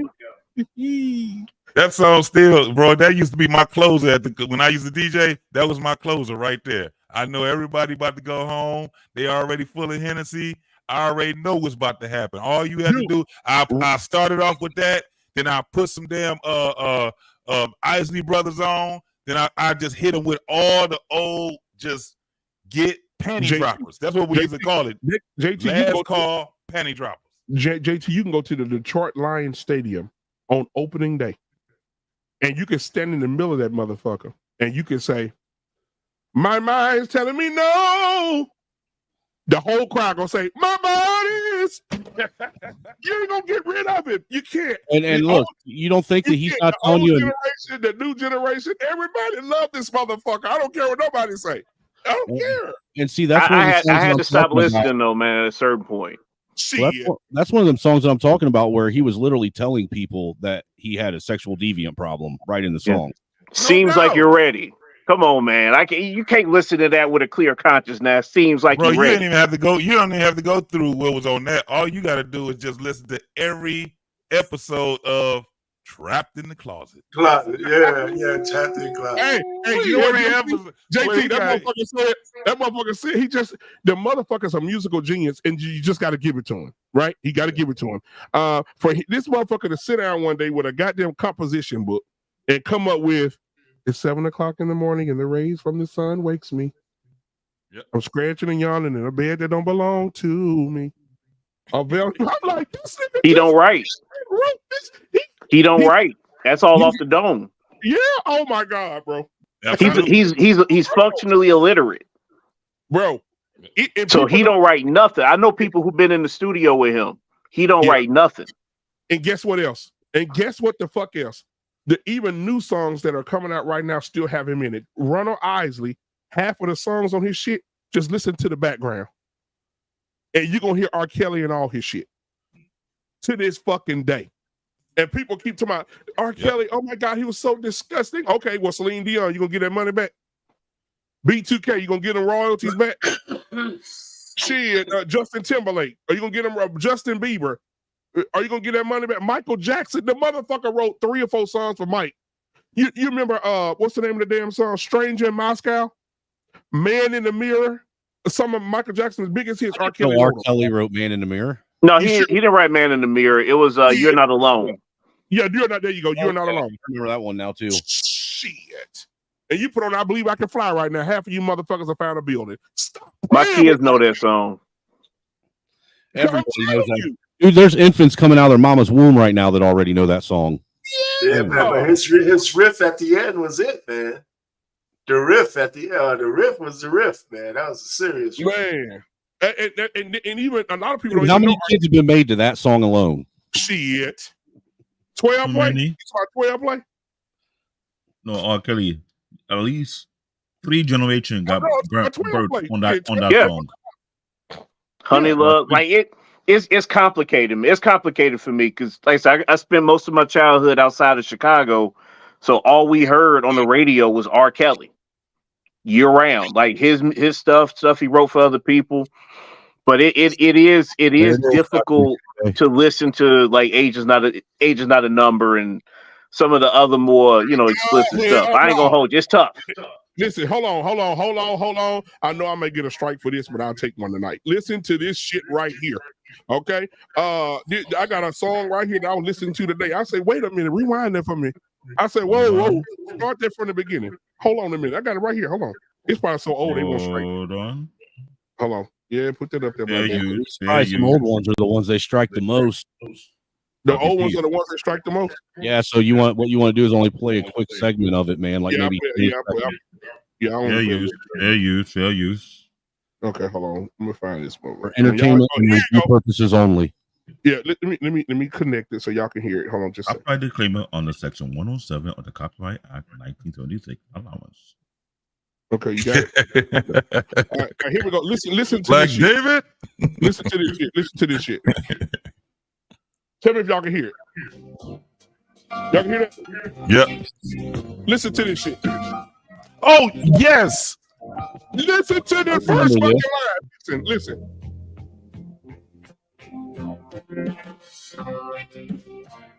Hold on. Listen. She's just 16 years old. Leave her. They say. You hear what he just said? Separated by rules. We don't know what love is yet. She was 16 years old. Just leave her alone. They Leave say. her alone. She was separated by fools. He was talking about her daddy. Yep. We're separated by, because the video, you watch the video, it's very sickening. She's in a fucking bathtub at 16 years old. He by the tub singing. Black man, what'd he say? If I can fly. If I can fly, I fly. Yep. Come on, bro. Yep. But guess what? This music's still on here. This motherfucker's not in jail. He's still alive. This motherfucker's not in jail. His music is still on the goddamn charts and nothing. I told y'all 3 weeks ago about Sweet Caroline, about that motherfucker right there for John F. Kennedy's 13-year-old goddamn daughter. Yeah. Hold on. What about Steely Dan? What about Steely Dan? 19. Hey, 19. What about Rick James? She was only 17. 17, but she was freaky. Right, and I will bring you something even closer. It's a song called 17. Music Soul Child had a song called 17. He says she was 5'7" with light green eyes, body built like a woman, over 25. I remember that song. That an average woman couldn't get if she worked about 295. Girl played the game just a little too mature. She damn near had everything I was looking for. Things seemed shady when I asked my lady to meet me at the club. She had trouble at the door. That's when I found out, she was only 17 years old and I couldn't see her no more. What the fuck? Get the fuck out. I got the album. Get the fuck out of here. I got the album. He did say that, and I was like, that's one of the best albums on the motherfucking planet. That Being first music, one. but I see, still have it. Every one of these musicians, every one of them are guilty of messing around with young girls. Every freaking one of them. Ho. Watch this. The other day I watched Joe Rogan. And Joe Rogan, he gonna end up deleted. Somebody gonna delete his ass. He talking too fucking much. Yeah, he is. He said he went to Disneyland one time, and Disneyland has an underground building, like under the fucking. They have an underground city. Underground city under the thing. He said he was invited, and he was there just to do news coverage of it, right? Because he's also a public thing, but you have to be a paying person to go down, and you have to be of some significance to go down there. He said he remember one night he was just asking questions, going around interviewing people. He was very young at the time. He said he saw Tom Hanks and R. Kelly fucking a girl on the table, a nugget on the table. Now, this ain't the only time people didn't talk about Tom Hanks. They say Tom Hanks is a very, very, very... He's a vicious pedophile. Very vicious petty. Very. Right? But he ain't gonna go to jail. R. Kelly gonna take the rap. He gonna take the rap. R. Kelly gonna be in jail for 30 years, right? Because R. Kelly didn't go to jail for. If you go look at R. Kelly's case, he didn't go to jail for what we think he went to jail for. Just go look at what they put him in jail for. They put him in jail for extortion. You forget that he had a connect with Jeffrey Einstein. What is his name again? The guy who got deleted. Google R. Kelly's case. He got convicted for. It was a RICO conviction. Racketeering. He did not get convicted for sexual assault or sexual pedophilia. So that's not even a sex crime. He didn't get convicted. So was that a federal crime then? Since it was what happened was the feds went RICO on him, and then basically they said that his organization around him facilitated the underage girl thing that he had going. And they tied it specifically to him getting Aaliyah pregnant and marrying her. Was also people didn't realize he had a connection with Jeffrey Einstein. Also, yeah, but who else went to jail with him though? But that's the thing. Right. My thing is, everybody to my R. Kelly need to go to jail. R. Kelly just shut the fuck up. Because if R. Kelly ass in jail, all them goddamn parents should be in jail. Them fucking daddies should be in jail. Them goddamn aunties should be in jail. Them fucking music producers should be in jail for feeding these goddamn that's the people. essence of How a many of these girls' moms actually took their daughters to him? Bro, but that's the essence of More a than RICO 30. charge. It's got to be, if it's an It's ongoing more than 30. conspiracy, it can't be just one person. Y'all know who Life Jennings is, right? Life Jennings did a whole fucking music video, and he ain't did the music since. He did a music video and he did an interview about R. Kelly. He said, bro, I was on the road with Kales. He said Kales never went out looking for no little girls. He said, but I seen a whole bunch of mamas had their daughters dressed like they were 30. And they were 15, 16 years old with all their makeup on their face, tight fitted dresses. And their mamas walking back there to that green room, push them in there and say, get what you can. Them mamas are fucking the problem. The mamas need to be in fucking jail. We don't want to hold them accountable, though. We're not going to hold the mamas accountable for feeding they goddamn. And hell, Aaliyah was on the bus with R. Kelly at 14 years old. Where was your fucking mama? You think I would let my daughter be on a bus with R. Kelly at 14? I don't give a goddamn. And when he came to New York City with Aaliyah, we all knew what was going on. We were Bro, talking about for I'm months. talking about the responsibility of these motherfucking parents who sit and allow their children to go. One girl, what's the other girl name? The one that didn't make it in R&B, and she did all of a sudden want to talk about R. Kelly. What's the goddamn Shine, Star, Shickle, fucking Sparkle? Sparkle, that's it. Sparkle gonna get on and say, my niece was there, and he did that to my niece, and the girl that's on the videotape is my niece. Okay, Sparkle. Well, if that's your niece and y'all, and she said my whole family was furious. Okay, Sparkle, if your whole family was furious, then why is her uncle still playing bass for R. Kelly 3 years after the tape was dropped? Why is your sister still singing background? Why is your other brother still the music director? That's why she disappeared. That's why she went back and disappeared all over again. Get the fuck out of here, bro. But they got paid. They all in on that shit, bro. And they fed R. Kelly them little girls, and them mamas brought those little girls to them concerts and fed them to R. Kelly. Do you think that they maybe did it to try and blackmail him and get some of his money? Absolutely. Nah, it wasn't that. And even before the tape dropped, like he used to go back to his high school and pick up girls that way. Absolutely, well, he did. The reason why. So it's not quite just the kids at the concert. It's a little bit. It's a little bit more nefarious. But this is the thing. It's not about. Hold on, JT, real quick. I just want to talk about what he got convicted. What they talk about right now. You know, this could be a show in and of itself, right here. Absolutely. What he's talking about right now. What they're talking about R. Kelly right now. R. Kelly right now is locked up for nothing. Right? They had to find something to put this motherfucker in there, and they did it. Right?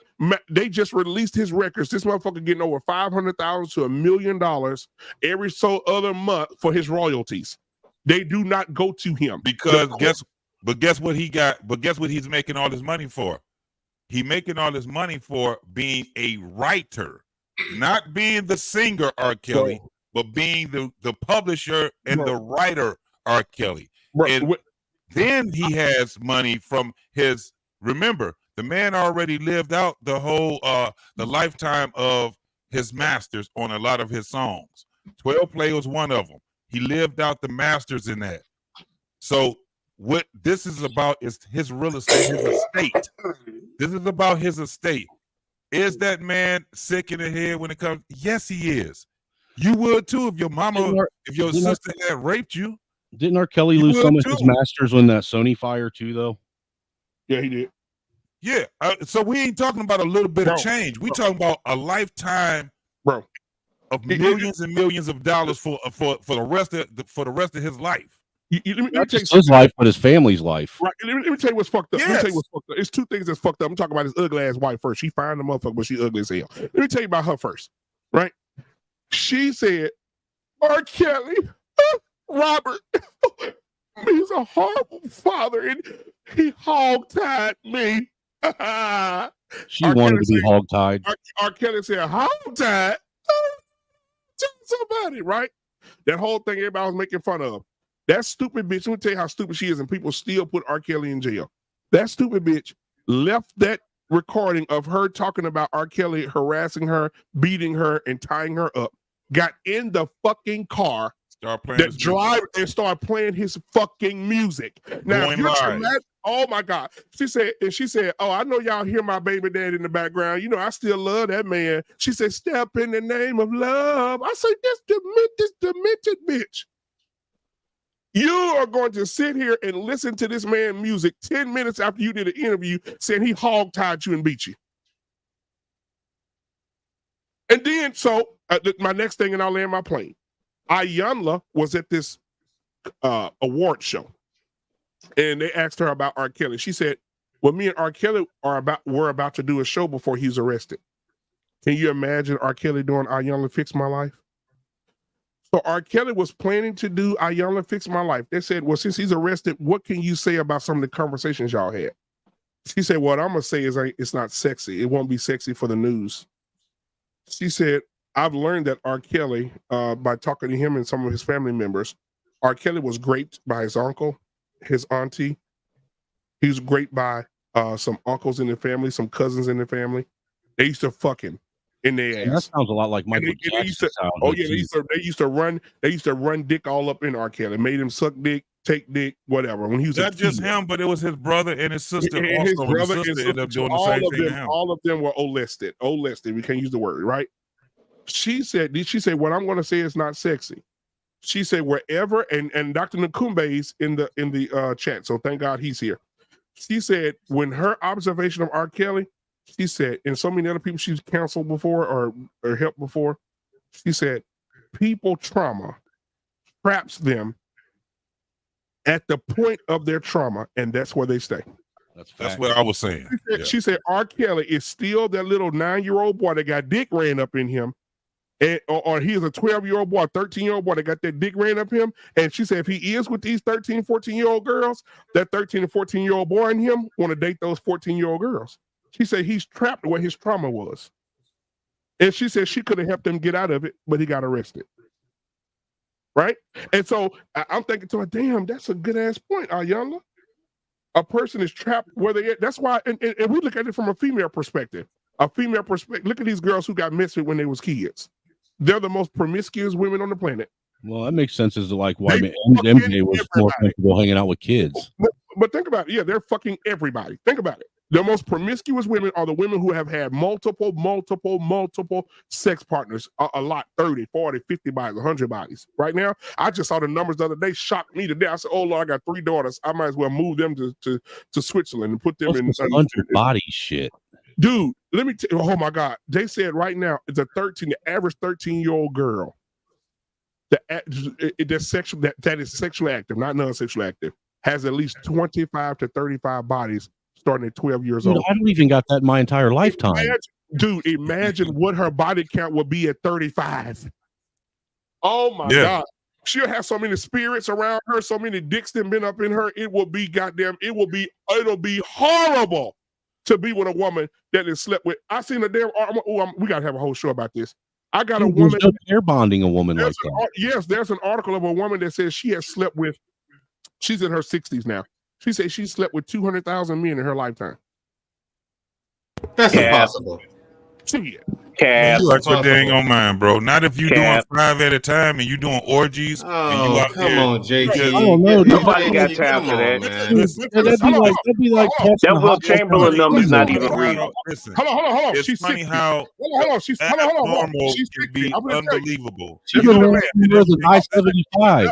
Let's do the math. She's in her late 60s. So let's say 68, 69. She said she started having sex when she was 9 because that's when she was molested. So her first time, she was 9 years old. She started frequently having sex at 9, 10, 11, 12, 13, 14, 15, all the way up to damn near 70 years old. How many fucking bodies is that? You said 200,000? She said she's a porn star. I'm gonna look up the article right now. I'm gonna put it on the screen. So in 50 years to rack up 200,000 bodies. Here's the thing. That's okay. what 4,000 a year. Yeah. Hold on. I got a question. Like what? How Hold up. Here's why. Okay, what qualifies as sex? Are we talking about intercourse? Do we include oral? What? Oh no, you breaking it down the whole other way now. I don't know. Of it. No, is it going in a hole? Just because it's not normal don't mean that it don't exist. JT, All this shit exists. JT, that's 250,000 different people. Yes. Was she a hooker? Okay. Hey, hold on. Why is it so hard to believe, bro? Was she a hooker? 4,000 bodies in a year is insane. Was she a hooker? Hold on. What's the body? What's the guys that play basketball say he slept with 20,000 women? Well, that Will Chamberlain number's cap. Will Chamberlain, yeah. Yeah, that's 20,000. I mean, but that's a man. It depends on how long. We're Yeah, talking about a woman. We're talking about a woman. Think about this right here. If you go over to Europe and you go to the red light district of Berlin, red light district, yeah. any of the red light district, these girls Yeah. are having sex with anywhere from 6 to 10 men a day. They hustling. They getting it. That's 3,000. And some of them can't get out of it because a lot of them do it until they Yeah, a lot of these women are. But listen, what I'm saying. A lot of these women, man, they are doing it in their 40s still. A lot of them are still doing it in their 40s. Oh, here's the thing. Well, boo-hoo, a bleeding heart goes out to him, but not mine. Anyway, Dr. Nakumbe has a good point. Good question. Who is she, and who are you talking about? Well, hold on. Listen. Sex or sexual contact? Hold on. Listen. Right here, I just looked up the number. Right here, this lady Lisa Sparks. With him. Lisa Sparks slept with. They say she got the fucking record, guys. Lisa Sparks slept with a shocking 919 men in 7 hours. She in the Guinness Book? She did it for 8. Yes, she did it for 8 days straight. Yeah, that's a porn star. No, here's the thing. I hear you. Let me tell you this. That's because sloppy when she hold on. No, that came from that porn star, Houston. She did this whole thing called the Houston 500. They had 500 dudes lined up to bang this chick. Oh my god! For a certain amount of time, one after the other, after the other, after the other. Yeah, but what they did is they also had other girls getting them ready to where all they had to do is fluffers as they call them. You know what I'm saying? How can you take 19? How can you take over almost 1,000 dicks in 7 hours? She's a female. Hey man, I've seen that thing give birth to some pretty big babies. All I'm saying don't understand. It's not unbelievable to me. Easy money. If you met this lady and y'all were dating, and she said, and you asked her how many men have you slept with, and she said, well, one time, baby, a long time ago, I slept with 919 men in 7 hours. What would you say? I wouldn't even ask that question. Why? Oh, because one is going to be more than enough. Like, come on, man, that's a setup for failure. Oh my God, bro. What about you, Mandriel? Mandriel, I slept with 919 men in 7 days. I mean, 7 hours, and I did it for 7. What would be your response? Well, she said she slept with 900 men. Look, I want to hear that story. I want to hear every detail. I don't Not wanna about hear the shit, stroking, 'cause but my no, hold on. How did you set this up? How do you know it was 900 dudes? Then she tells the story. You don't eat a pussy? No, I'm gonna say, okay, cool, nice meeting you. I'm gonna say, cool, nice meeting you. Wait, he gonna be like, I don't believe you. I'm gonna be asking. What's wrong with you, Mandriel? That's the OG. R-Pain, the OG. No, man, it's not that I wouldn't believe it, JT. My thing is, hold on. Let me finish answering the question. The thing is this: whether she's telling the truth or not, I'm gonna just assume she's not interested in me because she say that. You know what I'm saying? Like, okay, if you weren't interested, you could have just said that instead of either lying or telling me this story. You know what I'm saying? I would have left. I would have left either way. I need him.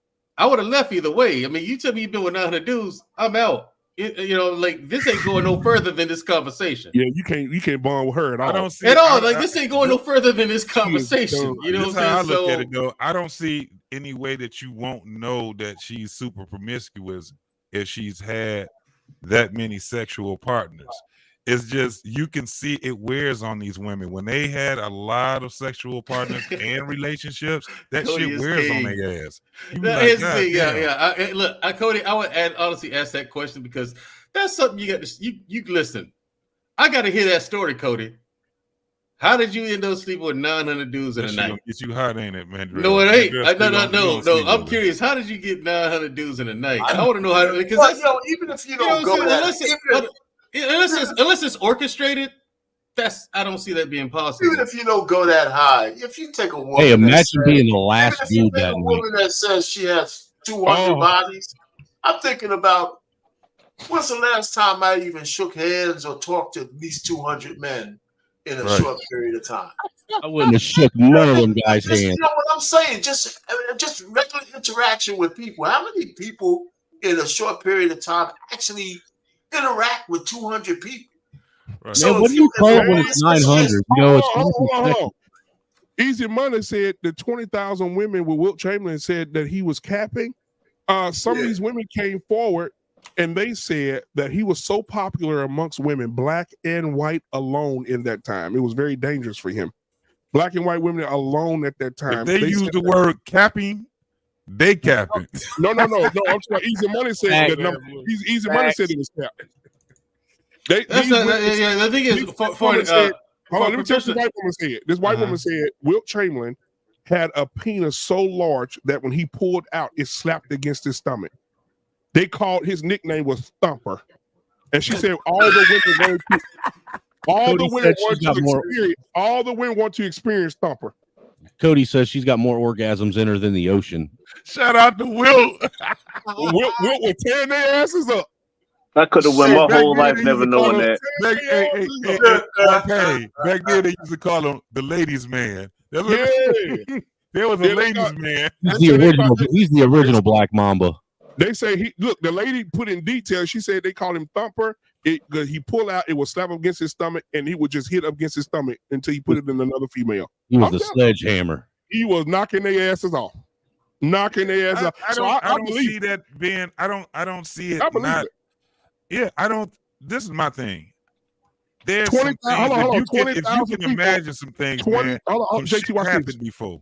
20,000 people can fit in the Staples Center. He fucked them all. That's a lot of people. That's a lot of people, man. Yeah, easy money. There's no way.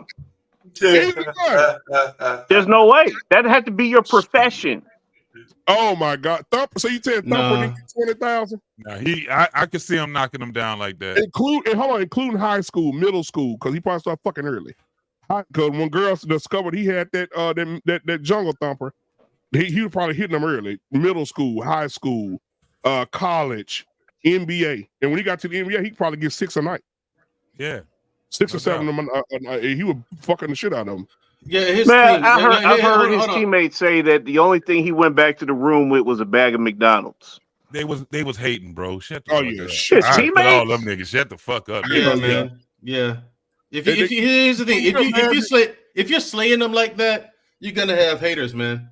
You're going to. And on top of Mandrell, you're right. Mandrell is right. Imagine being in the shower and you shower and you looking at your shit and he walked past you. Y'all have a good night, and you say, God. They mad because they were all lined up outside his hotel room and they couldn't get no touch. What are those? God damn, that's why we get no pussy right there. This motherfucker walking around with his goddamn anaconda, fucking around. A tattoo on it called a flagship.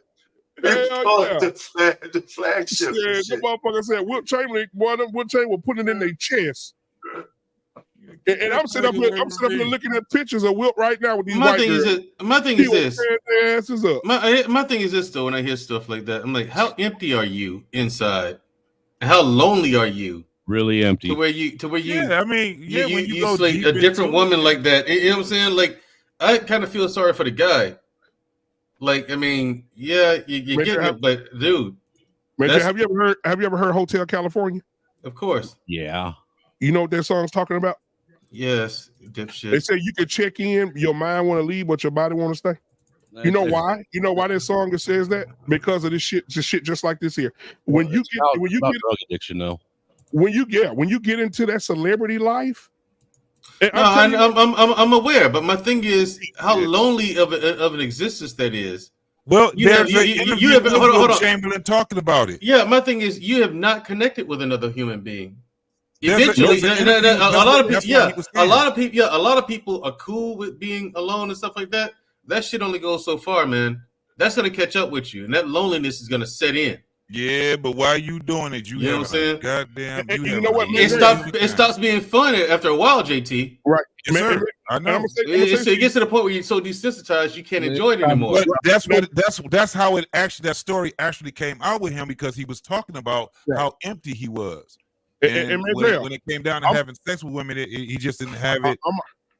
He didn't have the sensation like that no more. I'm gonna tell you this, Mandrell. Earlier in my shows, remember I used to do those shows where I do individual interviews. Go back and watch the one with Edgar Jones. I played ball with him, right? I played football with him, and he went to the NFL, played for the Baltimore Ravens, played for the Kansas City Chiefs. I think I need to bring him back on here so he could tell his story. And he said he was a good guy too, man. Good guy. He wasn't out here slanging dick and everybody. He was a good guy. He wanted to be married, wanted to have a family, cool, come from a good family. And he went to the NFL. He said, "Bro, you're not gonna believe me, man." They call me hype. Hype. You ain't gonna believe this shit. I said, "What?" He said, "Bro, I would go."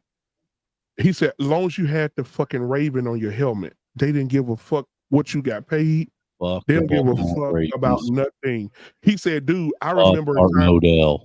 He said, "I walked in the room. It was a mama and her twin daughters, and I fucked all three of them at the same time." At the same time, he said, "I was fucking the mama. The two daughters, the twins were kissing. Then one of the twins started kissing the mama in the mouth. Then one of the twins started eating the mama pussy." That sounds like a Pornhub skit. He said he couldn't believe how much pussy he was getting.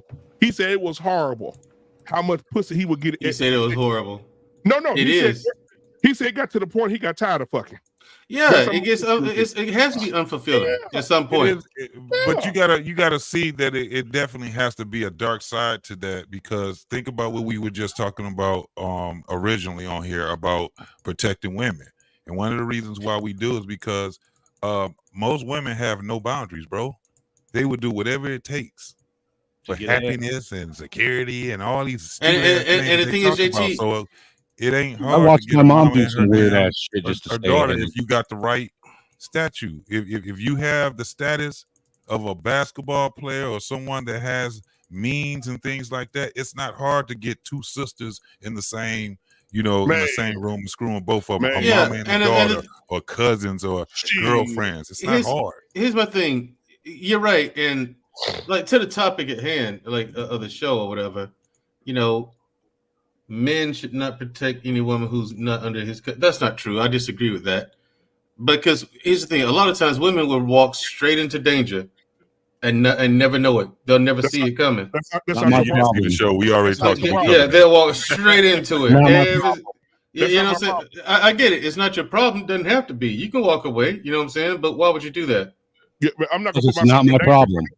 I'm not gonna put myself in front of a bullet of a strange bitch I don't know and lose my life and my wife. No one's saying that, man. But there's some situations you can de-escalate and keep from going crazy. Oh, I ain't gonna test it. I'm gonna go over there and say, "Sir, get your hands out there." No.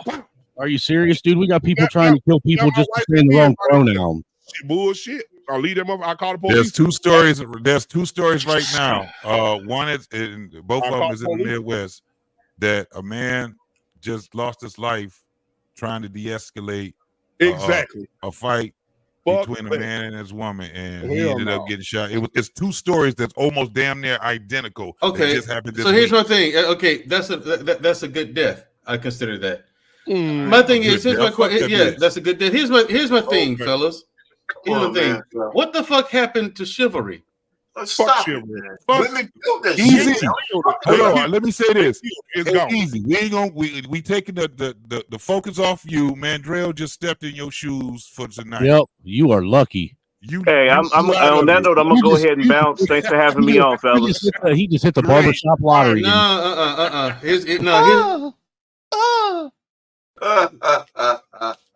Black David, you never should have done that crazy shit. That was crazy. Anyway, no, I asked that because the thing is, chivalry is needed. Now, I grant it today.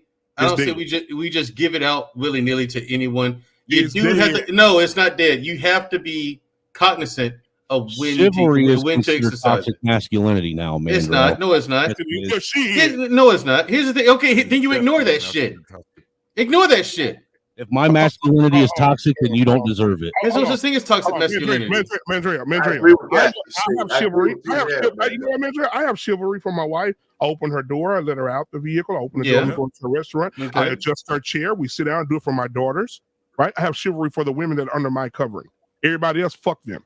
Because I remember me and my brother went to New Orleans. He opened the door for a woman. She said, "I don't need you to open no fucking door for me." And my brother said, "Well, take your ugly ass in there then, bitch." See, my brother on a whole nother level than me. He ain't godly like me. He on a whole. He You're said, godly. Oh yeah, I'm trying to be every day. But my brother say, "Fuck you, bitch," and my brother slammed the door and tried to hit her with the fucking door. Right? I got you. Yeah.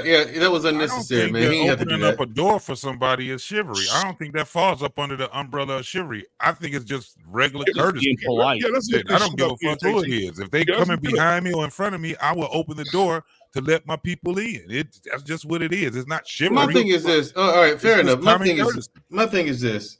I understand why dudes won't break up fights between a dude and his lady. I understand that. Hell you know what no. I'm saying? Because I've seen a guy actually break up a fight between this woman getting her ass beat up. You know what I'm saying? This dude beating her like she's a man. And I've watched the guy break up the fight and beat the dude's ass, right? This woman jumps on him. Exactly. This woman jumps on him. like it was the craziest shit. Like it was the craziest shit. Like I'm saying, like, here's the thing. Look, of course we're in the army, right? We know Army at the time. And, like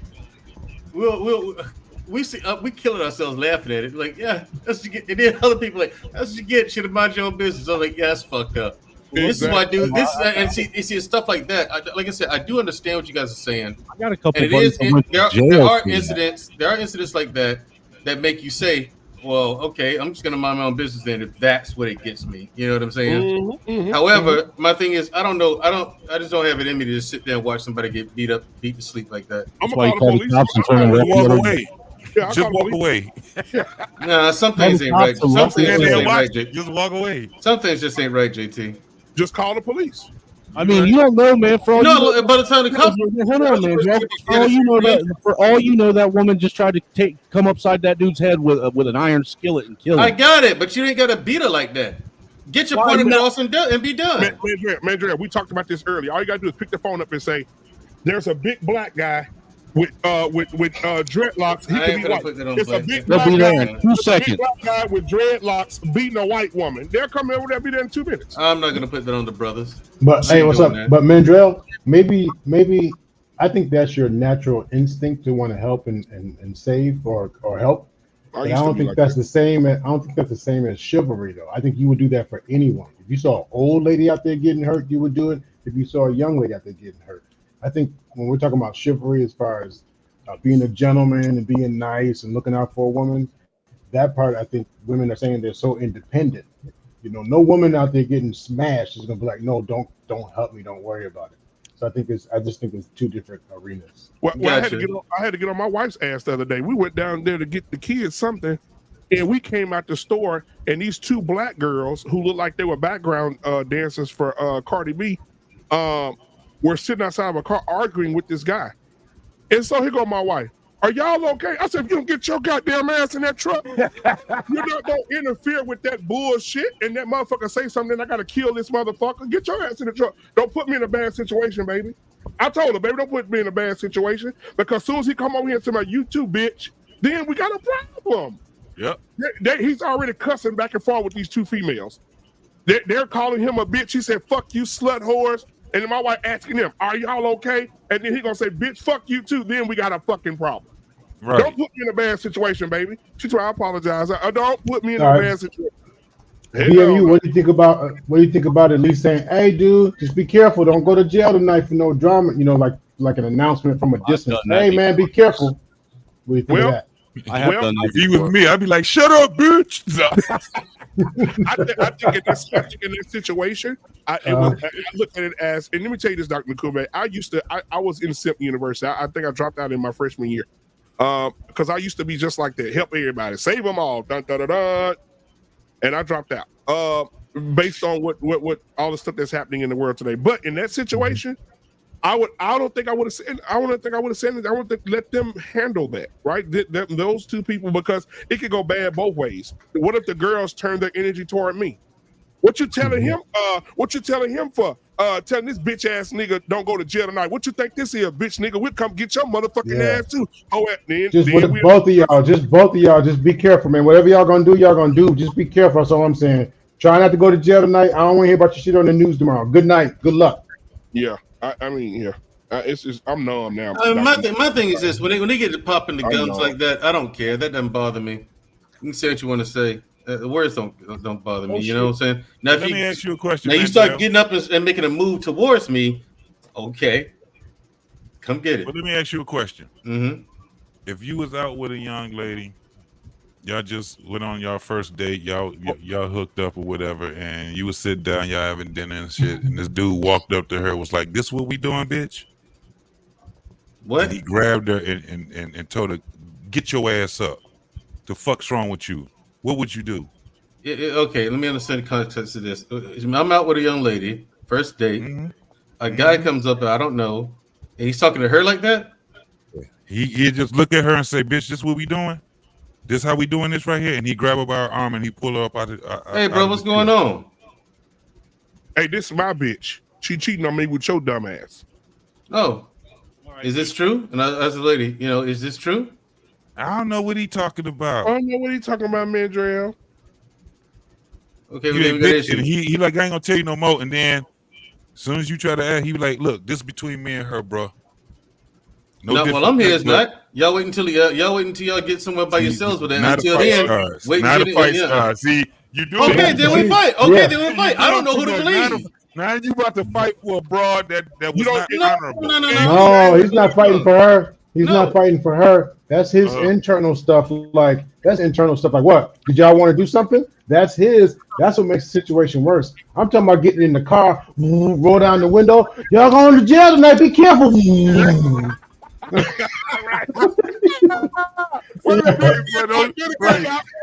more time. Hey, just be careful. Good luck. If he look like he's going to turn, fuck you. Because I mean, I agree with who's the Cody King saying, you could make a situation worse, right? If you step too much into it. But I'm talking about on the move, and just make sure they don't get my license plate or nothing. Just be careful.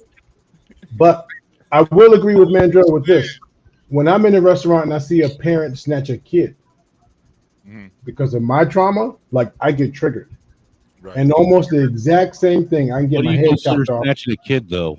I'm talking about like when little kids sitting there and no one, or they are listening, and especially if a dude or a woman's like, just put that in your fucking bow, and I'll look and I will go and I will like, and my dumb state, my traumatized state, will walk over, and I've seen people like, what? And I've had big people stand up, and all I said is, hey, not here. You could be dumb if you want to. You in the goddamn public restaurant. Not here. Now, some felt challenged by that, and some felt supported by it. Oh, you are, yeah, you're right. Now, if I just said, hey, man, don't be hitting the kid and getting the kid, you probably wouldn't be talking to me today. Oh, so, right? So, but I know how to say it in a way where, hey, man, is that really what you want to do here? Be smart about it. Be smart about it. Well, but that just gives that kid one little moment. But that's because I'm triggered, not because I have this big, wonderful heart. Well, that's why I asked, man, because a lot of people that, some people take, snatching a kid up to such an extreme that you can't even, punish a child when they're acting up. That's why I asked. Oh, yeah. No. I'm talking about some real in the eye, jabbing with the knife at the restaurant. I'm talking about like some real, if it's some other punishment stuff, I'm like, or like, have you seen that? Have you seen that video? For instance, there's a lot of people that have a hard time. Oh, go ahead, man. I was just going to say, there's people that have a hard time watching like fathers that like to pick on their sons. That's not my business. I might laugh at the kid that want to sit and like maybe frog their arm or something, or poke them around a little bit, or basically bully their son a little bit in a playful manner. There's parents that have issues. People have an issue seeing that too. So that's why I was asking. That's a good question. I'm talking about at the point where the kid is like this. Oh yeah, terrified. But even so even in coaching, right? I've had some of my players when they're waiting to play their game. I've seen them over. We're gonna go to the bathroom, coach. I go to the bathroom. Cool. I've seen some of my players get into altercations before the game. I calm them down to get in the game. They start punching through helmets, picking dudes up after the play over, thumping them on their fucking head. And when they come over to the sideline, I grab his ass. Get your mother. What the fuck is your fucking problem? And guess what I hear? I'm sorry, coach. Don't you put your fucking hands on him? He's a fucking child. I said, yep, and you'll be, and I've said this, and they kicked me out the game for this. The assistant coaches had to coach. I turn around and say, yep, and you will be the same bitch on the jury that says he's guilty. Mm-hmm. I got this. Shut your fucking mouth. And they say, you out, and I'll be at the game. I got kicked out a whole bunch of them by checking them hoes. Because you will be the one on the damn jury putting these boys in jail. So shut the fuck up. You know what, BMU? I think that's part of why communities have failed too, is because too many parents, and specifically a lot of these single mothers, they took issue with other parents stepping up and correcting their kids when they needed to be corrected in the moment. When I grew up, that was a common thing. It was. If you were over at someone else's house, over at a friend's house, even if you was at the park or something with your friends playing and someone else's parent was around and they watched you do something that was out of pocket, whoop your ass. They would whoop your ass right there on spot. Damn right. And then your parents would know about it by the time you got home, and you get your ass whooped again. Come on, bro. You talking. Yeah, no, that makes sense. There's a difference between intervening to save a life versus getting in someone's business because they're getting corrected or scolded or taught something. Right. Yeah, you being taught and you being snatched, especially by the coach who's instilling passion and all that in you and blah blah blah. And sometimes it's going to hurt. Them 12 hours of exercise and all that. Hey, that's between you and the coach. I'm talking about actually when I'm seeing someone's life in danger. Yep, I can feel that. Lord, look, I used to get my stepdad used to physically assault me all the time when I was a kid. What was it? From the time I was about 12 till I was 16, and actually got big enough to fight back. He had a buddy that used to come over on the weekends, and they go up to the bar and get drunk. And their favorite thing to do, because I was a quote unquote mama's boy when I was 12. What they would do is they come back from the bar, and when they get home from the bar, they would wake me up and take me outside and make me fight the both of them while they were drunk. And they were saying that they were doing it to teach me how to be a man and not so much of a mama's boy. When in all reality, the only thing they taught me was how to mentally project myself somewhere else while I was getting the shit beat out of me. And they taught me how to become a very violent person. That's all they taught me. And that was one of them things I had to learn how to suppress as an adult. Oh my God, bro! I'm about to listen, bro. Thank you for that. I gotta tell y'all this. Man, Jared brought this up, and I've been over here just looking. Y'all know they changed the definition of what a woman is in the dictionary, right? Now I've seen something else they've changed. They changed the definition of chivalry. Chivalry. Oh yes, here it is right here. It says chivalry used to be. This is the definition before things changed. Chivalrous is polite, kind, unselfish, especially toward women. What?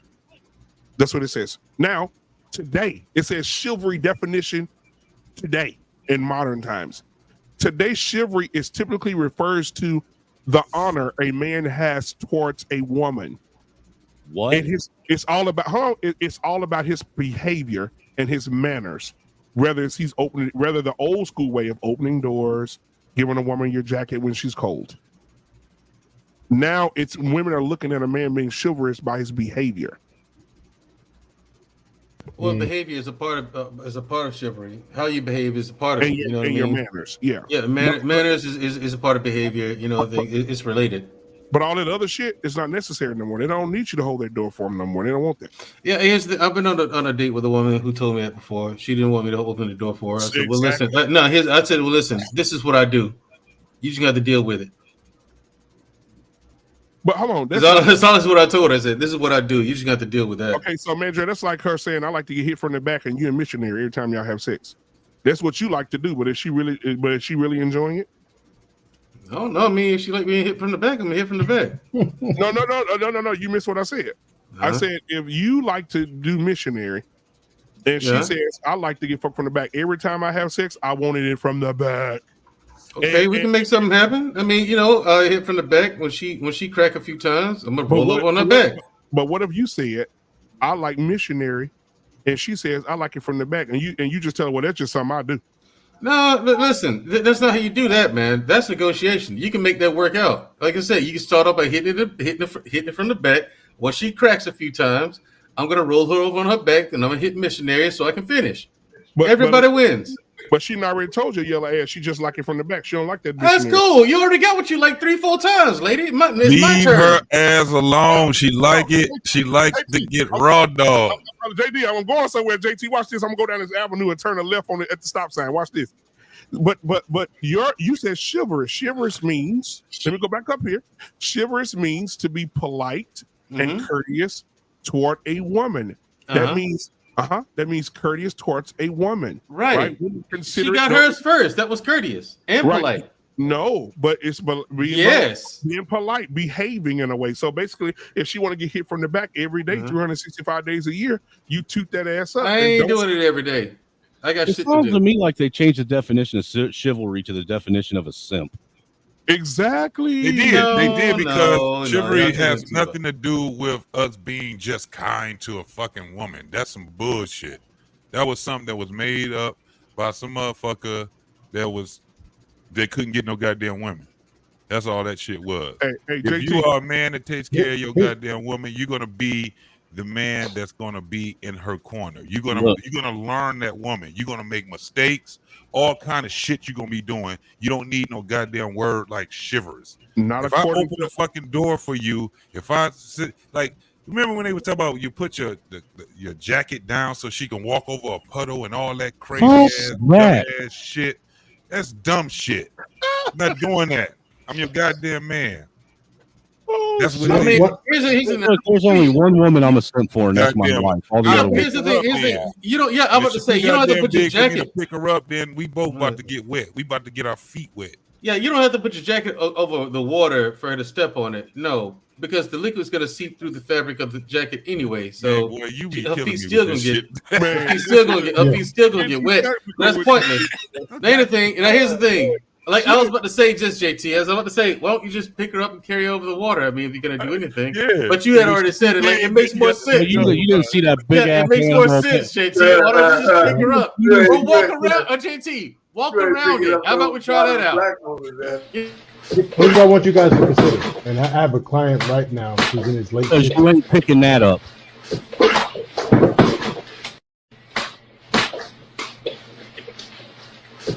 I don't even know if the city would work. I wish Mandrell was here earlier to hear some of the comments. Mandrell said on one of the shows, somebody can hit him in the back of the head with a baseball bat, and he would just turn around and thump him. I wish he was here earlier when when you and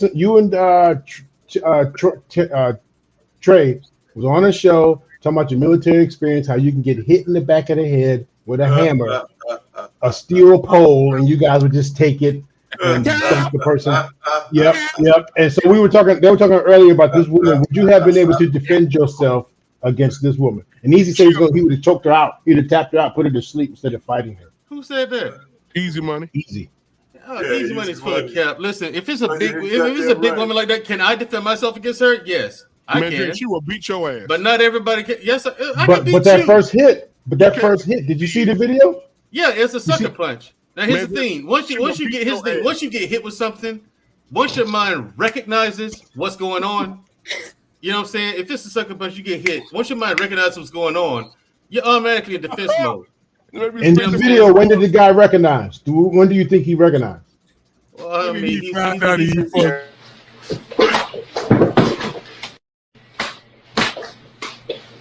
He recognized when she started looking at him, he was fried chicken. Man, she'll beat your ass, man. She'll beat the fucking face off of you. Look at every man right now screaming and hollering. Here we go. Let's go.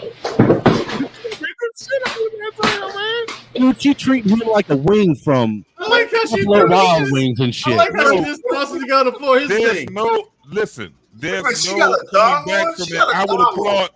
Like, now here's the thing. Like I said, I know I said don't hit women and stuff like that, Doc. Unless it's a clear-cut case of self-defense. Right. This is a perfect example of what self-defense is. You have to defend yourself against that. The woman is clearly 100 pounds heavier than he is.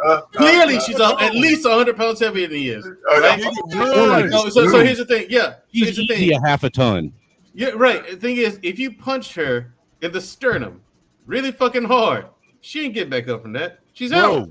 Or hit her in the jaw. You know how many layers of protective fat that she got protecting you from? The problem is, Doc, most people don't know how to fight. Right. That's the But thing. when could he have gotten that hit in? Like if she was standing over him and they were talking first, and then she just went to whopping on him. When would he have got that hit in? Well, first of all, if she's whopping at him, he should have his hands like this. Like if you ever meet me in person, you'll see me when I'm talking to someone I don't know. My hand's gonna be here, like by my chest. Hey, what's going on? Hey, yeah. Well, you can go this way, if I'm getting a direction. My hands are somewhere in front of me and up. Right. Well, see, I don't But know at why. home, your woman is naked. Your woman's naked at home. No. My hands are down. Standing, My hands are down. But here's the thing. That's when he got whopped. Oh, here's the thing. He got whopped, right? Yeah, my thing is, I know what to do when I'm on the Well, ground look, the whole the thing nine. is he- So I mean, he- that's a difference here with me. Now, when could he have? As soon as she smacked him the first time, he could have his hands up like He this. couldn't Until he really- recognized what was going on. He should have never even let her. As soon as she was swinging with big walk, Hold on. big walk. He He put his guard up. should have never let that woman get him to that point because look, she has one weak spot, and that's her ankles, man. If he would have took her out at the ankles right as she was coming at him, she would have fell like a damn tree. That dude ain't 150 pounds, Cody. That dude's like 120, 135. Everybody turn your mics on. Turn your mics on. Turn your mics on. See, That's what she threw him. Hold on. There was a moment before she had him pinned. That's it. Nope. That's when you know you He right here. Right here. He could have covered up in. Look, he could be covering up now. He doesn't know what to do. Well, when she flung him around, he would have Ray Mysterio'd his ass back around her neck. She would have slung your ass like that too. She look. I'm too heavy. She can't do that to me. Hey, Mandrell. She slung him by his neck. The only thing he could do. If he had his guard up, JT, she never would have got to his neck. Look, listen. Crawl between her legs and get the fuck on. Get outside. No. Dude, she looked like the Black Andre the Giant. The problem is, JT, you know this, JT. Most people don't know how to fight. This dude had no idea what to do when it comes to protecting himself. Hold on, man. No clue. What would you have done in that situation if you were talking to a young lady? I hope you punch her dead square in the jaw, dog. Now that woman deserves to get punched. I think Dr. Nakumbe would have left before she got that big. No, well, that's one thought. But directly what would have happened, I have two options. One, when she knocked me to the floor, I go into my defensive position and I kick at her shins and knees if I'm able to respond that fast when she threw me to the ground. The second thing is I take the full ass whooping. When I heal and I apologize and I feed her grapes the next couple of days and I say that I'm sorry and stuff, then the neighbors will say, I didn't even notice he had been coming out the house by himself a lot lately. Like the last couple of weeks, I haven't even seen her. Oh, and pieces are in the oven and the refrigerator of her. I hadn't even noticed because at some point she's gonna fall asleep and that sleep apnea or something is going. Because she definitely has it, Doc. She got sleep apnea. I'm saying that night I would have either gotten the whooping and just. You're gonna unplug her CPAP machine in the middle of the night, ain't you? Dr. Nakumbe, I'm thinking of the scene from See the Misery comments? when she put Paul in the bed and put the wood between his legs. Yes. And broke his shin. Yes. Yeah, that's And I slowly, love that. yes. That's yep. Why was she beating on the guy like that though? Because I she would was have got my hungry. gun and shot the shit out that silverback. He probably ate. He probably got into her stash. He probably got into her stash of fudge round. Like I said,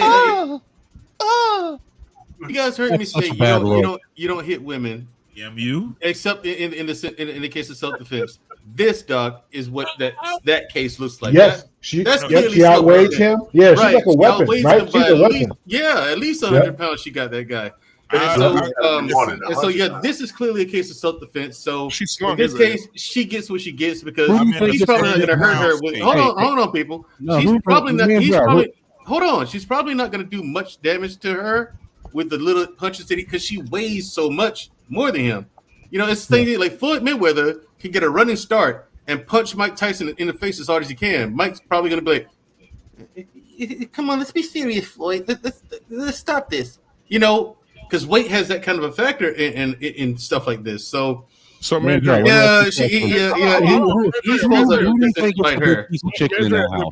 Mandrea, if you fight this woman and you defend yourself and you hit her in her sternum and she say, "You bitch, nigga, that wasn't shit." Then I'm hitting you in the throat. Then you what? Defend that, bitch. I'm hitting you in the throat. She's got thyroid disease, man. You ain't getting through that throat either. Okay, she got eyes. She ain't gonna be able to see no more. Mandrea, if she eating bread on all your punches and eating the shit out of No. She ain't gonna punch. She ain't not gonna eat a punch to the bridge of the nose, JT. You know that. Dude, how you gonna get through her eyes when she looked like Like King she Hippo did from that Mike Tyson's Punch Out? Mandrea, the bitch got airbags all over her body. She ain't gonna be hurt. Not in the nose. You break the nose, all it's done. between her legs and get the hell on. My thought is that in that them. moment, the adrenaline, Hell. she can eat some of those hits with the adrenaline. So Yeah, you hit me one or twice and I don't fight back, and she slows, like if she just stands over me, threatening me like she's gonna hit me more, but then and I'm like, I'm sorry. I take a few of the hits, she slowly calms down. Now I have access to all those different areas, and her adrenaline is down, and she'll take the hit differently. So I might have to take a hit or two. Your best and bet then is to boom. go to Home Depot, apologize to her, go to Home Depot, get you about 20 totes and a chainsaw. No, dude, your best response to that is to make sure from this day forward you keep pieces of fried pork chops and chicken in your pocket. That way, when she comes at you, you can toss that shit the other way and she'll go running after it. My thing is, I don't understand. My thing is, I don't understand why you guys think that she can't be beat or something like that. People like that are super easy to beat. Big people. The thing is, hold on. The only advantage they have is weight, but they have to be able to move it. You keep a big person stagnant and aesthetic. You're still moving. But he again, the guy in the video doesn't know how to do that. I do. There's a difference here. See, before You're gonna get caught with a couple of them bitches. You're gonna get caught with a couple of them. Fine. Yeah. That's why my neck's so thick. It's not gonna do much. I can take licks like that. You got a 17.5-inch neck. It's gonna take some hellified blows to knock me out. Pause. So anyway, like I said, 17. Pause. That nigga said 17 and has next. When I blow, I said, "Whoa, wait." No, I said it's gonna take some hellified blows to knock me out. Oh wow. Okay. It is. All right. Yeah. I ain't got a 17-inch neck, but it still takes some. All the neck jokes you guys make on me, and y'all think this bro is gonna do something. Mandrea, so you mean to tell me if me and you got in a boxing match, you could just dominate me? Yes, absolutely. I will make you look like clown shoes. You said he's gonna throw you around like she threw around herself. Black man, don't make me catch hop a flight to Dallas. Bring your ass, nigga. I will listen. I will prove it. And then hop a flight to Dallas. Here's the thing. No. I'll even give you this. I'll let you wear headgear, and I will wear nothing. I won't know. I will let you wear 10-ounce gloves. I will wear 16s. A new show, not quite celebrity deathmatch. Mandrea, you saw me in person, and I saw you in person. Yeah. Okay. I'm telling Mandrea, you cannot. You outweigh me by like 100 pounds. I will beat your ass. I will fuck you up. I will beat your ass. I will take your big round tall ass to college. You know what? I will have your ass. You know what? I will have you over there. I will have you over there telling the ring judge, bring the fucking bell. No. Here's the thing. You gotta catch me first. Remember, I know how to box. Mandrea, I'm a bust shot. Mandrea, when I hit you with that first body shot, JT, he thinks he's just gonna get in the ring and just swing on me. No, he don't know nothing about taking angles. He don't know nothing about head movement. He don't know about boxing from a distance. He don't know any of that, JT. JT, when I get him with that first body shot, it's over. He gonna know then he fucked up. No, I won't. I like you actually have abdominal muscles that you can see. Okay. You do not, sir. So I mean, that don't mean shit. I done seen motherfuckers that jump like that damn brick shit houses go drop to the ground. Man, no. I don't know. Hey, I'm going to sponsor this, man, because I want to see this happen now. JT, everybody, nearly everybody whose ass I whooped said the same shit he did, and they all fucking around and found out. Hey, okay, you have to get. I think somebody's going to end up getting their ear bit off in the end. I'm out of shape. You have to at least give me two months to train. Shit, I give you probably 4 longer months than to that. train. You got with that, JT? Hell yeah, I'm 50. I still think I still think with 4 months to train one of you guys and fight the other one zero. Oh yeah, shit. Hold on, Mandrell. It'll be me and you. Me and you be the main event. The undercard will be JT versus Arshawn. Black Oh, Dave. come on. Don't stop it, man. Stop. Black Arshawn, no. Hold on. I ain't even training for that. Black David. Black David I ain't and even gonna train. Black David and Ikane, they're gonna talk through the whole fucking fight. You talking about you need to be out there. Yeah, Let you me screw break you. it down to you. Whatever earthquake. Number one. Number one. Captain Earthquake created by BMU. Round Number one. Round one. It's going to go like this. Ding! Number one. Let me break it down. Let me say something. You owe me 20 seconds. That's funny, man. Yes. Oh my God, bro! Number one. That shit is hilarious, bro. Black David gonna call out all the rounds by number 2. Round number side of. Maybe ain't gonna listen. I really, JT. Here's the thing: Black Man Unfiltered is really underestimating boxing. He thinks some 3 minutes in that first round is enough to do anything, but them 3 minutes gonna hurt the fuck out of him. He don't work out. He overeats. He eats all the wrong shit. He ain't in shape. I'm just saying that them 3 minutes gonna hurt you. I'm not gonna force you to work, and you're gonna be gassed out in the first fucking round. Mandrell, you could put diesel in a gas engine. That motherfucker run for 20 miles. Yeah, you gonna run 20. You gonna run 20 seconds and you're done. Mandrell. So what happens, Mandrell, if I go eat a taco and a hamburger and come and knock you the fuck out? But you won't. Then what? But you won't. But you Then won't. what? Okay. But you won't. That's not happening. Again, okay. Mandrell, I've been fighting my whole life. I'm gonna calculate the spread on this one, man, and try to make it So have happen. I. Yeah, hold on, man. I showed you the pictures: boxing, taekwondo, all this. I've been doing my whole life since I was a kid. So have I. Karate, boxing, MMA, Brazilian Jiu-Jitsu. I still do it to this day, though. I would beat your ass. I compete in Brazilian Jiu-Jitsu, dude. I would beat your ass. I And you compete in it. You definitely don't want. You definitely don't want to do an MMA fight. That you will really. I will kill you. I wouldn't want you crying at your funeral. I would say, "Fuck it. I'm not going to do that to you." All right, big man. I'll pick Oh, your that's ass so up, funny. throw I you got across the- I got a question. I don't know how many of you have dogs. If you had a pit bull or rot or whatever the most aggressive dog is, and you know that thing's a beast, would you carry with you at all times when you have that dog around? Yes. Yes. Yeah. Yes.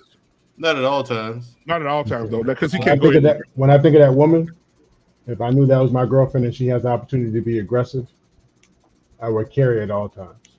Yeah. I do carry at all times. I don't never leave Right. that. I don't even Why walk you talking around. about? You talking about a weapon? Would I carry a weapon at all times? You talking about a weapon? Yeah. All the time. Yeah, if you knew you had a rot that had some psycho problems and it could just snap at any time, whatever the most great Corso can, whatever the most aggressive, and maybe even had a kid, right? And you had a kid with you, and even though the pet is always loving the kid, but if you just talk to your kid and the dog is rah to you, would you carry? So in my mind, I may not be able to beat that woman, but the day that she snaps, I will also be prepared to respond by carrying. Yeah. You- Absolutely. you- That you would- right you there, have to- I'm gonna you have tell to you. shoot the bitch. You have to shoot the bitch for sure. That is Yeah, not. that's that is actually not better a than normal- carrying a that is pork not chop around normal with you. woman. That is not a normal woman. That is not. No, she's that not, dude. woman. Man. Not the swinging and all that. Okay, the thing that got me was the neck toss. She grabbed that man and tossed him by his fucking neck. She basically Thanos snapped his ass. That was The thing is, that was really a simple leverage and weight distribution. Hell yeah. Right. That's why it's so easy for her. She outweighs him by she outweighs him so much. You know what I'm saying? All she has to do is lean forward, get a good grip, lean forward, and twist. Because of the angle that they were This at. is my whole So she thing. let nature find her center of gravity on that. But What you saying? But this is Hold my on, whole thing. If I know we getting ready to fight, I'm not, for one, I'm all about just neutralizing the person before it even get to that. So Right. if it came down to her, I probably would have smacked her dead in her nose. It ain't gonna be no more fighting after that. Right. I'd have tried my psychic bad boy. You can't fight. Yeah. That's psychological. That's what I'm saying. Like a lot of people don't understand. Like there's places to hit you. Like JT though. Like you said, the nose. You hit somebody with the nose right here, man. What happened between 4 and 7? Did you too, man? That'll reset them right now. Most people. Now, Dr. Nakumbe, did you see the video from earlier when the woman spit in the man's face? I did. Now imagine. I did not see that. You didn't imagine at the game.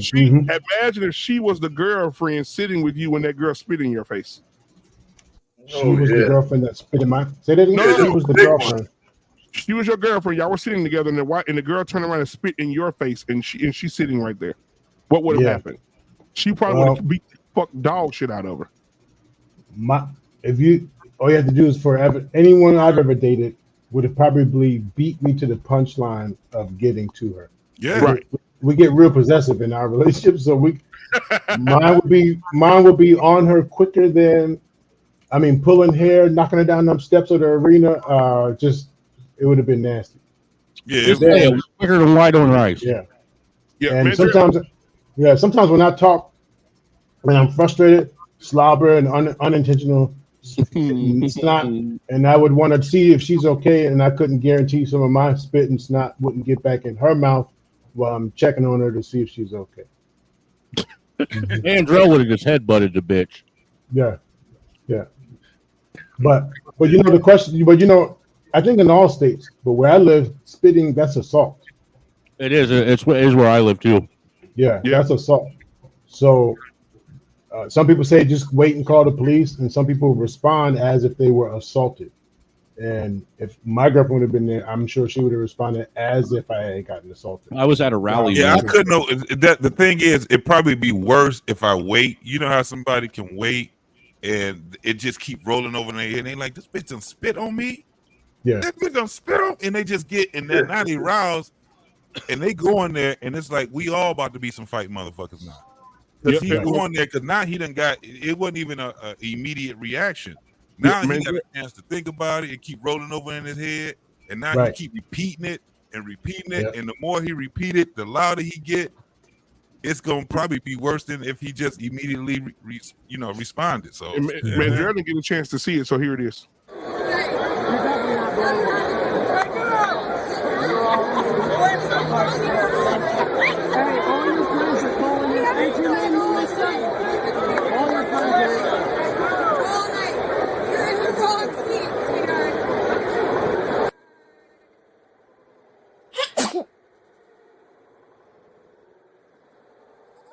Oh, nice.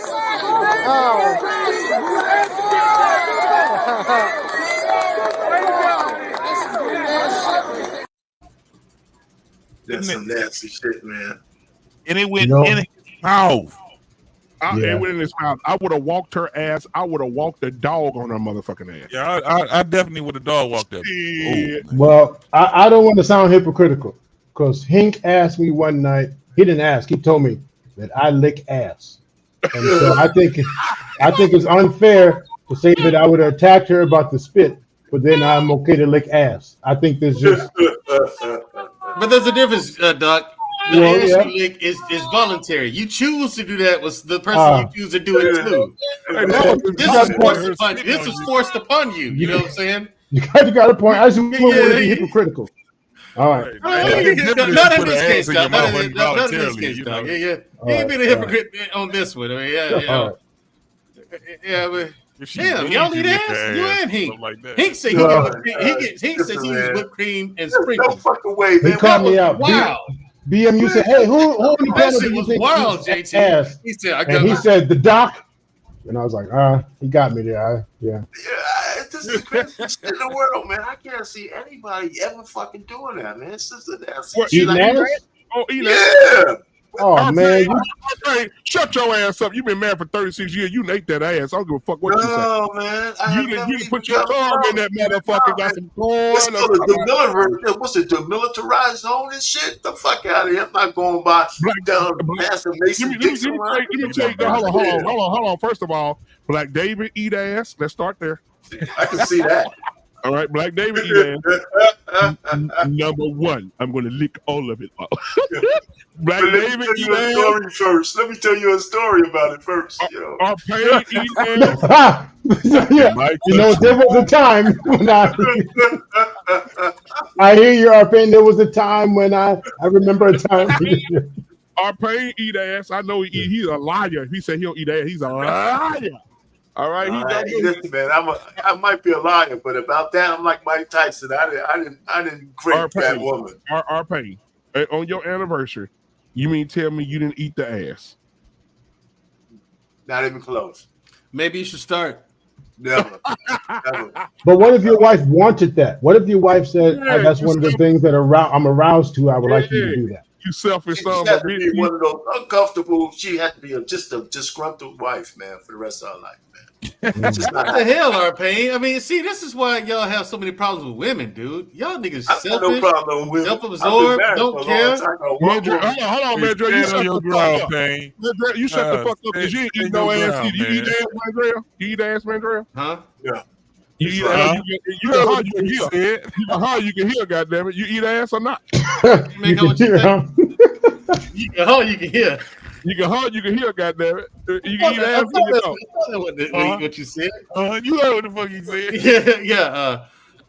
Listen, I may have tried it once. Oh my god! Oh, you a lying ass. You ate ass yesterday. No.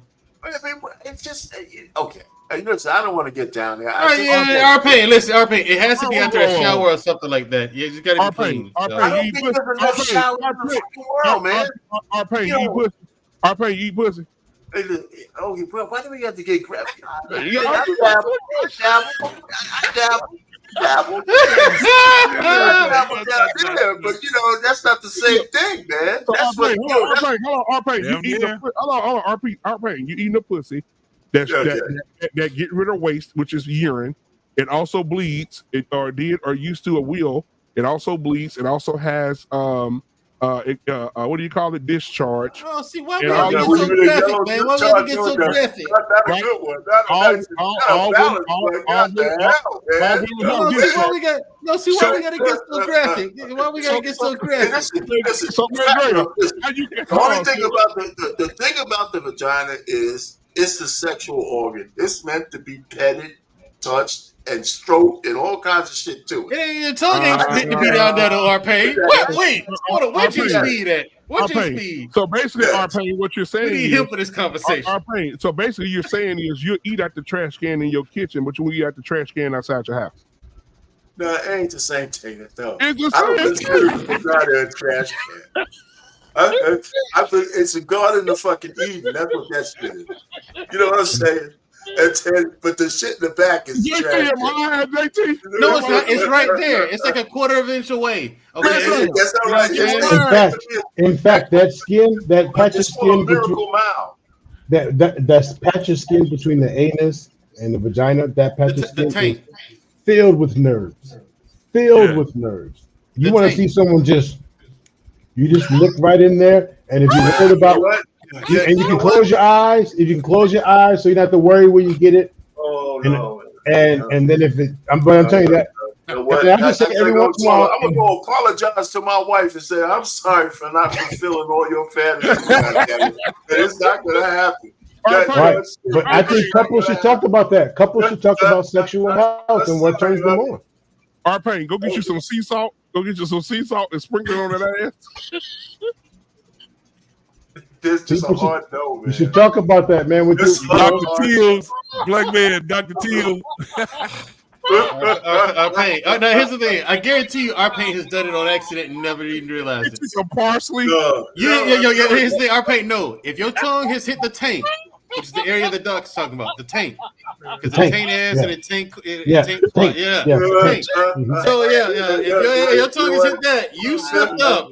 Over the past 30 years you've been married, you hit great pains to make sure I don't hit the so-called No, you ain't. Nobody's that careful. Nobody's that careful. And you don't have to have a long tongue. You just have a wide tongue and just go. Just go. Actually, I'm deliberate with that. Hey, Cody is king in the chat. Cody is king.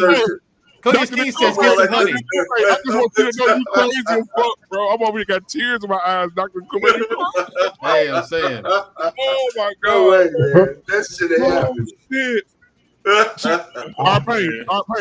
When you get out this camera tonight, go in your wife in his sleep. If she sleep on her stomach, it's absolutely great. You go in there, raise that moo up, spread them cheeks, and eat that ass up. Oh yeah, man. I bet you in the morning you should be up at 4:00 cooking breakfast. Yo, I found a way for her to cook breakfast for me without that shit. Hey, our pain told us some babe. Where's the honey at? Yeah, I'm glad you guys are so adventurous, and I'm proud of you guys. It brings excitement. If you worry about disease, get you a good handy wipe and just wipe down or wipe up. How you do it, Doc? How you do it, Doc? Wipe down. You grab one of the cheeks and just, and don't look at it, because if you look at it, you're going to get deterred. If you're going, hell no. So you just wipe. Oh shit! Oh my God! You want it to dry. You want it to dry. No, man, you guys are crazy. And listen, I hear you. Hey, thank you for the tip. Yeah.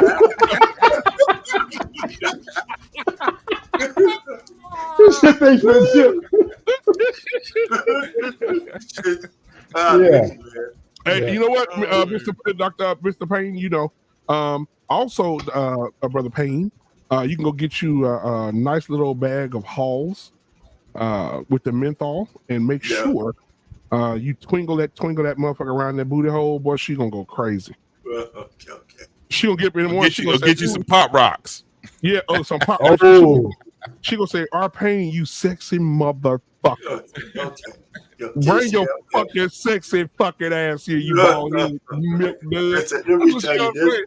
There's absolutely no kind of advertisement you can give me to change my mind. It's just as simple as that. Hold on. So if your wife wanted to sit on your face, you wouldn't let her? If she's sitting the right way. Okay. Now, what if she's sitting the right way and it feels so good, she slide that asshole right on your mouth? Then what? Then it's gonna be. We here. We have arrived. Yeah. Well, you know what? She knows better. Yeah, how about that? Everything will see. It'll be like. Because there are times our pain where they try and balance, but like they don't actually sit on you, but the muscles in the legs get weak, and then they end up sliding down, and next thing your nose got caught up in the hole, just. Oh my God! Yeah. And so, JT. Just imagine her on his face, and he said, "Ooh, yeah," and she slide that ass in his mouth. He said, "Yeah." Oh my God! Yeah. And listen, man, I hear you, but maybe my youngest daughter never had a McDonald's or Big Mac. She never had a Big Mac. Yeah. And now it's like a badge of honor for her to say, "I never had a Big Mac." So if I gotta go and say I never did that. Yeah. So your daughter ain't never had the Big Mac, and you ain't never had the Big Crack. That's right. Exactly. Big Crack. I never had sauce. You know what? She's old enough now. Maybe I'll tell her that joke. She's over 20. So I said, you never had a Big Mac, and I never had the Big Crack. But in all seriousness, I do talk to my clients about, hey, listen. Part of it is not so much that your partner will want you to do it; it's just knowing that you would. Just knowing that you would. Sometimes it's like, wow, you would do that for me. Now, some will test it, but I tell my clients, like, hey, try different things. And sometimes just knowing that you would is enough. You know what I mean? Men have said, I want. And then she's like, I finally said yes. And you only did it like twice because they really find it nasty. Or some do it. And the second after they reach their climax, I don't know if you guys have ever done it, something nasty. And the second you hit your climax, it's like, ugh, that was nasty. Yeah. So not everyone really wants it. But let me say, be willing. Let me answer your question though. The fact that your clients are talking to you, that means they have some kind of issue. Yeah, some have what they call intimacy issues. He doesn't do it anymore, or they want to try new things. Especially, some people want to just try new things. He just wants me to. He's gotten lazy. All he wants is a hand job or a mouth job, and then we go to sleep. I want him to do some things to me too. And so I say stupid things, but I invite them. I say, have you ever lifted up her boob and just like licked under there? And no. So then that tells me already he won't even go anywhere lower. So when I'm like, just lift up a boob And then once you kind of get used to being, pending her size, and once you kind of get used to getting sucked under them pockets and stuff, try other areas. Yeah, Have you tried your fingers? Just try, keep trying. And then you Right, have so- people so coming can back I- talking about, so- well, it wasn't that bad.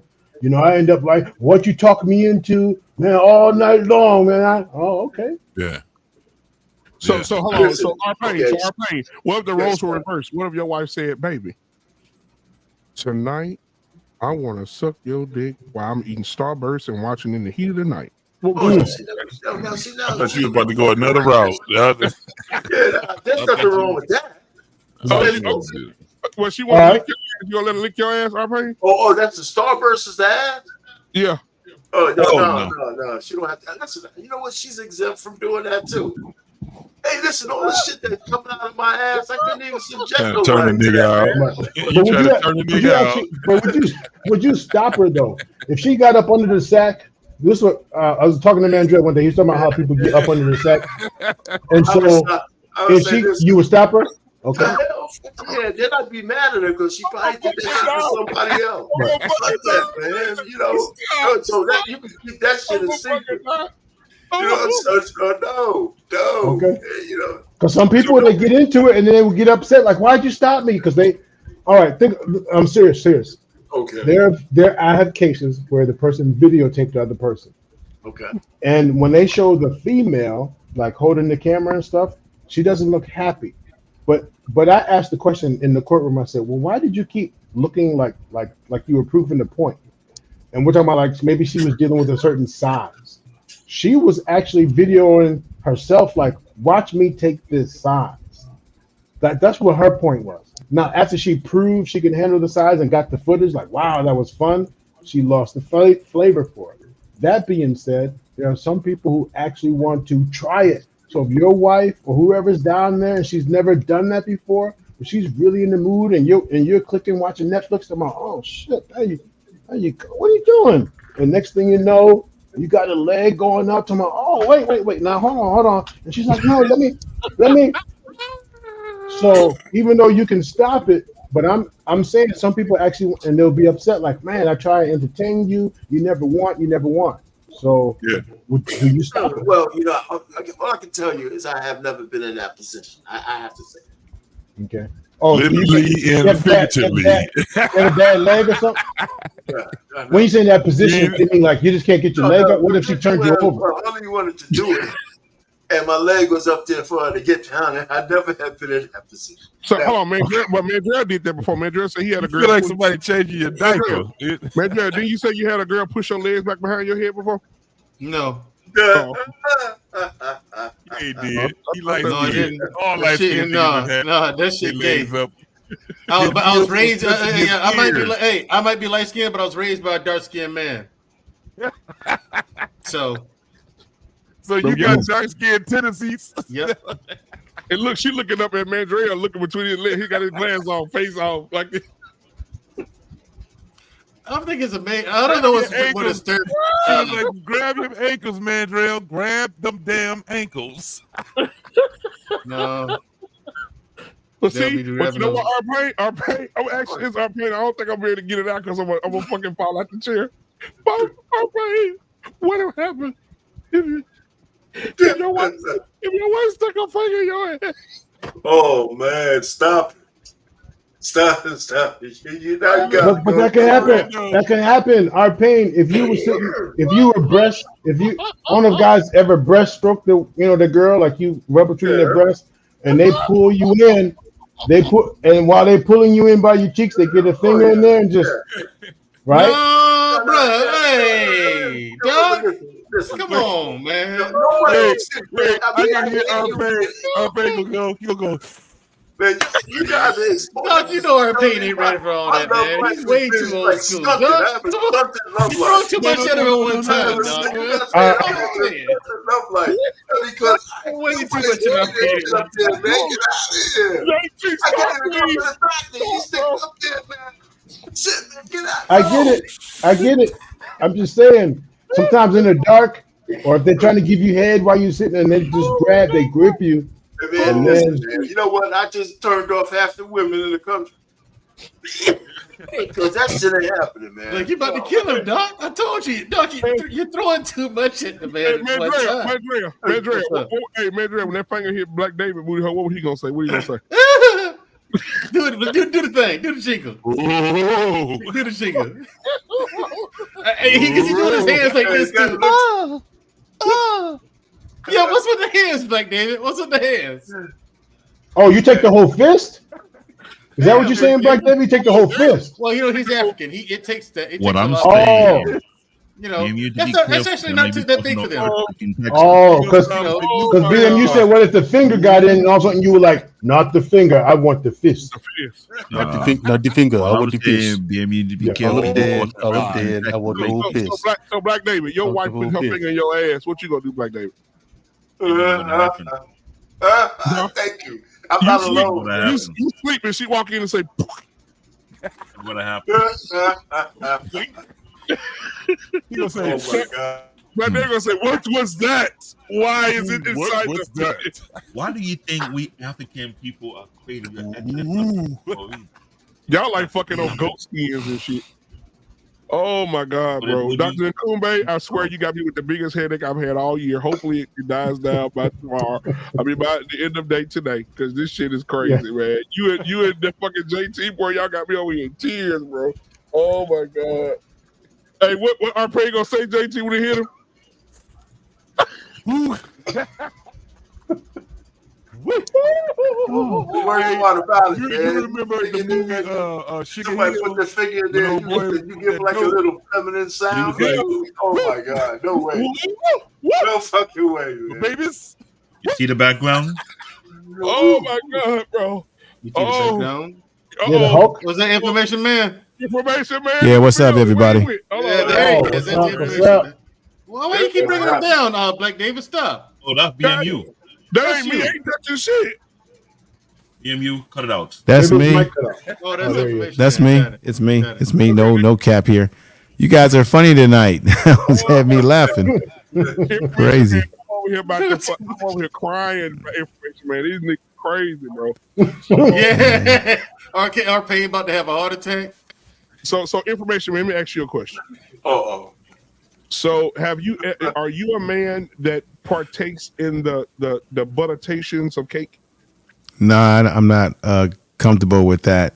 And I always thought that when women try to do that to you, that they are testing you to see if you swing that way. I've heard who's the there was a female comedian that made a joke about that. Uh-huh. That if your man doesn't swing back on you, that you got to question him. I think some women, they test that and they get to wondering about you now if you like that type of stuff. Hold on, Black David. Now, Information Man, reverse it. Uh-oh. Do you eat ass? Now, I'm not going to get into that kind of stuff, man. What y'all talking about? Nah. Nobody else would have fallen that trap. I'm not going to fall for that trap. Nah, not on these YouTube streets. Nah. No, I totally get it. Like, why would I be doing that? Like, I'm my profession. Why would I be? But from a different perspective, if your wife or your woman said, "Hey, I want to try something different, and I want to try something more aggressive," would you at least be willing to entertain some different ideas that would require some different spaces of her body? I would be open, but it depends on what we're talking about. So, it always depends on, how far you're willing to take things. In general with with women, there's a lot of things that as a man, you enjoy doing to women, but then there's some things that may be a little bit, over the top in those areas. But everything would be game for me. But certain areas like that would not be game. So we're talking with consent, Cody. We're talking with consent. I'm talking. Yeah, this is all consent now. We're not talking about taking advantage of people. Yeah, not just taking it and no, like with consent. I've had experiences. This one is crazy, and I've had experiences where you have women. You guys have still don't black men filter. You're gonna know what I'm saying. You're gonna know what I'm saying. There are women out there that when you're having sex, they might enjoy the idea of you putting your hands around their neck and putting pressure on them. Now, I'm a little funny about that because you don't want no accidents to be happening. But I gotta say, there's a lot of females who do like that type of stuff, and it does kind of trip me out when they tell you, like, grab my neck, and you be like, man, this ain't no damn Jason and Freddy Krueger movie here. Right. But there are a lot of women that's into that type of stuff, and it's kind of a trip. Yeah. But did you know it's a form of therapy? BDSM therapy? Did you know that? Yeah, I've heard about that, Doc. That's very interesting. Whoa. You say it's a form of what? A therapy, BDSM. So body bondage, tie him up, bend me over, choke me out. It's almost similar to someone who would want to hurt themselves, like cutting or whatever. Yeah, it's the same type of give me pain, taking whippings and lashes. Right. Wow. I mean, think about it. Doc. You're hitting on something. If this wasn't a reality, why do you have an industry for your these female mistress who are paddling men, right? And you got high-powered men getting paddled up by women. There wouldn't be a market for it. Kick them the balls. Right, that's crazy. Or you've heard I was watching a program, I don't know if it was HBO After Dark. They were interviewing prostitutes. And there was one sister that said that she gets paid pretty good money to go to one of her clients' house, and he just wanted her to poop on him. Yeah. HBO Real Sex. I know what you're talking about. I seen that one. And I'm like, man, this is crazy. Information Man, it's a couple of them. It's another one on HBO After Dark. You're absolutely correct. It's one of them that says she goes in and shits on a plate. And he eats the shit. Oh my God. So that's what you just ruined my late night snack. That's what R. Kelly was doing. His sister said, if you truly love me, eat this. And he would do that. He would have the girls poop on the plate and have them eat their poop as into a way to I'm about to call tonight. I'm going to throw up right now. Oh my God. Black Dave, you eat doo-doo? Like your wife. Go to sleep. Did you just blow a dart at me, you motherfucker? Hey, but you know what though? That's some sick, nasty shit. But it's true. Hey, Information Man, in the jails. I've seen it in the jails where people are mentally ill, of course. Mm-hmm. They're eating their poop. They're drinking their own. Yes. Right. I deal with guys like that all the time where marking the wall. We're having a conversation with them, and they actually feel that they're drinking their urine is appropriate. Yes. But these are people that their mind is far gone. Damn. Yeah, it does happen. Crazy motherfucker. It is a reality. Eating your shit. Yeah. It's crazy. Cause that lady said she get paid a lot of money. Gentlemen, I gotta run, man. Yeah, I gotta hit the Take care of yourself, sir. Hey, always an honor. All right, Mr. Payne. Nice talking to you, gentlemen. I was about to get something to eat, but I think you're on this one now. I'm gonna get some mouthwash. When you go in, the best thing to do is move the left cheek first, then go in. Move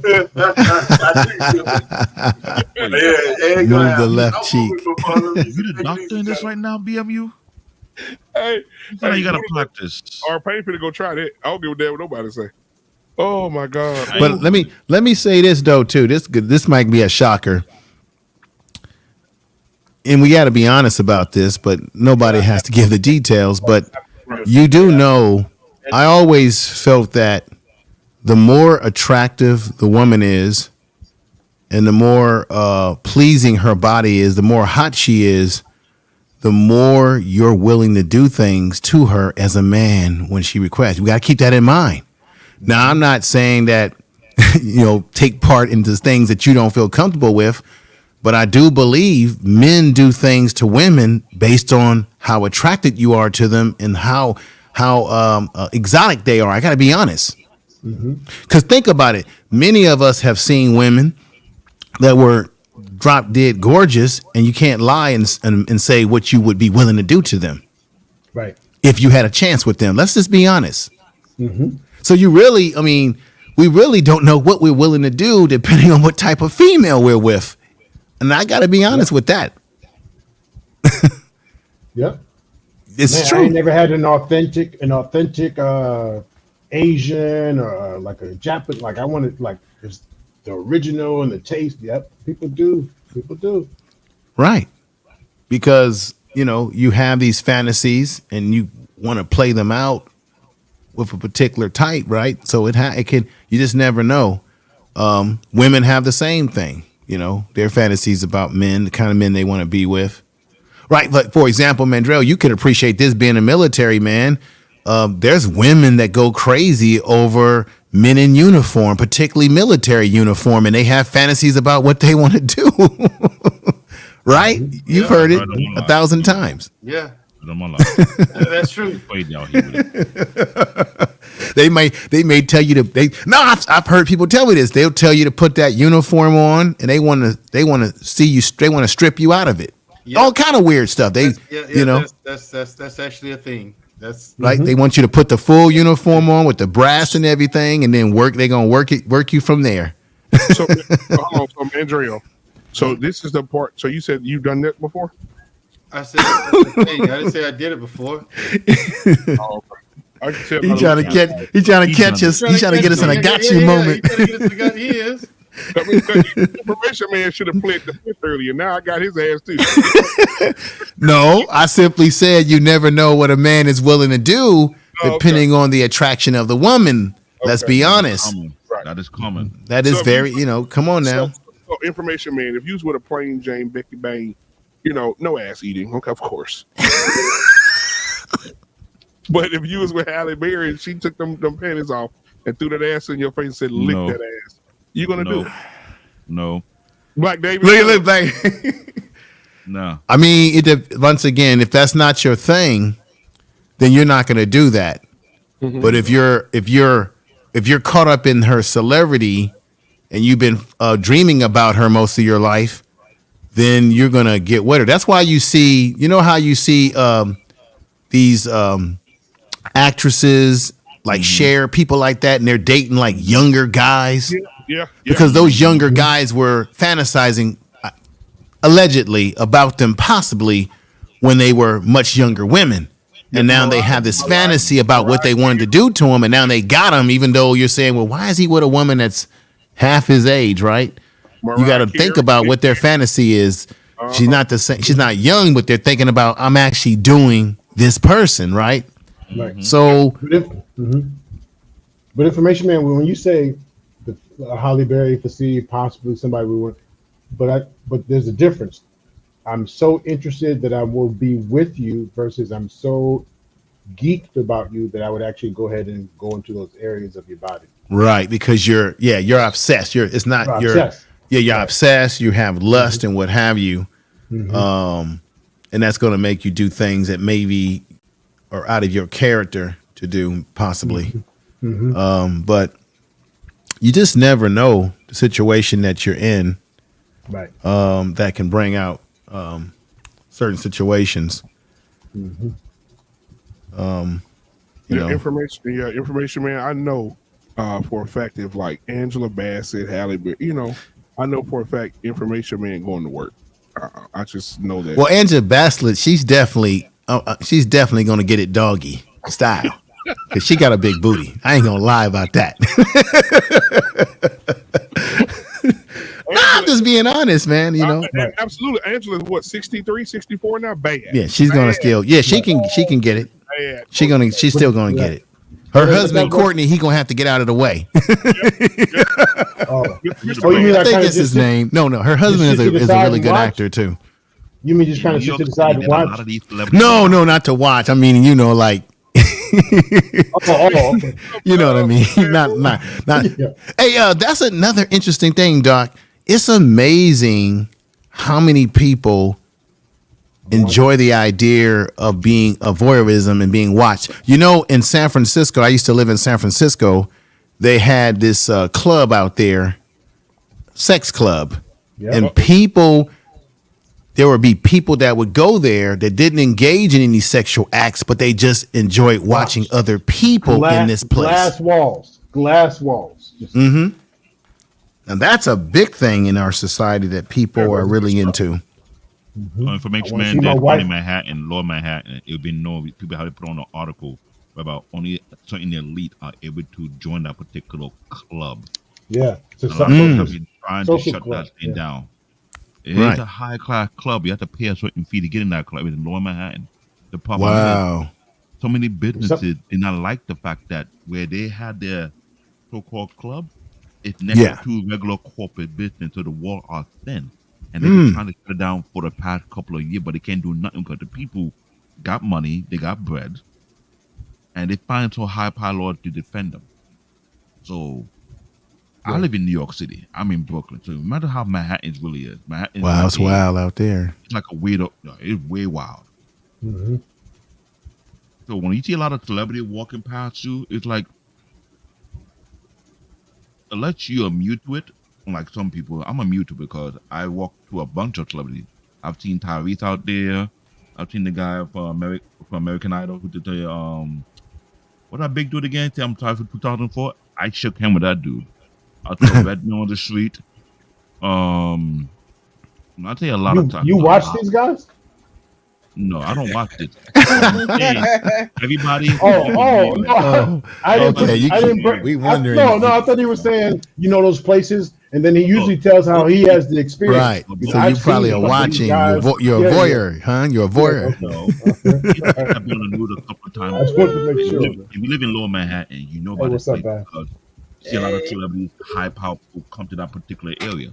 The problem is, as much they try to keep it covered up, local people complain about it. So I saw in the newspaper a couple of times, they're trying to shut the building down. Mm-hmm. To shut the building down, you gotta have a hell amount of money, like a couple of million. Because it makes money too, right? Mm-hmm. So Manhattan, I don't like to hang out there that much because that place it's worse than Hollywood. You think Hollywood is bad? Come to Manhattan. Manhattan is off the wall. Stuff you would not expect to see in Manhattan happen in Manhattan. Problem is, there's not much you can do because there's some kind of law that protected them to do such things. Are you a bouncer? No, I used to do security. Or different concerts in Governor Island, some other place. I did not do it for the nightclub because the nightclub is very dangerous. I have a few kids who done it. They will tell you doing security in a nightclub is not what you think it is. Right. If you're not careful, you could get stabbed. Ooh. You get shot at. Yeah. Or you get set up. Right. I mean, but would you just have like a private client and they would throw in the party and then all these people would come in your job? Unless you're able to get the lights and wear a body armor to protect yourself. And the license for that is very costly because I was thinking of doing it, but nah, I'm not ready to go to work in a nightclub. I gotta worry about someone wanting to come at me. And if I do something wrong, if the club not gonna protect me, I'm on my own. No, I mean, it's like a private engagement, like at a hotel, and they paid you extra, like to provide the lube or something. No, that's even worse. You don't want to go down that line because I've seen on a couple of newspapers that people who do those type of private event in the hotel in Manhattan. One, they didn't notify the hotel they were doing that. Oh, okay. Two, okay. Yeah. The kind of damage they did, even though they got out of hand. God forbid the hotel owner is a corporation. You don't. Right. We're just like an Airbnb or something, and you were just responsible, like to make sure they had the lube and all that. Could they pay you a certain amount? When you mention Airbnb, the worst person to do it in a good person home. They trying to get you for everything you worth in them. So. Hold on. JT, how come he ain't said nothing about the lube? This dude's talking about if it's an Airbnb, if it's a hotel, You're trying to avoid the question. Yeah, I keep saying, but they'll pay you extra to hold the lube. If he's at a restaurant, right? What about if it's an Airbnb and they paid you to have the lube ready? Well, Airbnb, I don't. A lot of rules come with it. I'm not sure about that. The lube. I'm gonna come here. You know this very well. When you're in New York City, you're always on guard 24/7. Yeah. The city that never sleep. The city that's always on demon times. Man, your favorite city. I wish I take his spot and he come over here instead. See how this feels. Be on guard 24/7.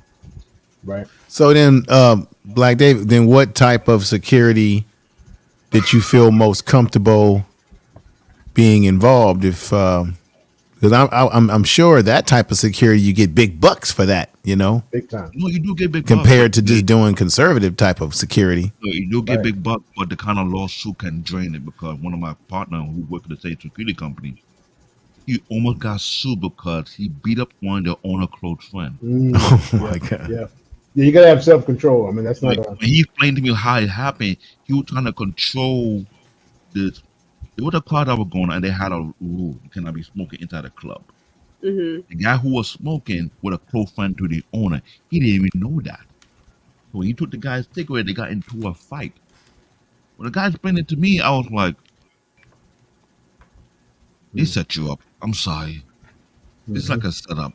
This is why when you do a nightclub, it's kind of tricky that would do that. And most of the guys who are still in the military, active military, they have a couple of friends who are also in the military, and they understand code language. They go there at the set. They don't know about them set. Right. But the guys I spoke to when I was doing security, they told me that's exactly how they operate. And those guys get to, when I'm talking about big bucks, one night, 20 to 50 grand. May I ask you one more question? Because I don't want to fall asleep on your story. Just one more question is related to the no. It's related because everyone started getting quiet, like, oh yeah, and then you'll start, and then it was a time. So it's related to the topic tonight. If you provided security for an executive, whatever, and it was the person and their wife, and you actually witnessed somebody approaching the wife, like flirting with her or doing whatever, slipped his number, whatever, would you tell they both were hiring you, the husband is paying, but whatever, the fancy couple went out, and you actually witnessed her getting kissed on, hit on, whatever, or taken in the bathroom, and you witnessed, would you tell the husband?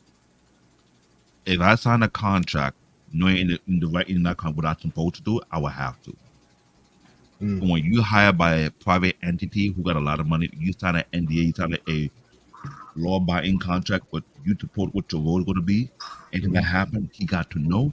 You have to do it, because if you don't do that, it's a breach of contract, and they can sue you for that. Especially if the husband is the one who hired you. Yeah, husband hires you, he brings his wife, they go out to a club or something, and no, trust me, they do that. Some people hire private security for their spouses in case they want to. Because understand, part of your job is to inform the husband of who came around your wife and who didn't. Bingo. You have. What if she begs you? She went in the bathroom, did a couple lines, and then while she's in there, you heard some. Let this man sue me for X Well, amount again, of money that could cost my life and my career. I would have tell him, let him know. If even I have, but nobody would know if you didn't tell. I'm telling you, a lot of security guys. You don't know that. That's the thing. You never know who's watching. Guys say that when you sign a what contract, cameras above you. You think is you just don't know. The guy who hire you is the husband. You better speak. But if you don't speak and he got information on you, that's your life. Yeah. Well, what if he said, "Thank you for telling me," and babe, go ahead and hook him up. Like, why don't you give him some pleasure? Old people end up coming back and come on contract afterward because they're trustworthy. You gotta have that binding trustworthiness. If you cannot do that, you're not. That's what the doctor's saying. You saying, what if he says, "Thanks for telling me, man. I just need to know if I can trust you." Now, babe, go in the room and hook him up with some, break. Right. Yeah, she brought in some baby oil. And he said, "Go on in the room, y'all together. I'll hook you up and give you a couple. No, I'm not. I wouldn't do that. That's too weird for me, doctor. Trust me. The whole Mendigo thing, I'm not into it. Let me play this. Did you have a story? Did that happen to you like one time, or did you have a? Never. No? Okay. I'm telling you right now. Security guys who be in the field for longer than one thing. Don't ever cross that line. It's going to keep you. Oh, tell Steve Harvey's wife. Bingo. Right. Yeah. One is the bodyguard he was accused of. And the guy who's bodyguard for the JC hired to guard Beyonce. But remember, the Steve Harvey bodyguard was a former pimp. So. And a chef, a pimp and a chef and a security guard. He was all around, ain't serving it all up, huh? Yeah. But you don't think that would happen to your woman? Like I'm a hired guy, but I don't think he'd do that to mine. I knew you could do it, but I didn't think he would do it to mine. But here's the thing. But who's more at fault here? I think the wife is more at fault than that one. Yeah, she didn't have to say yes. He could have came on to her. She could have fired him. Here's the thing. I don't lose my security license. But he's not married in that situation. So what now? Right. Well, maybe she didn't want to mess with his money, his livelihood. Like, I can get you fired if you don't stop. No, but he gotta go regardless. Let me say something, in New York City, every security guard needs to have their license. No one want to lose their license because it costs a lot of money to get it back. Yeah, so you're not going to spend X amount of money to get high up in the field in security to get that kind of pay, and just to do something stupid to lose all your license for that person. Hell no. Not gonna happen. Now, Bass, here's the thing, Bass. Mm-hmm. You question. You with a guy you like, right? You with a fella, Mhm. and he's munching away at your carpet, right? Mhm. Okay, and then She said, "Mhm." yeah, and so you feel him making his way down towards your balloon knot. Do you stop him or no?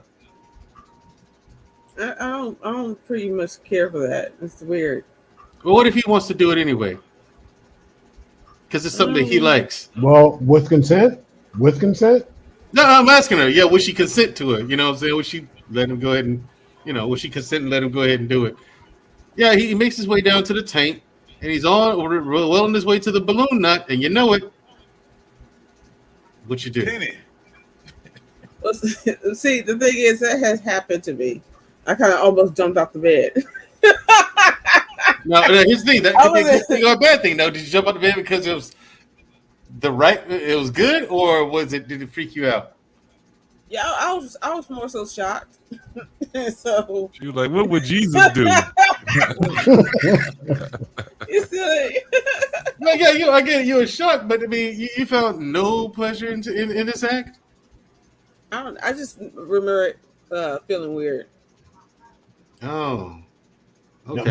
But Mandrell, that happens. The person could be in doggy style, and the person goes down to wet it, and instead of using their hand, they just go down and give it a good lick.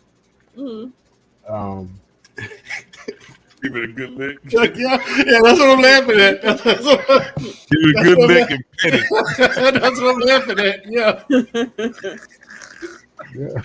He said it so matter of fact too. You know what I'm saying, JT? Well, yeah. They'll plead the fifth, okay, Bob? They'll plead the fifth. He said it so matter of fact, Yeah. man. Well, you gotta be careful. Some people jump and poop at the same time. So yeah. Thanks for the warning. It's a dangerous situation. You be like, yeah, that sounds like it. Like you done got us in a city situation. That's They're not a smoker. Either way, like Jay Speed says, either way you look at it, man, Drill, it's a shitty deal.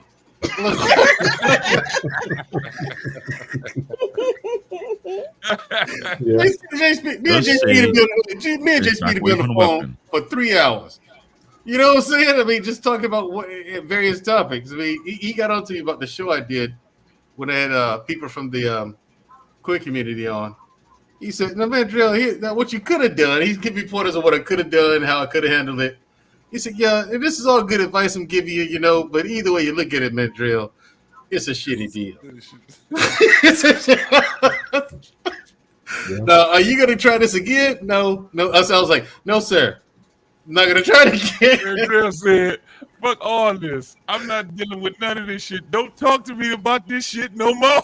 I had to make a public service announcement on that. That was the most stressful 2 weeks. Oh my God, was it ever? Oh man.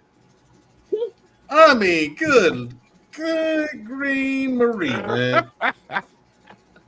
Boy, you try to do something nice, man, and JT. But I'm a little confused. Because we were talking about different position stuff, and then you tried something nice. He was saying it's a shitty deal. What were you trying that was so nice? Like, were you bent over or something? Like, what was? No, dog. He dog taking shots. See? No. I'm. Come on now. Put the story together. No. We were just talking about if Bass was a guy, and I said, well, some people will want to get it wet and lick. And then you said, I was on the phone with, and he just said it's a shitty deal. Come on, now follow the story. It's a shitty deal. And I tried to be nice. It's like, oh shit. No, it's like, and it was 2 weeks. It was like, no. It was, I got to get off topic with that one. Right. I bet see, but okay. I was telling people where I got the joke from, the shitty deal joke. Got it. And I didn't think you was doing anything to you because you said I was on the phone, so I wasn't sure if you were like, should I? Do you think I?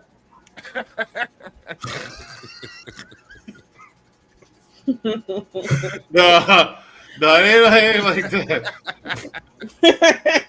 And I can hear OG's voice. Man, Drell, this is a shitty deal. Right. What about just looking around the hole? Either way, Mandrell, is a shitty deal. Like it's a shitty deal. You don't want to do that. What made you want to put your mouth in a sewer anyway? Yeah. Like he was on the phone with me one time talking about dick dodging. I was like, what are you talking about with dick dodging? Well, you know, sometimes when the baby is inside the woman, you shouldn't have sex with. He's telling me that you shouldn't have sex with women while they're pregnant, right? He said, you know, because sometimes, you know, they get stuck and then they wonder why they come out twitching their ass and shit. I said, JSP. Then you start talking about the hormones and everything and all that stuff. Yeah. I think you guys are going to do a show. He'll get into more detail. Yeah. I told him I want to talk about it. Right. I think he'll go into a lot more detail about it there. But he told me one time, he's like, see, man, Joe, some of them going to dodge it, and some of them just going to get stuck. I was like, really? That's what you're trying to tell me? Yeah. Some of them going to dodge it, and some of them just going to get stuck. I said, really? He said, that's why you get some who are athletes and stuff, and they're good at dodging and pump faking and juke moves. They've been juking ever since they've been in the womb. I said, chase me. But here's the bad part, man, though. When he asked me if it's true that people in Africa does, I say no one in Africa has sex with their wife when they're pregnant. Or like a taboo. That's because you guys are gay. No. Yeah. Africa's full of closeted homosexuals. You know that. Or they have multiple wives, right? So they don't have to worry about why the one is pregnant. Wow, that's a good idea. Bingo. So that's why y'all have multiple wives. Now you're just being greedy, Black David. Being greedy, right? Yeah, you're not just being greedy, Black David. That ain't right. Here's what you're not getting. Africa don't do the taboo that America do because those people don't live to speak about it. I told you when I was a preteen, I saw one person ran for his life, and the local was chasing him. One got kerosene keg, one with a torch, one with tire, one with rope. It caused civil justice. The police don't do nothing about it. No, that's messed. See, that's still messed up, man. Civil justice. I mean, y'all trying to kill people, man. Let me pull this. Now, when the officer chased the guy, how long were they away, like out of your view, before they came back? Let me pull this. The guy was only 3 minutes away from the guy. All I know, he did not survive it. Right. And did the officer have a billy club? Let me pull this. Africa don't support anything that's not natural. Anything that's not natural, they get rid of you. Right. But if you look in the history in Africa, at one point they think twins are demons. And when we have a twin, they did the true story. Twins are demons? Babies, lead them in the forest. Come back after 3 days. If the twins are alive, then they're not demons. If you go back to the forest after 3 and they eat enough, then they're evil. That used to be a thing back in the days. Like I said, they don't believe in anything that's not natural. Right. Well, there's some out there, and I don't know if you went into every hut. There are some out there that. But there's some, but are in hiding for the sake of their own life. Right. My country is different. You get locked up for that. Other countries, you get deleted. Yeah. So well, you know, out here, when I say Africa don't play around, best believe they don't play around. Right. Hold on. Unless you're British, Chinese, American, Russian, then you just roll over and let them rub your belly, don't you? No. Yeah, you do. There's a certain limit. You let the Chinese embed themselves into that continent. At one point, the Chinese got pushed back. No, they didn't. No. You're finally, but no. One of you, I think it's Liberia. Liberia? No, Nigeria. Liberia. No, it's Liberia. You're finally pushing the French out. But Nigeria, you welcome in the men with open arms. What up with that? I lived there for 7 years in Nigeria. They didn't let China to come in our country. Okay, but you let the French in. The French. But what about the last 10 years? Yes, they are. No, the last 10 years. The people who were living in Nigeria at that time when I was living there with Africa. That was like 18,000 years ago. I get it. But today, in the past 10 years. In the last 10 years, they've been buying up a lot of land. They've been buying up a lot of land in the last 10 years. I know from my understanding. We don't let people tell our narrative if you haven't lived on ground zero. From my understanding, yes, they do. Certain country has certain issues, certain nationality. My country, and Nigeria is one of them. The French were never allowed in our country. If we think about it, they're there now. No. Yes. No, the French were in Niger, not Nigeria. No, yeah, Niger pushed them out, and so did Liberia. But Nigeria, you guys have now welcomed them in with open arms. You're still over there dealing with the Chinese. What were you gonna say, JT? So Because from what I heard, I'm the a way that neutral they're guy. doing it is that Those who live there will not take it lightly. I'm being they're honest. not Nigeria like and many they don't African pay with. countries are not like what you think it is. If you Yeah, they're get worse. ground zero, let me put it like this: the Ghanaians and Niger are French colonies. Nigeria is the British colony. Yeah, the French are there now. Know your history. The only I ain't people talking who about history. I'm talking about today. The only people who accepted in Nigeria at the time was Russian at one point. Yeah, but I'm talking about history. I'm talking about today, Black David. Let me ask you a question. This is what I heard is that there, when it comes down to like development and things like that, instead of paying the Chinese or the French for in money, they actually kind of like pay them to come and develop. So whatever it is that they make off of development, I deal with me with the Chinese, what I mean with the French. That's one thing I can tell you for sure. Say that again. Chinese. That deal you talk about for infrastructure development with me with the Chinese was never made with the French. That's number one. Okay. Second thing. So instead of them paying them with cash money, they negotiation based on certain things like resources. Right. They don't get ownership. Certain country got set up due to predatory loan issue. But I'm very well aware. If anybody even remember what I said before, I got relative who in high places in the Nigerian government. So I know certain things compared to other people. So CBN, you're saying that I'm just making something up, like rubber and copper, you get a certain supply of it, but you don't own the company or you don't get land. Nigeria is the rival to Saudi Arabia when it comes to petroleum. Mm-hmm.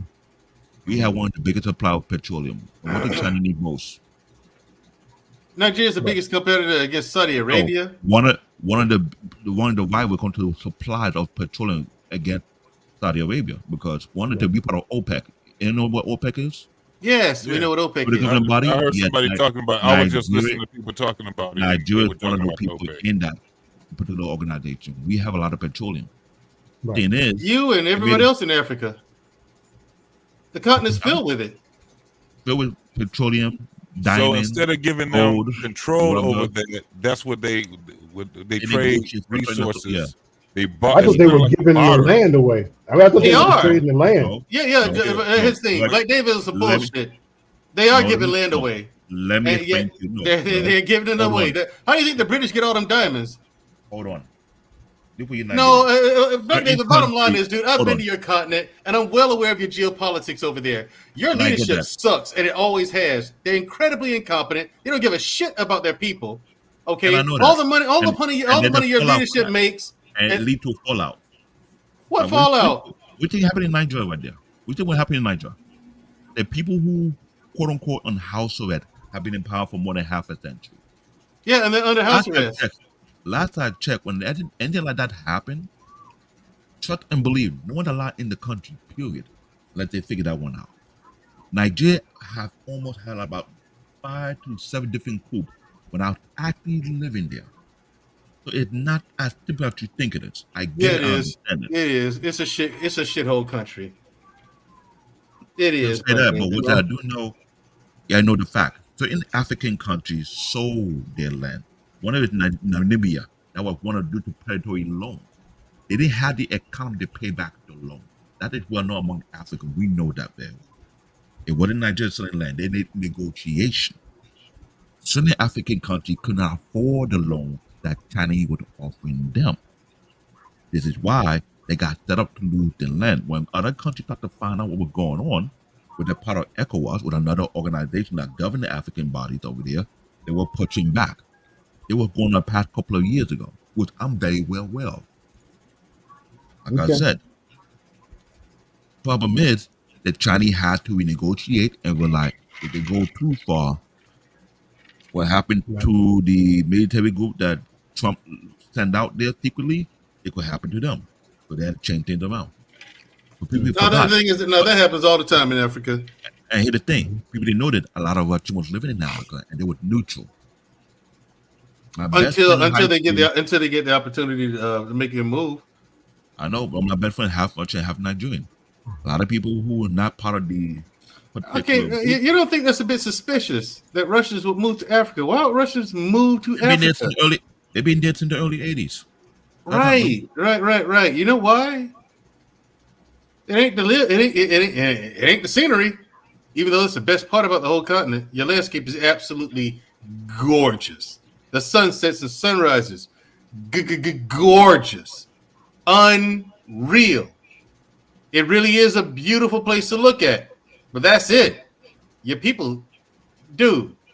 Your leadership is absolutely batshit crazy. We already know that. Your leadership is just. Why do you think what happened at Liquor Gate that people didn't think that was going to happen, and everybody in the world know about? They expected that to happen. That's because you Hold on, crazy. I just want to jump in because I don't want to be in the middle. I mean, this sounds good, and I'll catch it on CNN and stuff. But Bass, I know you jumped on the call. I just want to see, Bass, if you were contributing to the combo or what's? I just want to make sure that acknowledged. I mean, the only thing I was trying to say earlier when, like David was saying, how they put the twins in the forest because it's unnatural.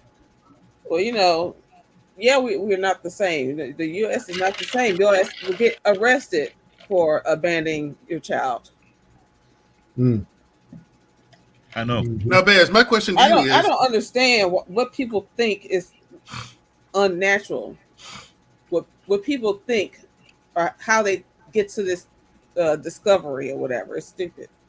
So here's the problem. Like the way Nigeria operate, they don't own all the land in Nigeria. Some of the land is tied down to the cultural leader of that place. So it's like they're renting it. So you can't dictate the whole entire country when they have some rulers, they have some kings.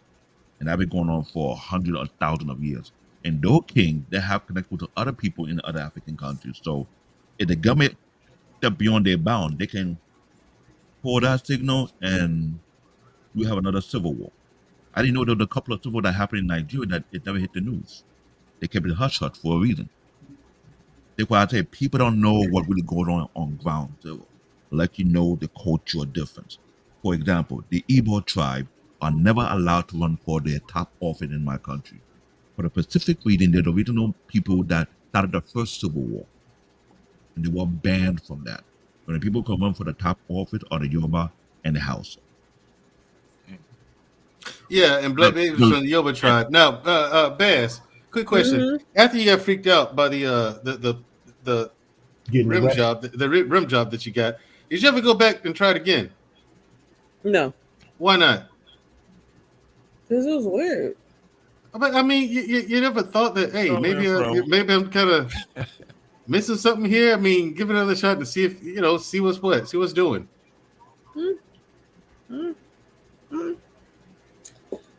I guess I can. I mean, well, like I asked Arpain and a couple of other guys, if your person wanted that, like, hey, Bass, that's something I'm interested in doing to enhance our relationship, to enhance and try different things, would you be willing to allow them to explore? Yeah, it's just a lick. Well, no, it's just not just one. You know what I'm saying? The people tend to, perform. Crazy girl. I mean, what if they treat it like a Tootsie Roll? You lick till you get to the middle or something like that. But Tootsie Pop. Yeah. What? That's how you got to kind of like think about it. Yeah. 3. Now we hear the crunch. If you hear crunch, there's a problem. That's a problem. That's a If problem. you hear crunch, there's a problem. Okay. Oh my goodness! Right. 3. 3. That's all. That's all. That's all it took. Oh my goodness! That owl stole that boy's Tootsie Pop. Yeah. Right in front. But I just say part of relationship enhancement is really trying different things and allowing our partners to do, and especially if you felt safe, because that's what they say about women. Women are willing to try more as long as they feel safe in the process. I'm not having sex with somebody I don't feel safe with, so. Right. So, but if you feel safe, comfortable, you're not too worried, and you're in a relationship, not to some stranger, then would you be willing to let them explore more? The safer you feel, the more they could do. Yeah. Okay. You respect them in the morning, huh? Some did. See, I'm not trying to be with no one that I don't respect either. I don't have these problems. Yeah. Word. Yeah. Now BMU is not here to play that video anymore. I'm just wondering if Bass would just be like pop, pop, just getting somebody if they. But here's the challenge, because respect, and I'm going for like traditional. And I don't know how you like your relationships. If the man can if he can lead, and so out of respecting him, and this is my body. It's what I hear in the YouTube streets. It's his body. He gets to do what he wants. I submit to him. A husband. So if it's a husband and the woman is going to submit to him, then is there really wiggle room? I mean, with consent, but is there wiggle room to tell him no, or I don't like and I don't want? So I always get confused between respect and trust. So I trust him and respect him, but then I'm still telling him no. Mm-hmm. I mean, what do you think about it? You think for those who talk like that, they should just allow, or? I mean, the thing is, you should already know the do's and don'ts or whatever before you have sex. Anyway, you're supposed to have that conversation of what. Doesn't that kind of make it boring though? If before we do anything, I'm like, well, can I look on the left titty or? It's a generalized. Why everybody start with the left, dog? I just heard BMU say start with the left cheek, so I just said start on the left. yeah. The left. What's that song? People to the left. So yeah. To the left. Right. So you're saying they should have those conversations, but like in that, you mean like previously even engaged in those type of things? Yeah, but it's a generalized conversation, so you can still have spontaneity. Yeah. Okay. Talk about it on Tuesday and prep for Friday. Anybody watch this fight behind me? Aside from me, of course. I didn't get a chance. Oh man, you missed a master class. It was. I told people. I said Crawford gonna take Spence ass to college. It ain't gonna be that bad, Mandrell. So it's gonna be a one-sided fight. I expected a one-sided fight. I did not expect the fight to be that one-sided. Crawford, golly. All right, well, ladies and gents, I am out for the night. It was an honor. Thank you for letting me come up. Those in the chat, I appreciate the fun conversation. I just say good night. My final word would be, for tonight's topic was about one, would you hit a woman back? And I agree with you, Mandrell. Like that video we saw, that puts it in a different class. Like that's a weapon. Like that's 2 times the size and all that. That changes the category. I think that's an automatic self-defense. Now, as far as Easy, I wish you heard his part, because Easy Money was saying, I don't need to hit her. I can try and subdue, put her down. Whatever. You need to hit that one. Yeah. Okay. So she going to work on him though. Right. She has booty though. Yeah, you need. So I just say neutralize her. Right. But I think Angry Snowman was also talking about knowing the people before you even how far into the relationship before you really realize that person is dangerous in the first place. Exactly. Right. That's the key thing. Knowing the people you're with before they even get to that point. Would that require taking more time to get to know people? Because usually people, if you give it time, they will show you sometimes who they are. Yeah, but the problem is picking up on the nuances of people's behavior to get some clues. Yeah. Right. Seasons and stimuli. I say seasons and stimuli.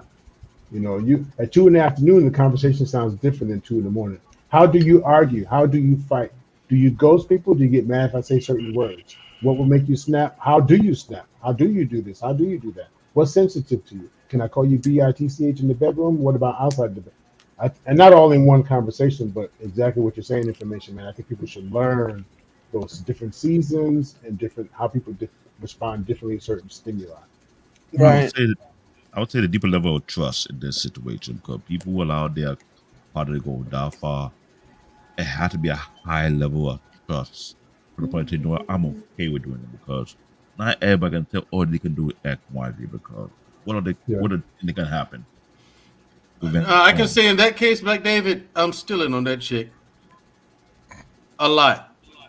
Yeah. And it's again, look, when I'm in shape, I'm 190 pounds, between 190 and 200 pounds. You know what I'm saying? That's me in fighting shape. You know what I'm saying? That's my normal walking around weight, somewhere between 190 and 200. Mhm. Yeah, she gonna feel that shit. You know what I'm saying? A 300 I'm pretty pound. sure that wasn't the first time they had a drag but out. still, That was the first time you Oh, right, the way she responded. Yeah, that. But Dave, CBN. Here's my challenge. Trust the definite. At least through what I say, trust is about proof and evidence. Okay, what I see you do and how you do it, that's what I begin to trust. I believe if you say you're gonna do it, I trust that you're gonna do it because of your patterns of behavior. And so But if think I about know. it. JT, before the pandemic, I've seen some of it just like that in the South. How the little guy dating a big woman, and he getting his ass trashed all over the street. Yeah. It got so common. I was like, okay, is it me or these little guy are committing suicide? You are $1.15, $1.10. You dated a woman who looked like Godzilla. But what's that to do with trust? You said it's about trust. I know it's trust part, but the thing is, if I weigh that much weight, I cannot trust myself dating a woman who's the size of a Godzilla. Weight. If I got it. trigger her, yeah, the chance of She her gonna throw you devouring. by your But neck. that still, Thank you. that still has to do more, Black David, with getting to know. Just because a person is a certain size doesn't necessarily mean that they have a violent nature. You have to get to know them, because you got women. Let's keep this real. You have women that are not 300 pounds, that are more slender built, that can whoop some ass too. Hell, there's women out there that can use weapons, guns, and knives. Oh yeah, wake your ass up in the middle of the night. I know you're right. It gotten worse these days, but Yeah. I recall, before the pandemic, I see those videos a lot. I've been laughing. I'm like, makes sense. Why is it becoming so normal for a woman that big to beat up on little guys, and everybody's watching on the street? Oh shoot! Fight back! And He has he a gets size necked out advantage. towards- And maybe maybe the woman knows that the guy that she's with is sort of a weak type of dude that she can push around, because she's probably observed him over a period of time. So she knows that she can get away with certain stuff. For her to do what she did to that guy, she probably knew that she could get away with it because she's done it before. Right? Right. So And I y'all wonder have a what great you- night or great morning. You too, sir. All right. Did y'all Take say care. that- Peace. Somebody just I said that wonder- that's the norm. Really? Huh? Somebody What'd you said say, that Stan? that's the norm. in the South. That look like a norm these days. Really, It's Black David? normal. It's normal for their situation. Oh, okay. Up here, select couples would be normal for that. They've situation. done that before. That's how she got a chance to go on here and really get him the business. She gave that man the business. I'm telling you, I could take the hits and all that. It just would I just would have tapped out as soon as I would have got slung by my neck by her. She slung him. I can't get past I don't think that. Scam like saw the video. Play up the Scam like. Now, my question is, what got them there? Like, what got her to the point where she felt she had to even do that? What wasn't heard? What wasn't? So whatever's going on in that relationship, she feels she. You gonna fight? Yeah, absolutely. That right there is. We're not about to do that, man. Look, No, I'm she just slung him by his wondering. neck. Oh, go ahead. All of the hits and all of that is one thing. The impact of the hit, you could tell it's heavy. It's a heavy impact. Andre Trey, what's going on, Andre? No, I'm just saying. Somehow there's a subscription to gloomanddoom.com. Every time it's a woman throwing a brick at a dude, stabbing him, drop kicking the baby, and throwing it. That's not the norm. And then, look at what people is doing. Whoa, look at. Well, this was going on for a good long while before the pandemic. I think people have been posting the video on YouTube. Hey, Black David, is there anything else going on? Are people just going to work and eating the salad?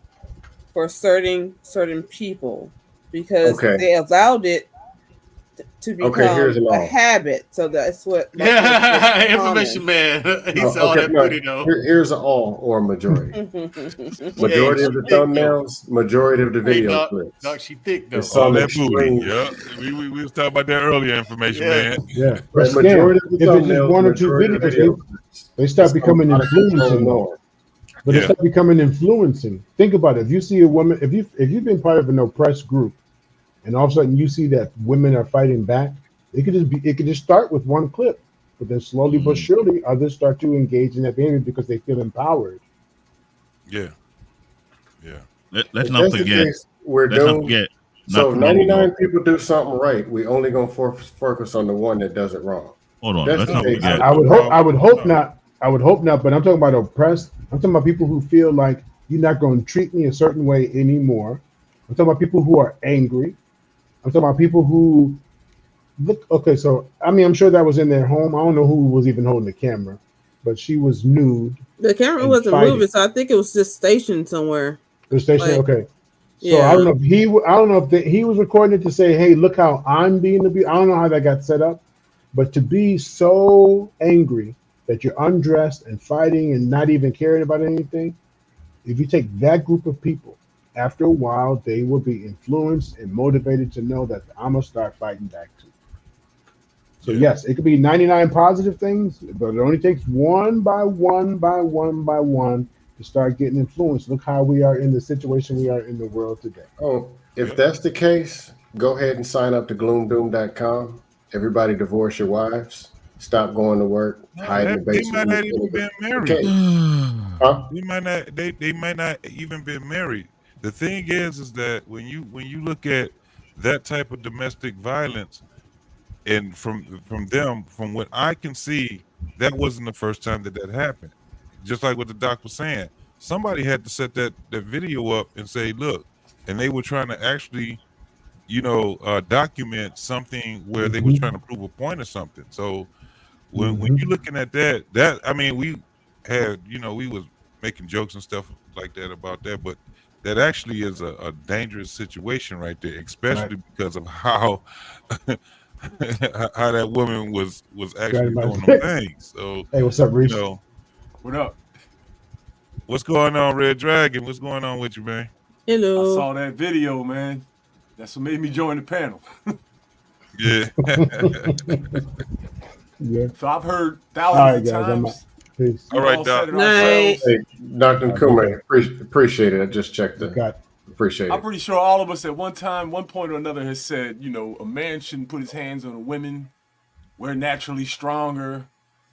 But that chick was well over 300 pounds and she could move. Like And most she big can people move, can't move like that. You got the rare situation where you got a big guy who's a good break dancer or a good ball player, and you don't understand how he can move like that with that kind of weight. That's one of those situations. That chick could move. And that dude was real small. He could have seriously been hurt, man. Right. It's funny, but it's true. It's funny as hell, but it's true. She could have He really got seriously... fling like a bag of potato. Dog. Got him. If she knew what she was doing and would have landed something proper on that guy, he'd have been seriously hurt. Yeah. Yeah. 300 pounds is 300 pounds, no matter what it's attached to. We don't. Who's to say he didn't get hurt? Right? I'm telling you, crawl between her legs and regroup. You got to regroup, bro. You get out. I think I would have took a dive right there and be like, act like I was knocked out or something. Right. You're like, look here, man. I know that your ego is bruised, but you have to take this L right quick. Regroup, bro. Get your plan back together, because right now it's toe down. Like Why Mandela didn't he said, try the to guy, make it to the door or something? like Mandela said, the guy did no push-up. They would not get tired of all these skinny ass talk about they trying to do. You haven't done no push-up in ages. You don't know what push-up look like. How you think you'll fight a woman that size? That's like Godzilla. Oh, you hear? Please. She grabbed him by his neck. That's what I've been caught up on all night. She grabbed my man by his neck and slung him. And fling I was him. like, oh, that's it right there. She manhandled that dude. She's bro. done that before. She was too good. Yes. But She think about had to the amount. have. Think about the amount of strength it takes to fling a dude just by the neck alone. Well, that guy was small. It's like he was like small like a kid. Yeah, but when she fling her, like, it was He was effortless. a kid size. He was definitely wearing mediums, no doubt about it. He had a size 8 in shoe. You know what I'm saying? He wear medium gloves. I'm not gonna lie. I have manhandled people like that before in the past, and it was kind of scary. But to get manhandled by a woman like that, his ring size is a 5.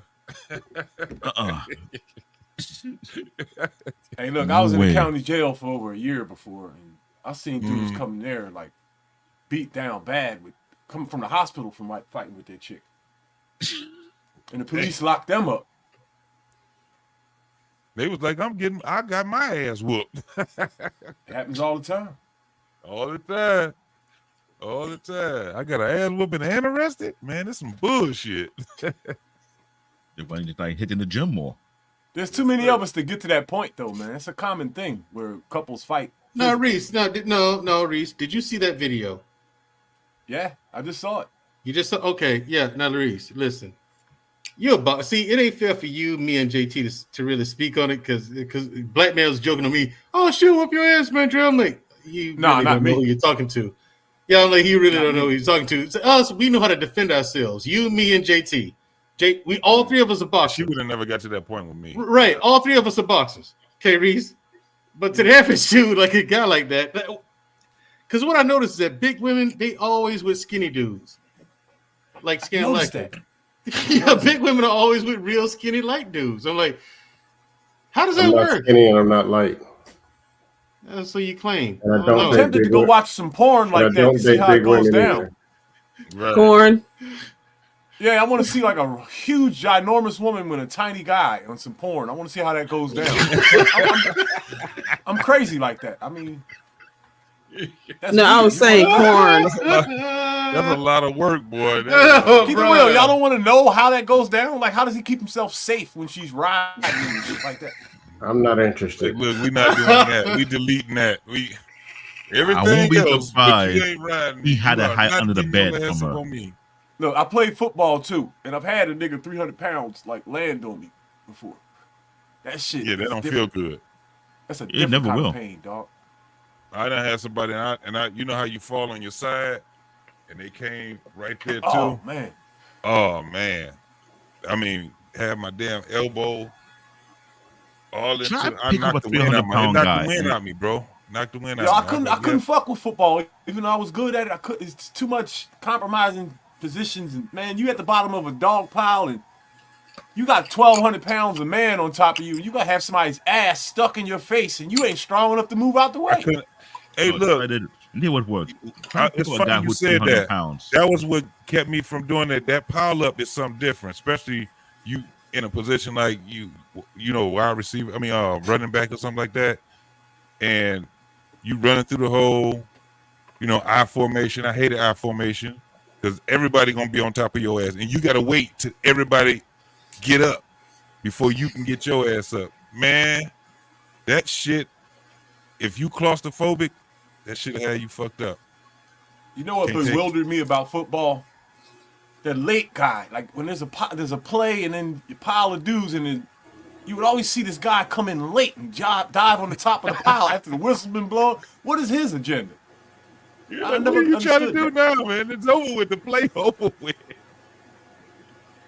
I seen it thousands. Yo, I gotta tell jokes about football, right? Because there's so many like LGBT innuendos in there, right? If you look at football, you got 22 dudes bent over at the knees with their ass in the air at the beginning of every play. And to start the Here's the playoff, thing. the quarterback jams his hands up into the crotch of the biggest guy on the team. And look at the names of the positions. Wide receiver. The center. Tight end. Center. Fullback. Yeah, the center. Halfback. And the goal is to get to the end zone. This shit is crazy. It's all over the place. Reese, if you think that's something, man, watch a Brazilian Jiu-Jitsu match. Oh, boy. That's like the gayest sport in the whole like, No, wrestling is the gayest sport. No. Wrestling is the Listen, gayest I sport, know what period. you're saying. Listen, no. Brazilian Jiu-Jitsu is worse. Some of the positions you see those guys get caught up in, like, my Like thing yoga. is, I don't get caught in those positions. Like, I'm like, You sure about that? I'd be in class and I'm like, He tried to pick his leg up. I'm like, I grab him by his ankle and like, and then just Right, sit you down never like took he your crotch in even my put his face. hell no. Hell no, like full a triangle. contact yoga. That's what it is. Right, That's you know what I'm saying? Like a triangle choke. Man, you ain't finna do that shit to me. No, I ain't get caught in that position. Well, you practice shouldn't it, have set my Mandrell. face, man. No.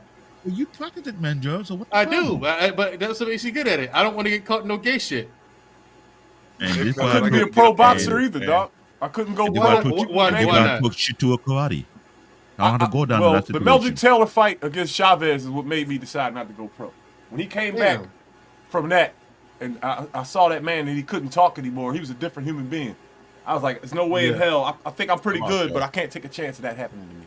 And there was too many guys around me that weren't pro, didn't even make it to the pro level, and were already punch drunk, and their life was ruined. Once you punch drunk, your life is over.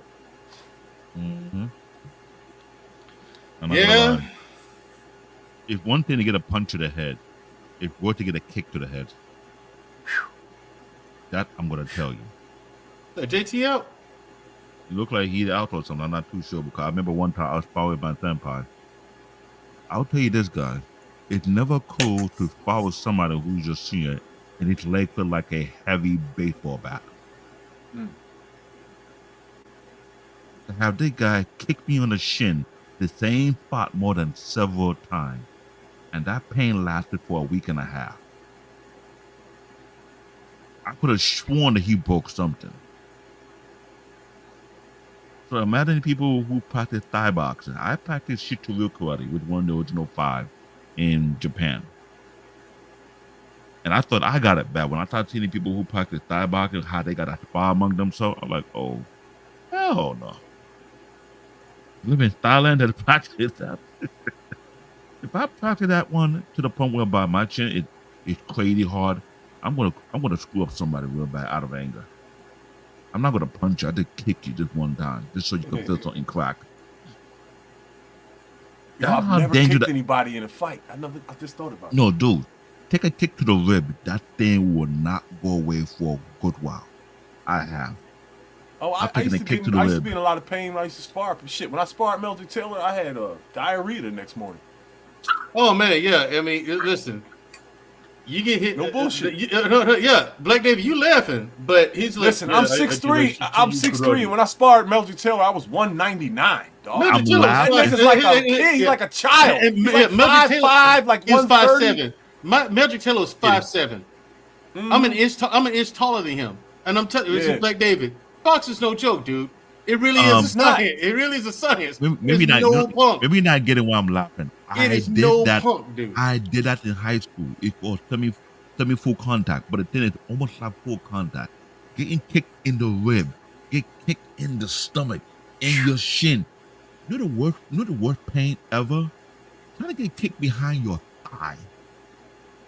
And that thing, and you're a dark skin brother, and that thing turned hot red. Damn. It doesn't go away that easy. I've been through all this. You do a karate, it's on the original 5. Yes, almost full contact sparring is allowed. So when I'm laughing, I remember all the pain I went through. I told you I got kicked in the ribs. I got kicked in the stomach. I couldn't eat for 2 days. I got kicked in my shin. It was sore for a week and a half. They kicked behind a thigh? It took 3 days to wear off. I can't walk properly. I was limping. Now I'm getting kicked to the head and you didn't block properly. Answer the question. Try to get kicked to the head and you didn't block properly. And that guy's foot is like a baseball bat hard. It's not no regular bone density. It really is that hard. All I know is that dude got rocked. We watched the guy get rocked hard. He didn't remember what day it was. That's how bad it was. He had to sit it out. The next day, he asked her what happened. I'm like, huh? What do you mean what happened? You saw what happened. He said, I don't remember what happened yesterday. They knocked the memory out of him. That to tell you what I was practicing was no joke. So I laugh because the pain, it was annoying, but it taught me something. Like, yo, don't look down on you people. Think, oh, It's not gonna hurt. Please. Anybody know how to make videos on Instagram? I'm still trying to learn how to do this nonsense. Make them on Instagram? Yeah, because you know you can upload a video on Instagram, but then you can edit it too. You know what I'm saying? Like that's how people add the crazy stuff, the text to it, and all that nonsense. I'm like, watch a I'll YouTube save my tutorial. cheap shot. You need the app for that. But like, Shut up. Extra. I gotta make social media content for my business. One of them. So y'all shut up, okay? I tried to ask my sister about it, but she's like, Google it. I wonder why she said that. This is before the dust up. Shut up. I wonder why. Because she knows that I figure shit like this out on my own, and I'm being lazy by asking her. I got a question. I'm curious about something. When the last time you brothers been in a knuckle up? In a what? A real one? A fist fight, yeah. A real one? Yeah. Well, a sanctioned one, it's been about a year and a half. But, I mean, one in a street fight, a long time. More than a decade? A street fight? Yeah. Been more than a decade. In a street fight, Mine's more than a decade. I was here in New York City. I ain't been in the box. People don't fight no more, Reese. I don't know why. I get in fights all the time, dog. I got in a fight 2 weeks ago, and I was in 4 fights last year. Because people are weak and guns are easier. Well, I mean, you in Philly. So it's not about being I ain't surprised, Reese. Not Philly. Yeah, Reese, you in Don't Philly. say it's about being weak. No. It's Person amazing doesn't what get to goes. pick a fight and pick the rules with me. Yo, people bother me all the time, dog. All the time. I could get literally and potentially 25, 30 fights a year. Damn. What is it? You should have been getting paid, Reese. Hey, Reese, just curious. What's going on? Or why you getting into it with all these people? I got bullied in school, and when I found out I could fight, that shit, it damaged me psychologically. I was a fan of Sugar Ray Leonard when I was a kid, so I used to me too. sit man. around my room and imitate everything he did. I had VCR back then. Yeah, and, we did too. I had a fancy VCR with a slow motion button on it. We didn't have all that, Reese. Damn. No, there was a fancy one though. If you had the slow mo thing, you had the fancy VCR. Well, the Betamaxes didn't have them, but then they changed it over to some different type of shit, VHS. Mm-hmm. And the VHS had the slow motion. Yeah. So I used to slow Sugar Ray Leonard's fights down and mimic everything he did. But up to that point, I had never been in a fight. But when these niggas had me cornered in the bathroom, I was scared to death. But I had to do what I had to do. I was trapped, so it was no not fighting. And when I beat this boy up, I didn't expect anything. I didn't expect to win. I didn't expect him to get hurt. But I always had the athlete chip because I was a ball player. Whenever I got hit hard on the court, I would I would go into a zone and I couldn't see anybody else. I could only see the rim. And whenever I got hit real hard, I would go into a zone and just like run off 20 points or something like that, go crazy. And that chip kicked in that fight. Jumped on top of the kid. I smashed everything in his face. Kid killed himself three days later. Yeah, killed himself 3 days later. He couldn't handle it. This is my theory. I can't prove this, but I think he killed himself because he was the school bully. He was like the hardest nigga in the school. Everybody was scared of him. Mm. And I was like the school chump. I was only 15 in the 12th grade. There was niggas in my class 5 years older than me with beards and kids, and all my homies were in like 8th grade and 9th grade. Kids in the 12th grade? I was 15 in the 12th grade, dog. Yeah, but I'm saying, you're 15 in the 12th grade? Yeah, and there was niggas in my class that had kids. They had kids in the 12th grade. They 20 years old in the 12th grade? Back in the day, if you failed, they would let you go back to school. Yep, you need to do Yeah, that. I remember. Yeah, that's back in my day. Yeah, that was my day too. There was a lot of dumbass niggas in North Philly, dog, that was in high school, 20, 19 years old. Damn, I'm telling you. And I was a young senior. 15 is young. I was 15 throughout the 12th grade. Yeah, that is young to be a senior. You know, so I was 15 the whole year, though. My birthday's in May. You know what I'm saying? Nobody, like, pushed me around, but I was the young boy of the senior class, so I was the butt of the jokes, and I ain't get no pussy, and you know what I mean? I got clowned like that. But when I got in a fight and won, it was traumatizing. I was scared to go back to school, especially when I heard that boy killed himself. But ever since then, when people like try me, I usually fight them. I don't fear niggas no more. You know what I'm saying? So when somebody says something tough, I usually come back and then call them out immediately. Hey, Reese. Most. Have you ever looked, just being honest, I know two people, one a friend from middle school, from 4th to 8th grade. Later on, I find out somebody beat up his cousin. They going to get him back. And he was about 16. And they went too far and beat somebody to death. He's still in prison. When he was 16, he's only a year older than me. He's still in there. So he missed his whole life, and he's still in there. I know another person was with some dudes who went too far in a fight. Somebody died. He did 10 years. And he just was there, and they fight, and I got to fight too. Mr.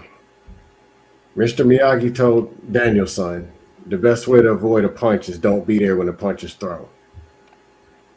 Have you ever looked at like a different form of conflict resolution? As in, how do I get out of this or avoid it? You're talking about Philadelphia. This is the capital of tough guys over here, dog. Everybody over here is hard. No, but what I'm saying is, okay, one tough guy comes, blah, nigga. If you respond in that manner, then you and him might as well be twins. Y'all are the same person. You might be and right. Probably, huh? You might be right about that. Because I feel like when you win, you feel victorious for a little while, right? But then when things simmer down, you're like, damn, you just hurt the shit out of somebody. But yeah, it's really long. Back and forth. You know the cartoons back in the day used to have that little devil on the shoulder and an angel on the shoulder. Mm-hmm. That's what you're going through. You're like, damn, I hurt this nigga real bad, but what if I didn't? What would have happened to me? I go into a fight with fear, dog. I don't know about you niggas, but I go in with fear, even when I'm throwing the first punch, because I'm the fear of losing and the fear of getting hurt. So that's gonna make me go real hard. I'm fighting this dude. Look, this nigga's pilled up, right? Pills is a big deal over here. Go ahead. Look, pills is a big deal over here. Huge. This is the capital of it, yo. We was popping pills in the 70s before y'all even knew what the fuck it was. Yo, this nigga tries me. And he's only like 5'8", but I know he's hard. He got a beard and a bunch of tats, and he probably killed a couple people, but he don't have his team with him. And we're in the subway and nobody's around. So I land a laser on his Adam's apple. This nigga made a noise that I never heard before in my life, dog. I just turned around and ran. I don't even know. I went home and watched the news. I didn't know what happened to the kid. Tough guy. He probably killed 10 people. He looked real mean. He had teardrops rolling down his face. But he was pilled up and couldn't defend himself. When I tell you I put a money shot on his Adam's apple, dog, I heard a crack. Like I slapped a wall or something. And all I'm thinking, like, God damn, what happened to that nigga? And to this day, I do not know. This was last year, by the way. No, I'm just saying it because I get self-defense, but I also understand not being there where not one location, not being where the action is going on. I catch the bus and the train to work. Okay, I'll give you an example. I was on the metro in D.C., suited and tied, everything, trying to come home. And if you know anything about D.C., one, I hate that job, I hate being on the suit. And the metro D.C. is Philly. Yeah, the metro is just negative. And I was on the green line, the hood line. One side of the escalators is the people who stand because they're lazy. And the other side is people who want to walk down. They're in a rush. Facts. It's a courtesy. What you don't do is you stand in the walking lane. People don't like that. I'm coming down and I just see a teenager and a whole slew of teenagers. Teenagers barking at this foreign dude. Well, if you want me to move, say excuse me then. Blah, blah, blah, blah. He's, you blocking your lane. Blah, blah, blah, blah, blah, blah. And I'm mad too. I'm like, man, blocking it. I'm like, excuse me, man. Excuse me. Shirt and tie, everything. All them teenagers on the right said, hey, Tanisha. Hey, Move out the way, let that man. I'm like, we're up there.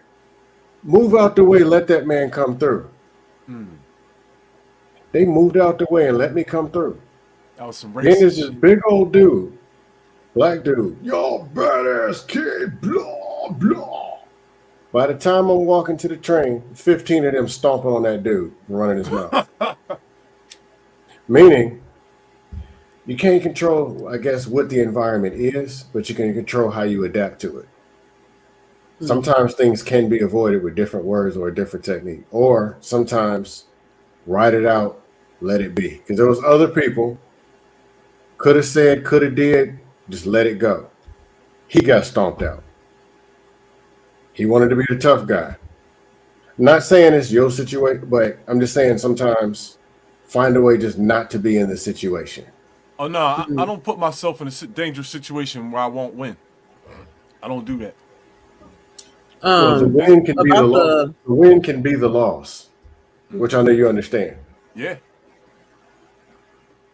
About the bully situation. Oh, go ahead. PC. Yeah, about the bully situation. I don't really think it was about you that he deleted himself. Most bullies are bullied themselves, especially at home by parents and siblings and stuff like that. And it's really bad when they're being bullied by the parent, like they have abuse in their house. So it self-deletion is never going to be about one thing. There's a lot of stuff that leads to it. That's true. I just left the I think panel. having his reputation destroyed had something to do with that.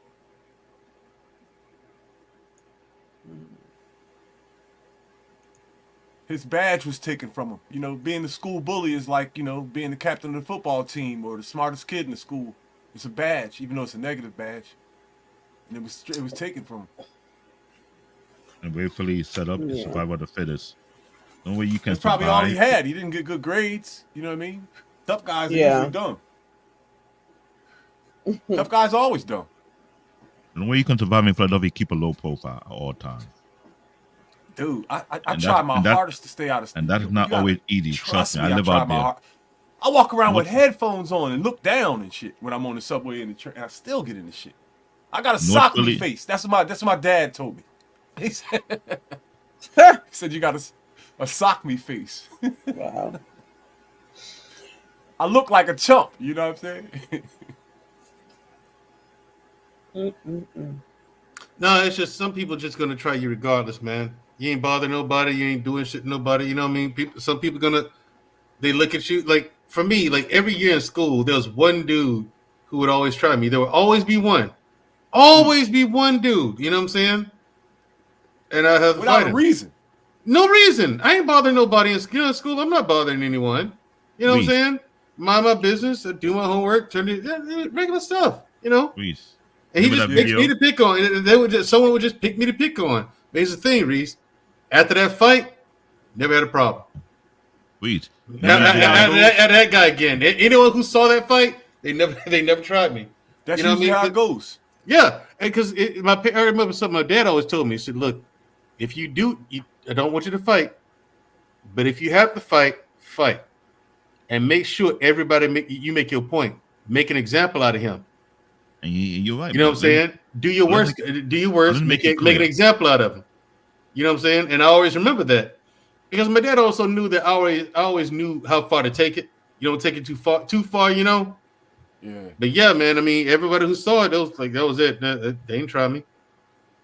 Next year, be some brand new, different dude. I'm like, all right, cool. I mean, if we're going to do this, I done gave you 8 trillion chances to, I've given you 8 trillion chances to leave me alone. They usually do their thing when in their group, though. You know what I'm saying? usually. I'm glad you see that, Reese. Remember that trillion. video that happened on the Scepter train when that construction worker was telling these young kids to leave them alone, and they keep bugging. Remember that video that went viral? That was DC. That was the Green Line. That was the same train, except that was like 1, 2 in the morning. But that was the same line when they stomped that dude out that I used to ride. Imagine those. Imagine he tell those young kids to leave them alone several time over, and they chose not to. Mm. And he was forced to lay hand on it. And everybody know this. Construction workers are not punk. They got heavy hands for a reason. You're talking about when he smacked up the two kids, and then a man tried to jump in, and he beat the tar out of the man who was trying to defend the kids. He did surgery on the guy's face. Yeah, he Ain't jacked no him tar. up. Hey, I rumbled a couple young boys. Shit, it ain't nothing. I don't give a fuck. You could be That's what 16. No matter what you do, even if you try to keep a low profile, they feel like you're an easy target, they're gonna pick on you. You got two things you gotta do. Either you defuse it or find a way to escape it, or worst case scenario, you might have to fight your way out of it. Watch this, dog.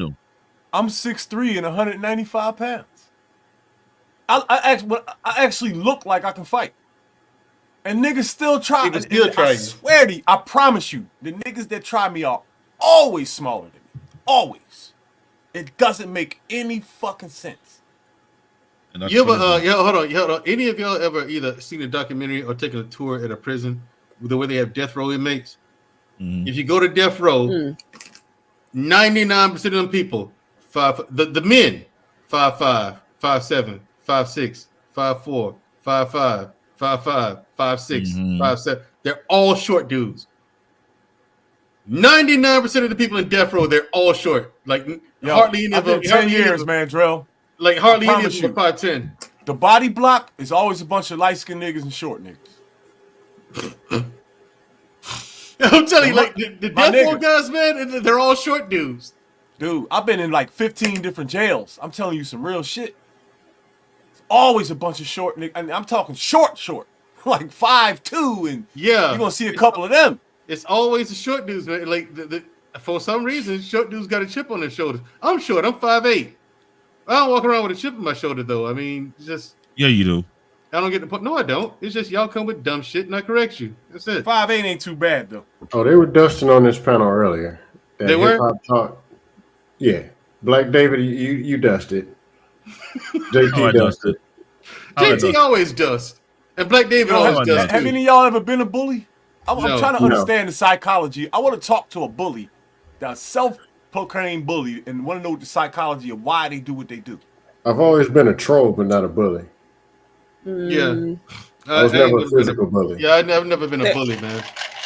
There's That a shit situation fucked I my said life up, earlier of bullies being bullied. So, that's what they do to make themselves feel better or to look impressive to phony friends.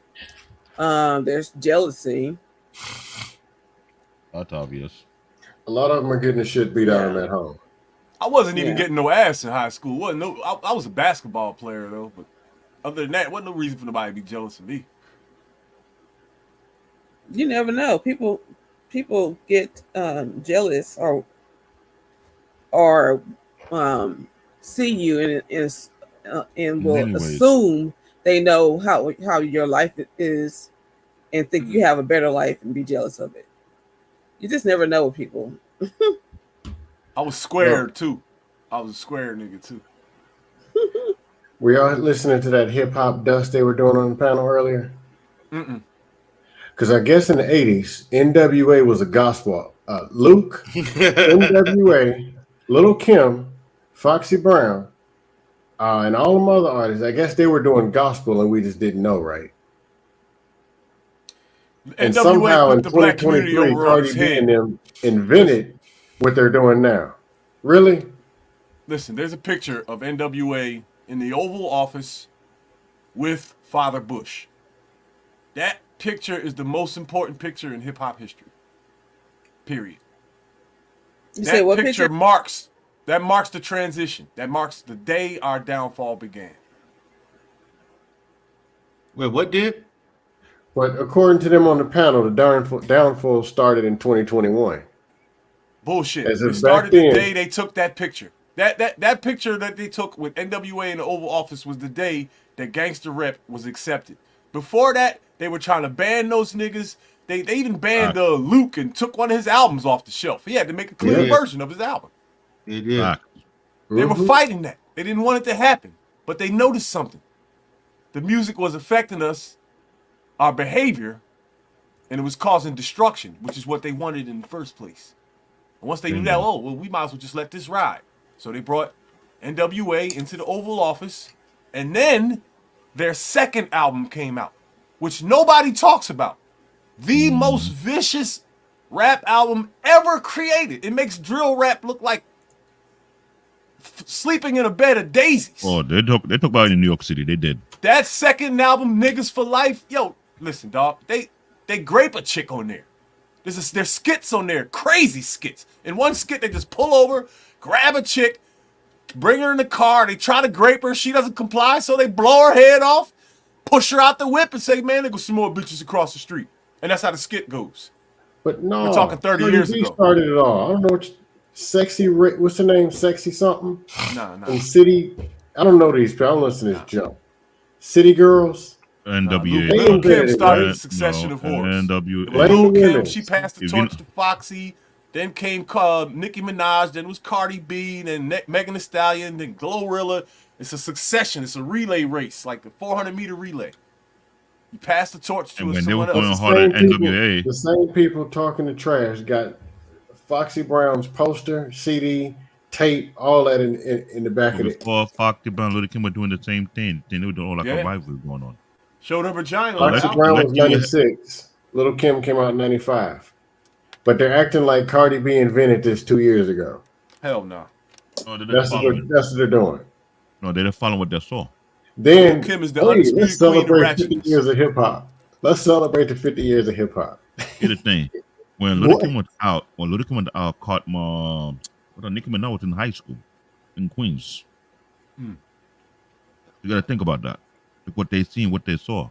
They trying to imitate it. We've got a timestamp on that. And yeah, those our who behavior changed changed when the music we changed. talked about it a lot. Actually, the behaviors are 93, I think it was 92, 93 was like the peak years of violent crimes. They was already out of control. But the music didn't help. I mean, all the stuff running together doesn't help. But it's not like you come on and act as if this new generation invented something new. No, their parents got the CDs and they got the albums. I can't lie. I got some of the stuff. Look, all of the violence records were broken in 22, right? In every major city in America. And I'm going back and forth with a guy. He's telling me that things are worse now than they were in the 90s. Let's take this into consideration. I thought they were worse in the 90s. But you said the records were broken you said the records were broken in 2022? Yeah, watch this. I didn't know that. The records from the 90s stood for like 30 years. All those murder records stood for like decades, and they were all broken in 22 after George Floyd. So consider this. Didn't know that. Way back then, we had less than half the population on the earth that we have now. So with twice as many people, they're just now making, breaking the murder records from back then. You gotta understand, a smaller group of people, half the size, set those records. That means it was worse back then. It was much worse. But we're on our way back to that. Just the layout of the neighborhoods and living conditions was so much worse. Like the stuff that gets bashed down, I guess there's a few places, probably Montgomery. All our high-rise projects are gone. Yeah, most places, the high-rise reckless projects that you dread stopping by, most of that stuff's got bashed down in a lot of maja cities. Even in Montgomery, those old buildings. Y'all still got them, don't they? No, they've tore those down and built up brand new. Oh, okay. Actual nice looking places. Yo, the projects is different, yo. It's like another dimension. It's like another world, another dimension. It's different. It's next level decadence. The same thing in New York City. Don't tell me about the project out here. It's more controlled now. Because I was telling people before, they did a little project of their own whereby how to control the people in the project. Started with that one next to IKEA in Red Hook. And everybody who knows Red Hook is the worst neighborhood in New York City, especially in Brooklyn. Back in the 80s, you can't walk around the street in broad daylight in Red Hook. That's how bad it was. Now, it's the total opposite. So what they've been trying to do for the longest is have a iron grip control all the people in the project. they have one of their policies. If you live with if any of your relatives living with you in the pod to commit any kind of crime, everybody in that pod get completely evicted. And that was a setup. Yeah, you know what that is. But they don't own the property, so there's nothing they can do or say. No, the project is run by the government. That's number one. So they can pull that one off on you. There's no way are you fighting back. That's under the New York City Housing Authority. My dad used to work with them as well. So I know about it a little bit more than most folks. That was a DC setup. ain't much different. They promised low-income housing to people who live in certain areas. A few years later, that's cool and all, but we bashing it down anyway. Y'all got to go. And I grew up from downtown Brooklyn. It'd just be 5 minutes away where the Barclays is right now. So what Brooklyn they were doing was bad in the 80s, dog. What? Brooklyn was bad in the 80s. What? Night, PC. All right, I see grew y'all up in later. Brooklyn. Peace. Good night. All right, see you later. All I righty. grew up in Brooklyn, so I've seen some of the hard. I dodged some of them because around the 90s, my parents went back to Africa, and they told me I was blessed to do it. I said, why you say that? Because where my mom was living at, that's when you had that issue with the Jewish people and the black folk. It was hell. So I dodged that bullet. I'll just say this: gentrification was the main thing, because Bloomberg makes sure when he was in office that he bring unity back to their former glory, meaning the Jewish people in the Arab community to run Brooklyn. Brooklyn used to be the city before Manhattan.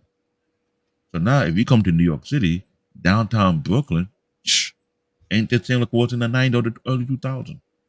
Look at Harlem. Harlem is a different city. What? Hey, Mandrell, where you from? Montgomery, Alabama. Yeah, have you ever been to Harlem in the 80s or 90s? Absolutely. Oh, all right. So Go there now. No, We got my sister and I got tons of family, plenty of family in What New about York. you, Scam Likely? You ever been Oh, to yeah. Harlem in the 80s and 90s? No, I'm from Virginia. But Harlem is the only place in the world where you could just go there randomly, be from anywhere in the country, and just buy a kilo off a random Spanish dude standing in front of a store. Yeah, you sure can. For like 6 blocks. And literally every store will have about 10, 15 Dominican boys stand outside, and you can get a kilo from any one of them cats. Harlem is still bad? I thought they Harlem ain't cleaned like that that. up. It's no more of that posting up and selling coke, and it's over. It got divided because what was going on. But it was crazy. It was just Here's the thing. When the value of the property in Harlem was going down, the developer knew that they will buy out most of the property. What they were trying to do is rename Harlem. That caused a lot of strife. People were not going to have that. You're not going to take our city, and then because you bought most of the property, you're going to rename it. You're not going to allow that to happen. There was a lot of pushback. Same thing going on in Brooklyn. I mean, Crown Heights, the border of Crown Heights. And what I do know, I'll be telling people this is a long-term game. Gentrification, they're taking people pension. It's been known. Black city worker pension. They use their money to gentrify their own neighborhood without even realizing it. And I was telling folks for a good decade, like, dude, they're going to change. They said, oh, they're not going to touch. I said, okay. I'm going to bet. Want to bet your whole saving? I love to take your saving too and add it to my bank account. Because right now, 2 blocks away from me, there are 3 or 4 new buildings already popped up already. Just a matter of time. They're pushing everybody out. Yeah. Problem is, when they do that, you have so many people who are homeless, they're flooding downtown Brooklyn. They're flooding Manhattan. That's If you happening walk here. in Manhattan around 6 p.m., you see at least, back then, only like 5 or 10 homeless people. Now it's like 20, 30. Midtown Manhattan, they don't like the fact that homeless people are hanging around their area. They never expect to happen. But you're pushing people out where they think they're going to stay. They ain't not going to hang out in the hood. They hang out in your spot. Yo, so We you don't from the see- East Coast, right? So have you ever heard of Kensington in Philly? Sound familiar? Kensington. Just because of the show Cold Case, yeah. So this is a dark place in the world, right? That nobody knows about. Nobody knows about this place, right? When you think of bad neighborhoods, right? We think of Chicago, the 9th Ward, and what they put on the news, right? But here's a little dark secret. The worst neighborhood on the entire globe is right here in North Philly, and it's called Kensington, and it's a white neighborhood. Check this That's out, what right? I was going to say. Isn't Kensington white? They don't talk about it on the news. Well, they did once on Fox, one time. But this is a stain on the white community because this is far worse than any ghetto in the world. Is it This is close the to only South place in Philly? the world, huh? Is it close to South Philly? Nah, Kensington is in North Philly, right? So It's worse it's than the only Dover. place in the world. Oh, It's the only place in the world where you can walk like a mile, and all you see is addicts. You won't see no regular people. It's like Heart Home, Mandrell. That's what it looks like. Damn. Just zombies walking around, long hair, ain't had a haircut, and everybody bent over. You can't tell what color the sidewalk is, and it's for That's miles bullshit. and miles. And look, I heard it's about a it main before. strip. I heard about it It's a before, main but I never went strip there. underneath a subway, underneath an elevated train. Right? It was one of the biggest business districts in Philly back in the day. Everything is shut down. There's not nothing up there worth a penny. It's a dead land, and nobody knows about it. There's no other place like it in the world. You can watch videos of it on YouTube, dog. It's crazy. Crazy. You gotta see it to believe it. It's worse than Wilmington, Delaware. Dog. Way I worse. said, where can you walk on planet Earth for a mile and not see no regular people? Just addicts, trash, human shit, needles, cops leaning. I heard about it before, but I've never been there. That one time. Dog. My mother's 75 and never been to Kensington. Been living in Philly all her life. There's no reason to go there. It's not in nobody's. There's nothing there. There's no reason for a human to go there. I've seen There's a some place foul like places. that in America, and nobody knows about it. I've been all through Detroit. I've been through New Orleans before and after Katrina. I've been through Baltimore many times. I think the next worst I've been to is Birmingham. No, I don't know. Google, go on YouTube and watch a video of Kensington. I hear East St. Louis is the worst. East St. and St. Louis. There's no white neighborhood on planet Earth Gary, worse than Indiana. Kensington. Have you been to East New York or Brooklyn? Me? No. That's the current worst neighborhood right now in Brooklyn, East New York. White neighborhood? If it's still in Brooklyn, it's still be all right. It's black. No white people want to come here. East New York. This neighborhood is a white neighborhood. This neighborhood I'm talking about. And it's the ghettoest That shit what you do? What you on telling me this about? planet. I heard about it before, but never been there. People tell me you never want to go out there. What? And I I ignore it. just know Kensington from watching Cold Case. This is what happens in Kensington. Every once in a while, right? Every few years, some dope will come through there so strong that it will send like 400 or 500 people to the hospital in an hour. And then the word will get around to addicts in the triangle. The triangle is New York, Jersey, and Philly. That's the East Coast triangle. And further on, people in Maryland and further north will hear about it, and addicts will come from all over, come to Kensington looking for the strong dope. They want to die. Ain't that crazy? It depends on why they want to die.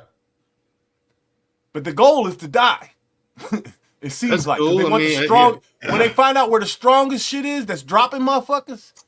People come what they from come all to. over, and that's how the neighborhood became what it was. Because Well, the thing is, a lot of they people all- that started coming would stay. Well, yeah, you know how it is, Reese. They're still chasing that first high they ever had. Mm-hmm. Because you know how they say the first high you ever have as an addict is the best one ever because you've never had it before. I've heard a lot of them describe it to me. Yeah, but me too. I've heard people describe it like that. But I've never tried anything like that, any drugs like that. You know, I smoked weed before, but that's about it. You know what a crackhead told me, yo? You know, that's it. I've never tried anything more than that. Check out what a crackhead told me What? years and years ago, back in the 80s when the real strong shit was here, that fish scale, right? This is what he told me. He said his first hit of crack, he said, imagine the best pussy you ever had, and then imagine you had 50 of those bitches all licking you down at the same time. Damn. He said that's how good the fucking first hit of crack is. I don't want anything. And he said the second hit is not that good. Right. And the third one gets worse. Yeah, And, that's he what they said say. it goes down, but psychologically, you're chasing that. I don't That even first want to high. even think about nothing that feels that good, dog. Me I don't want neither. I don't want it. Anything that makes I you don't want nah, that's dangerous. But listen, I'm it. gonna get out of here, I don't fellas. want no pussy that good. I'm gonna get out of here, fellas. I'm about to call it a night too. You know what? I might go by the end of the broadcast because we've been All right, y'all. Yeah. See y'all later. Good to Might see you check again, out Reese. Yes, sir. Good to Scam see you Might again, check Reese, out man. Dust Yeah. Club. The host. I know he want to go to Fight Club and play around Yeah. with dust over there. Reese, be careful, bro. Yes, sir. Good night, guys. Yeah. I'll see y'all around.